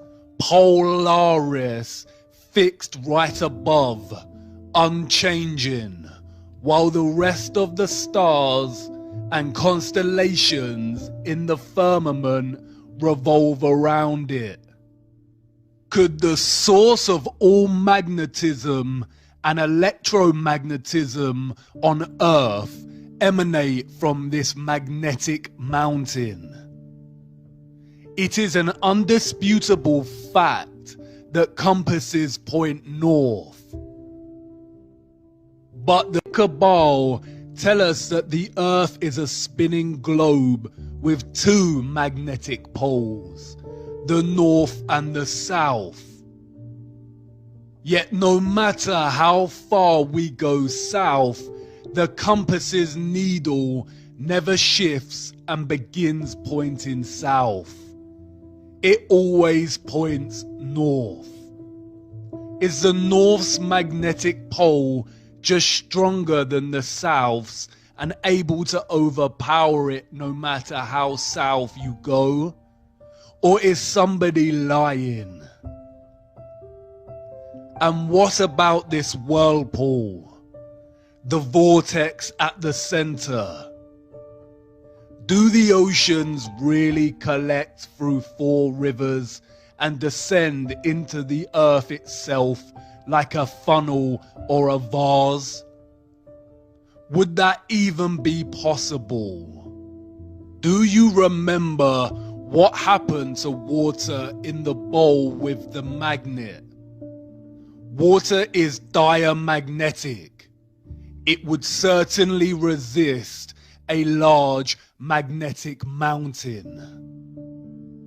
Is the North Pole really Earth's very own rabbit hole? And again, if this were true, why lie? It's entirely possible to let people know about this mountain and whirlpool and make it compatible with their heliocentric model. The rabbit hole goes a lot deeper than you realize. It's hard to imagine a bigger secret than flat Earth itself, the firmament, the giant trees and quarried land. But there is one. It could very well perhaps be the most satanic lie of them all. Just perhaps. As always, the clues are hiding in plain sight. In the symbolism, in the mythology, the language, the metaphors, the movies, waiting patiently to be discovered. If we were to take them at their word and believe that Mercator and other renowned cartographers of the time were just influenced by a now missing book, the journey would end here. But by now, we know better than that. History is a corruption. The truth has been shattered, fragmented, mythologized, and scattered. All cultures throughout time have spoken of an ancient and sacred land. The ancient Greeks called this place Hyperborea, a land of perpetual sun. They said the people of Hyperborea were giants that lived for 1,000 years and enjoyed a life of happiness. Look at that word. Hyper is a prefix meaning beyond, and Boreas was the god of the north wind. Hyperborea, beyond the north wind. It is reminiscent of another word, the Aurora Borealis, the Northern Lights. The Hindu and Buddhist traditions speak of this legendary land as Shambhala. In Buddhist mythology, Mount Meru has its roots in hell and its summit in heaven, and is the bridge between Earth's realms.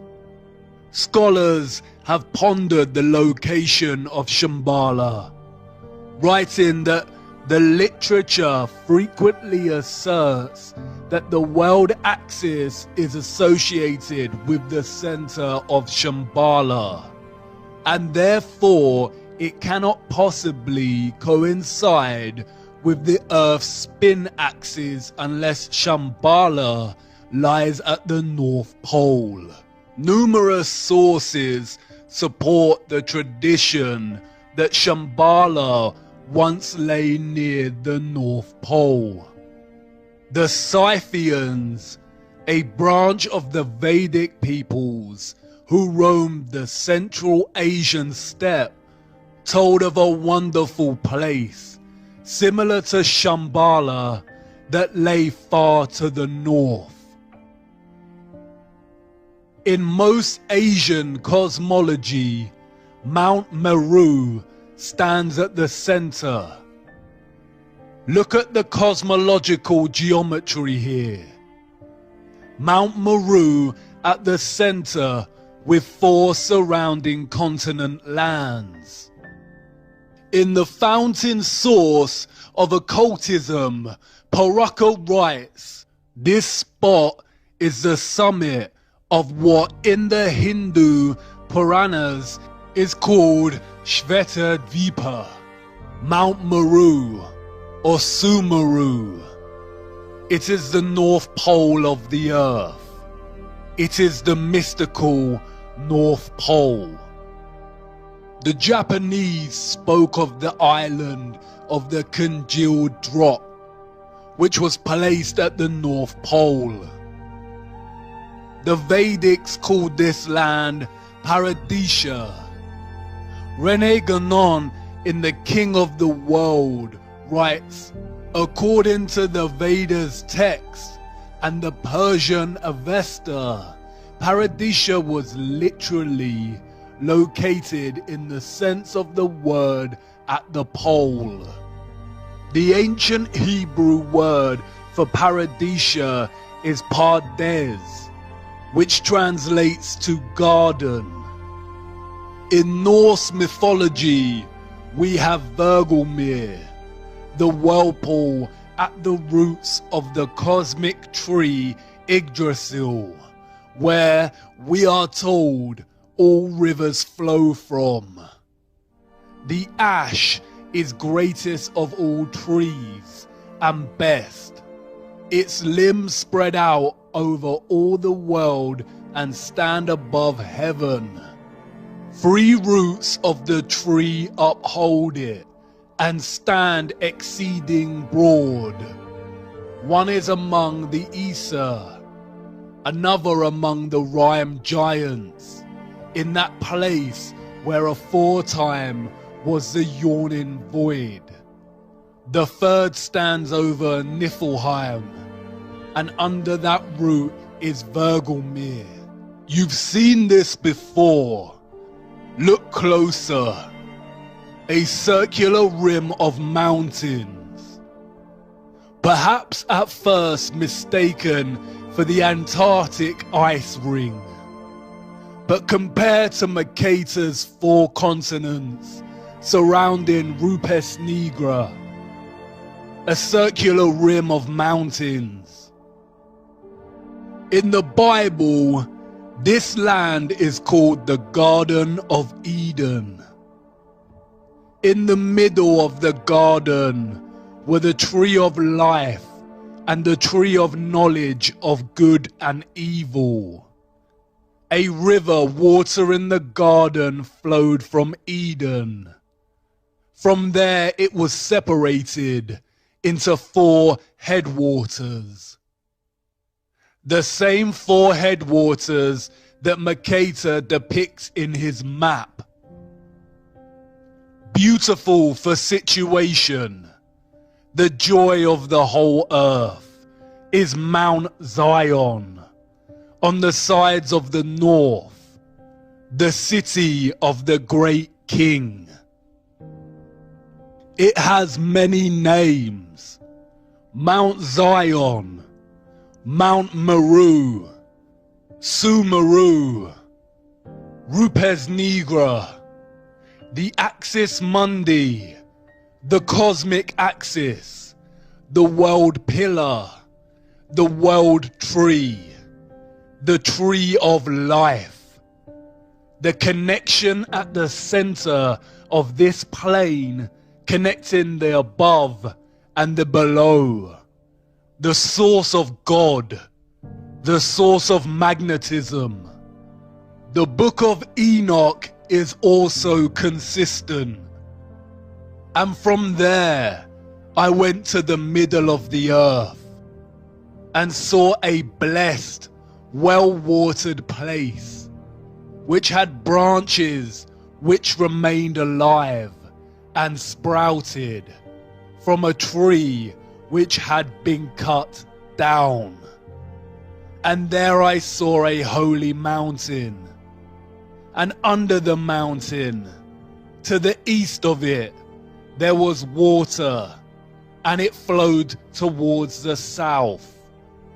All cultures have their own versions of this central axis, Mount Meru, or what the Bible refers to as the Tree of Life.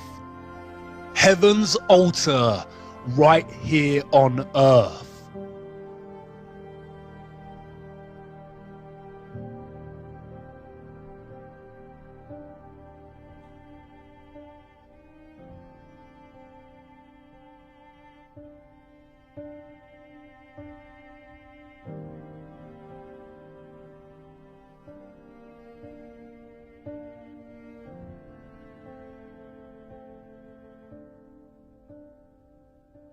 William D. Warren in Paradise Found states, "Is anywhere in the temple of nature there was to be an altar, it could only be here."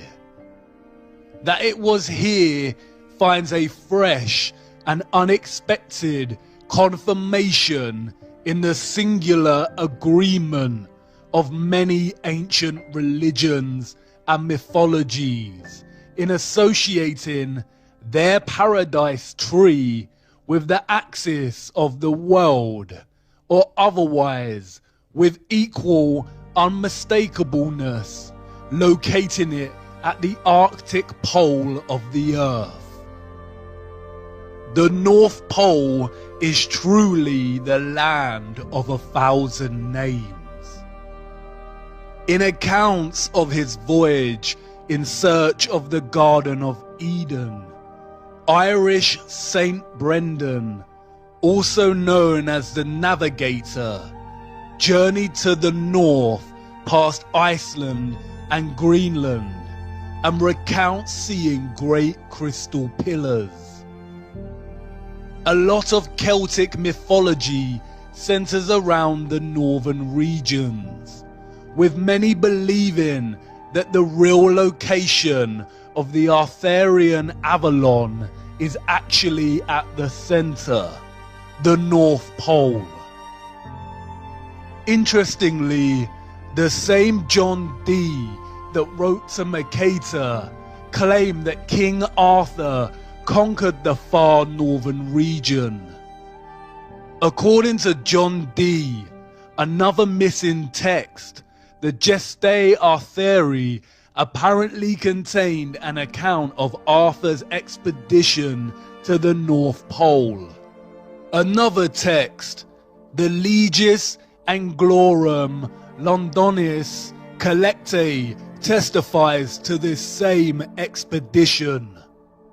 Through Celtic mythology, King Arthur became associated with the North constellation, the Great Bear, otherwise known as Ursa Major.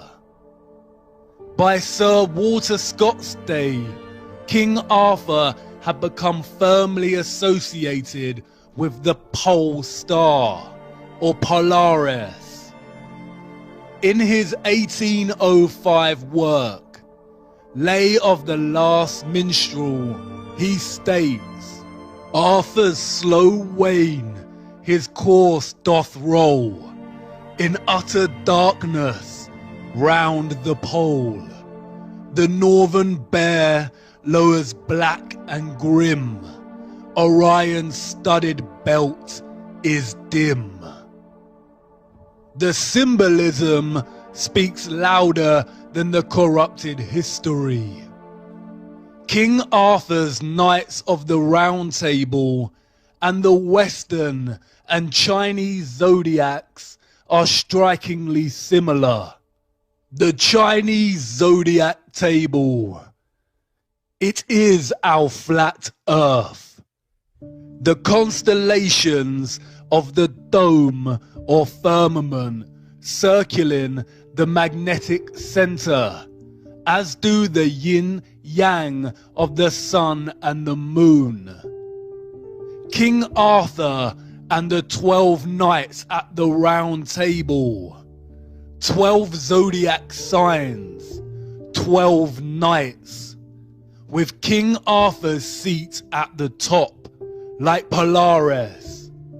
Look at the rose in the center. It is very similar to Mercator's representation of the North Pole. The 4 continents look like petals, and the magnetic mountain in the center looks like the plant stigma. Is the North Pole the true Holy Grail? The clock with its 12 hours, all time revolving around the center or the pole. There are 12 months in a year and 4 seasons, just like the 4 continents surrounding the pole. Our Earth is the oldest clock. 12 stars on the flag of Europe. Mercator's letter stated that Mount Meru, or Rupes Nigra, was 33 miles in circumference. 33 again. The United Nations flag, split into 33 sections, with the final, largest section falling in the center. 33rd degree Freemasonry. During the course of initiation, the Mason is taught that the North is Masonically a place of darkness. The Freemasons worship East, West, and South, and forsake the North. This is because the North is associated with the energy of good. It is the source, the magnetic mountain, the axis mundi directly underneath Polaris, the fixed constant star. 33 is also the age Jesus was when crucified. Many scholars have drawn links between Jesus and King Arthur. Jesus had 12 disciples. Da Vinci's The Last Supper. 12 disciples revolve around the center, Christ. A closer look at the table shows an arched central base, suggesting it was actually a round table that has been halved and flattened for purposes of the painting, hidden in plain sight. Our first encounter with the North Pole is also one of the first deceptions we ever experience as humans. Saint Nicholas, or Santa, comes from the North Pole. Santa is an anagram of Satan and has ties to another mythological being, Krampus, a horned half-goat, half-demon deity that punishes children who misbehave, i.e., it has its roots in the practice of Moloch worship. Krampus is still worshipped today in many European countries. Can you see what they are doing? Contemporary Christmas practices have their roots in Victorian literature. Before that, the season still carried its true Christian practices and celebration of Christ. Cabal has distorted and corrupted the true celebration of Christmas, tying satanic figures suggestive of to the North Pole. As we grow up and find out Santa is a lie, we never give the North Pole another thought. It is the location of our first disillusion, our first painful truth. We are programmed to deliberately lose our sense of wonder for the North Pole. This usually coincides with the same time that we begin our heliocentric indoctrination at school. Christmas is a celebration of the birth of Christ, a celebration of the source, of God. That's why we put up Christmas trees. The Christmas tree is Mount Meru, the Rupes Nigra, the tree of life, and the star on top is Polaris, the fixed star in the firmament. Humanity has collectively forgotten this. The Christmas tree is a celebration of the magnetic axis mundi at the center of our flat Earth, and it has subsequently been corrupted and replaced by debased materialism. We no longer remember what we are celebrating. Cabal must corrupt the North Pole. They tell us it's just an ice sheet, but Google Earth cannot even give us a photoshopped version of the ice. They don't even want people interested in ice sheets. They can't even bear to acknowledge the North Pole. It is against their satanic religion. Hollywood movies always contain things hidden in plain sight. But there are a select few of these movies that are highly and Masonic. The Truman Show is a metaphor for our programmed deception living under the dome. Rosemary's Baby, Monsters Inc., and Eyes Wide Shut all depict the elite cult and the practices of Moloch. The Matrix is an obvious metaphor of humanity's slave status. The Matrix itself being the programmed deception cast upon humanity, who have no clue to the true nature of their reality. But there is another film, probably the most Masonic of them all, The Wizard of Oz, Dorothy's journey through the land of Oz. Notice the red shoes. Do you remember what Macaulay Culkin said about the red shoes? Dorothy and her unlikely band of friends must follow the yellow brick road to the Emerald City to ask the wizard if she can be sent home.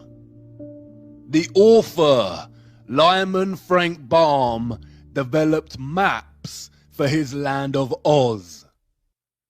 Does this remind you of something? 4 lands or continents surrounding the central Emerald City, just like the North Pole in Mercator's map.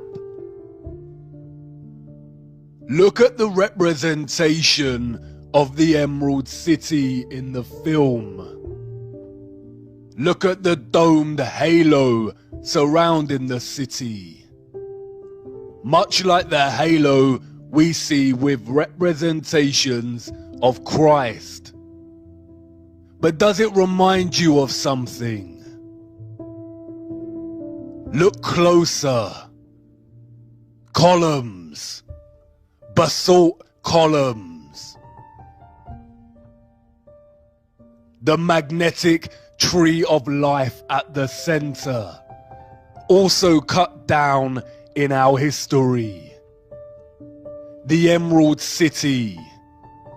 What else emits an emerald green glow? The Aurora Borealis. The Northern Lights. Look at the yellow brick road in the film. A swirl to the center. A whirlpool of sorts. Somewhere over the rainbow. The rainbow again. The Bifrost Bridge from Norse mythology. A path between heaven and earth. Between Midgard and Asgard. Bifrost means the swaying road to heaven. In Islam, it is called Al-Sirah. The narrow bridge people must pass in order to enter paradise.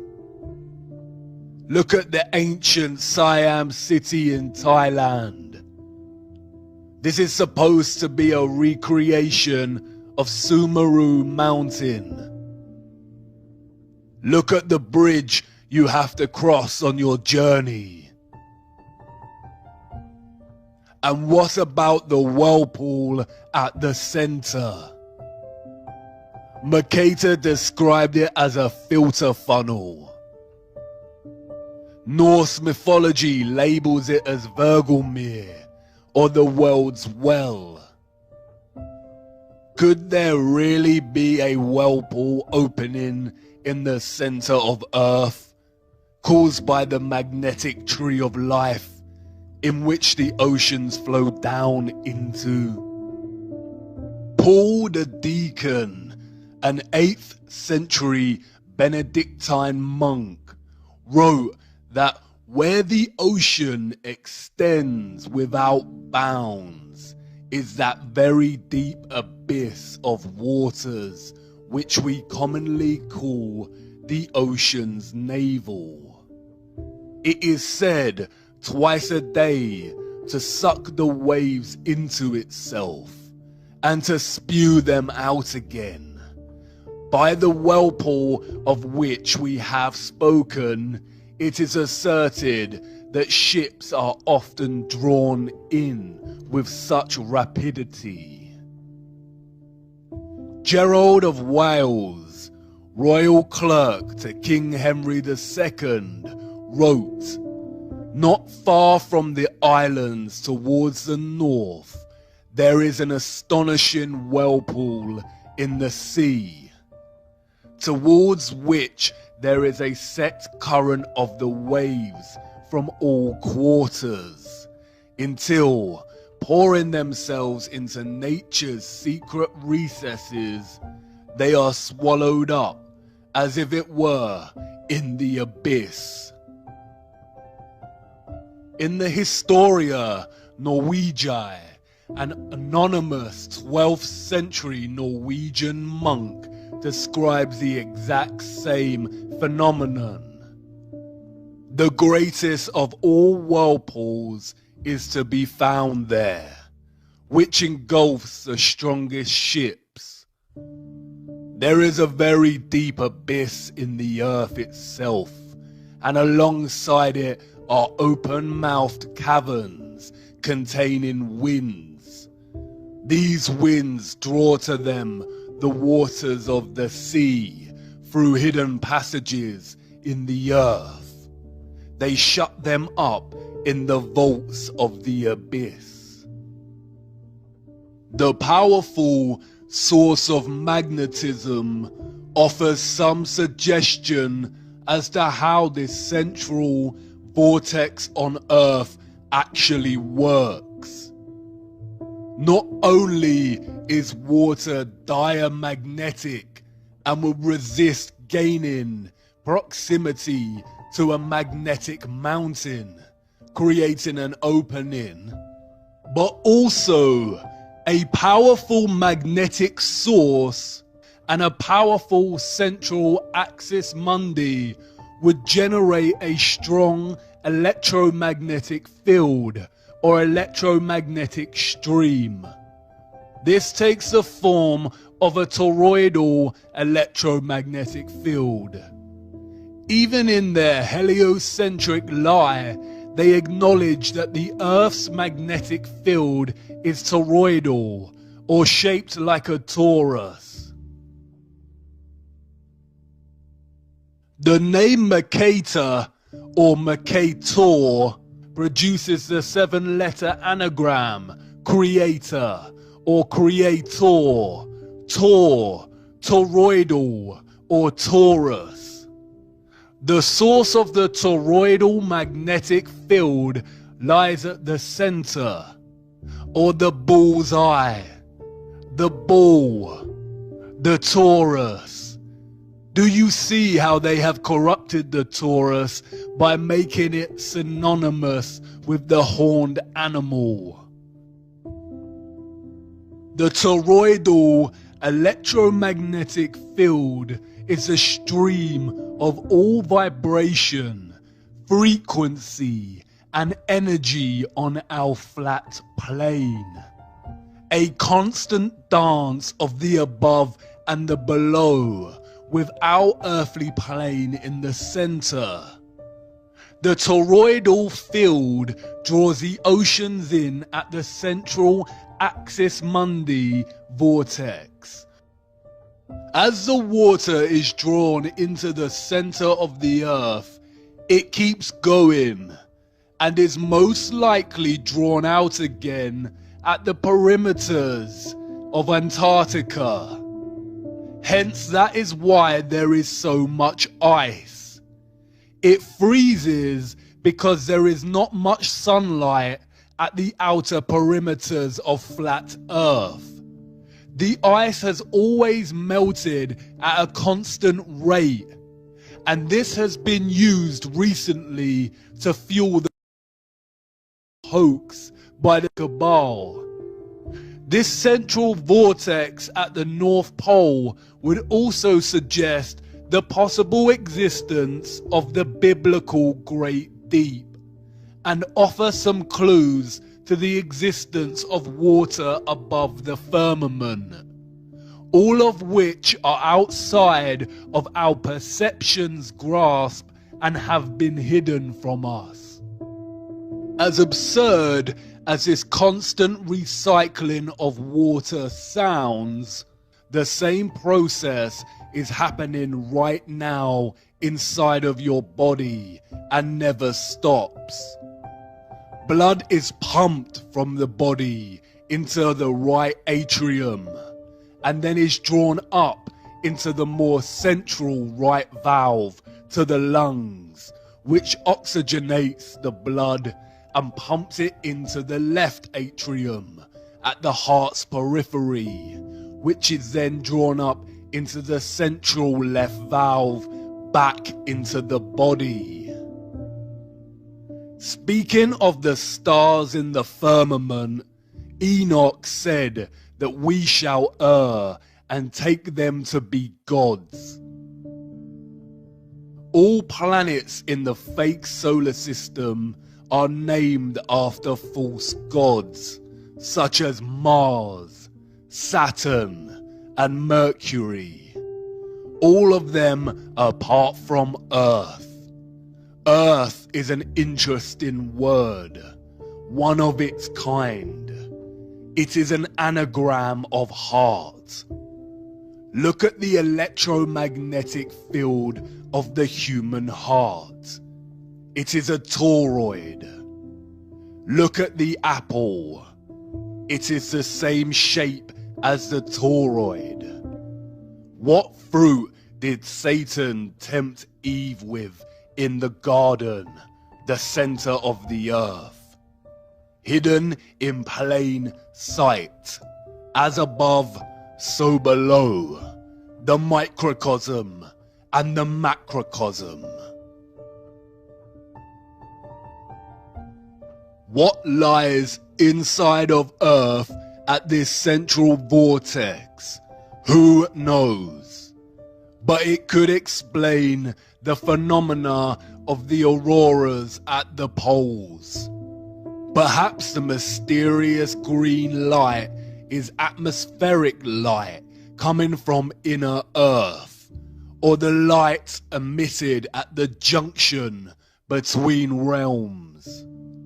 The word aurora borealis is very similar to the word Ouroboros, the serpent eating its own tail. A satanic symbol we see used over and over again. Many have speculated that the Ouroboros symbolizes the ice ring at Antarctica. Oro comes from the ancient Greek meaning for tail, and Boros comes from the ancient Greek meaning for swallow. Boros is also very similar linguistically to Boreas, god of the north wind.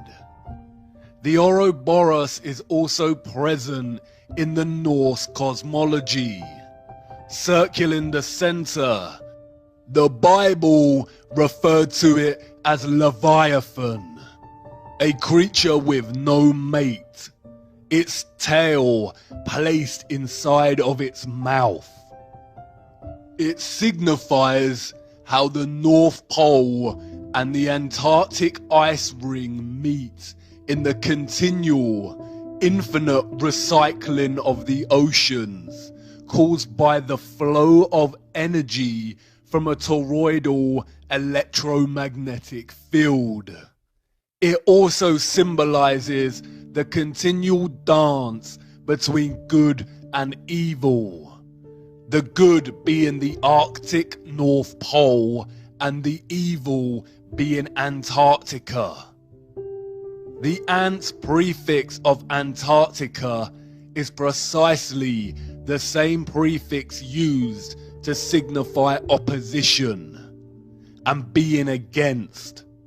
The Arctic is Christ, and Antarctica is the Antichrist. So many of the elite are obsessed with Antarctica. In the mythologies, it is only the pure of heart that can enter the North Pole Center, Hyperborea, the Emerald City, the Garden of Eden. And we see this motif play out over and over again in their mocking of our ignorance, while they continually lead us further and further away from knowing the truth, keeping us rooted to giving our energy to their matrix. The recent BFG movie shows the characters jumping into another realm at a center with a giant tree. Notice the aurora.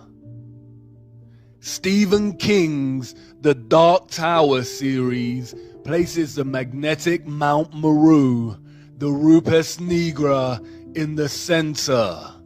Notice the familiar map and the Arthur Rose. Look at a clip from the film. It's a map. My father showed me a map like this once. Inside the circle is your world and my world. Many others. No one knows how many. The Dark Tower stands at the center of all things. And it stood there from the beginning of time. And it sends out powerful energy. Interestingly, Stephen King also wrote another novel about life under the dome. Philip Pullman wrote a children's novel called The Northern Lights, in which the protagonist enters another realm through the aurora. Jules Verne's journey to the center of the Earth sees its protagonists enter inner Earth in the north, just beyond Iceland. We have the Wandering Mountain in the never-ending story. Notice the rainbow. Even the production company Paramount references this in its logo. Notice the dome stars above the Paramount, the Mount Meru, Mount Zion. We see reference to Flat Earth and the Tree of Life, Mount Meru, hidden in plain sight everywhere. George Bush International Airport, the Flat Earth map on the ground with a huge Tree of Life in the center, reaching up to the dome above. Darling Gardens in Sydney, Australia. The Flat Earth map again, with the Antarctic ice ring and the magnetic mountain in the center. Even the Central United Nations meeting room displays this imagery. Notice the starred dome above and the grand gold pillar in the center. What about flights? Wouldn't pilots have noticed if there were a huge vortex at the center of the Earth? Well, perhaps, if they actually flew over the region. Flights are restricted, we are told, because it is too cold to fly over the Arctic and Antarctic regions. They tell us they have the technology to send people out into cold space, but not to cross the polar zones. In fact, a closer look at flight paths more generally exposes their heliocentric lie. On a globe Earth, South Africa to Australia should be a straight path over the Indian Ocean. They could even refuel at Madagascar if necessary.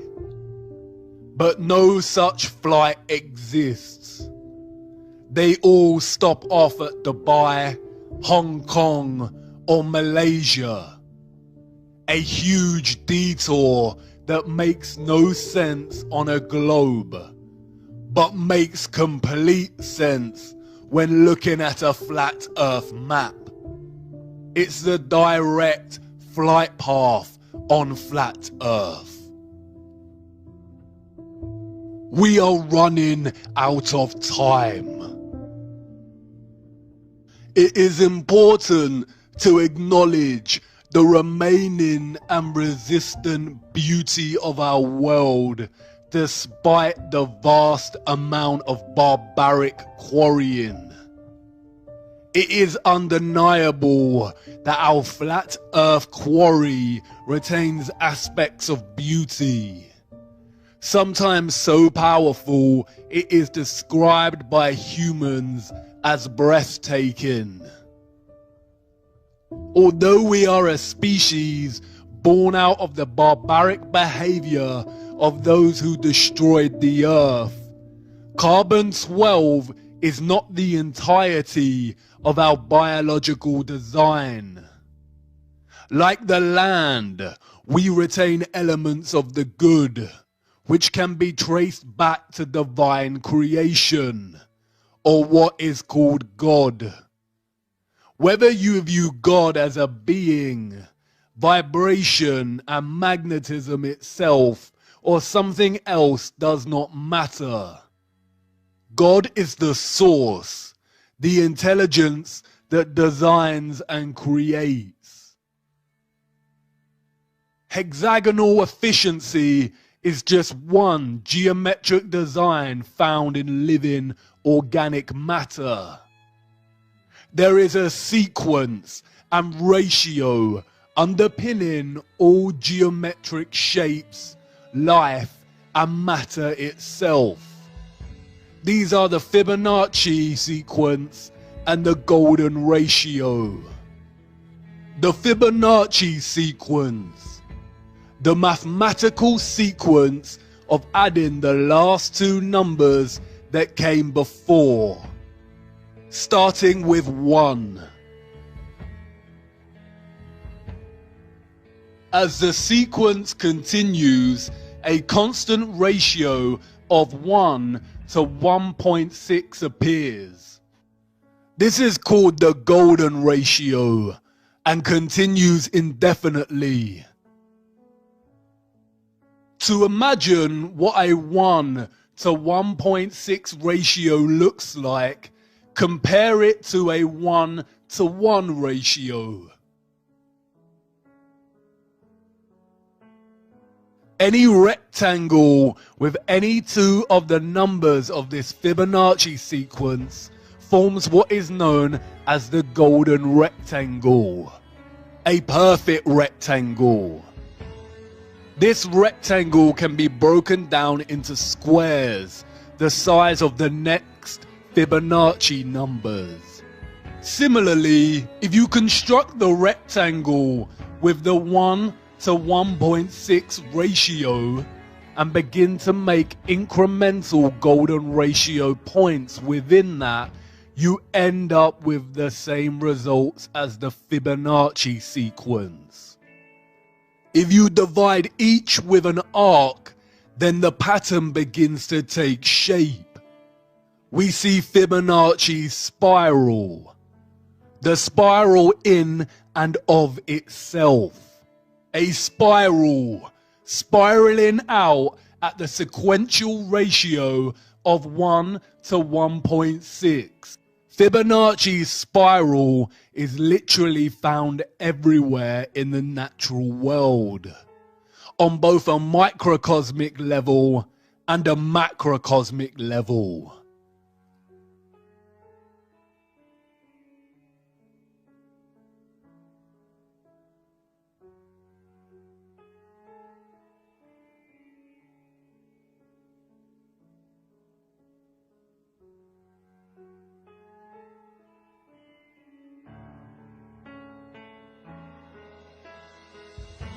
It is the blueprint of all creation.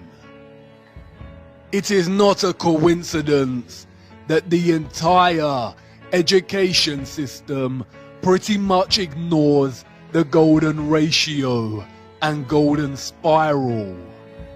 We are not taught about this because the inevitable conclusion of understanding the omnipresence of this ratio is to acknowledge intelligent design and creation. It is the fingerprint of God. When viewed from above, the toroid takes on the shape of a spiral. Your brainwashing and programming has to have such a powerful grip over you if you think for 1 second our flat Earth itself would not take on the same ratio and patterning. A golden spiral concentrating into a central vortex at the North Pole. Do you see how they have taken the fingerprint of God, the spiral, and corrupted it? How to continue after discovering such evil exists, and the deceptions cast upon humanity? What to do when things fall apart, when down becomes up, and up is now down, when those you trusted the most deceived you and let you down, when the storm comes. Center yourself. Return to the center. And not in the way they tell you. There is a reason the Cabal pushes things like meditation and want you to participate in blind positivity. There is a reason that most organizations now subscribe to this narrative and ask you to attend to your well-being. They want you to accept that reality is stressful and full of corruption, to normalize it, and tell you the antidote is forced relaxation, to switch off and ignore, and forced positivity, which in reality is just to ignore the matter at hand and replace it with delusional positive thoughts. In other words, to turn a blind eye. The eye is a microcosm of flat Earth itself, with the pupil at the center, giving you sight. Center yourself, but not through their methods. There is only one way to achieve centrality and stillness. The eye of the storm, immutable and still, while all around it energetic rage.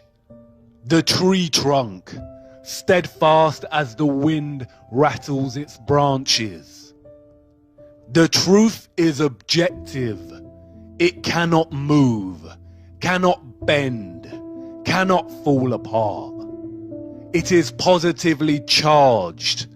It stands up to any counter-argument. And because of this, the truth is pure and is fixed. The fixed center of being. Put on the full armor of God so that you can take your stand against the devil's schemes. Stand firm then, with the belt of truth buckled around your waist. And knowing the world we live in, the journey to the center is going to be the journey of a lifetime. It's here, the end of the rabbit hole, the end of our small journey. There is so much we did not get to cover, but I hope you will not forget over time and keep on searching. Did I accomplish what I set out to achieve? Am I wiser? Do I know more? Perhaps a little. But the more truth I discovered, the less I truly know. The truth humbles and puts me in my place. But it is not a place of dislocation that believing in the Ein Sof heliocentric model of nothingness produces in an individual. You probably want to ask if I now believe in God. If you need to ask that question, then you haven't been paying attention. I didn't tell you before because I knew I wouldn't need to. But this isn't really an ending for me or for yourself. For I know that something in you, viewer, has forever changed. Whether it's your entire perspective of the earth, or just a small fraction of something that may nag at you during the late nights when sleep doesn't come. This isn't goodbye, and this is not an exit. It's actually the beginning. You're not really leaving the rabbit hole. You cannot leave the rabbit hole now. You've seen too much. The road doesn't end here. It's just a brief pause at the crossroads of another entrance to another rabbit hole. The journey of a lifetime. And who knows where it will lead you, viewer. But let's hope it's closer to the center.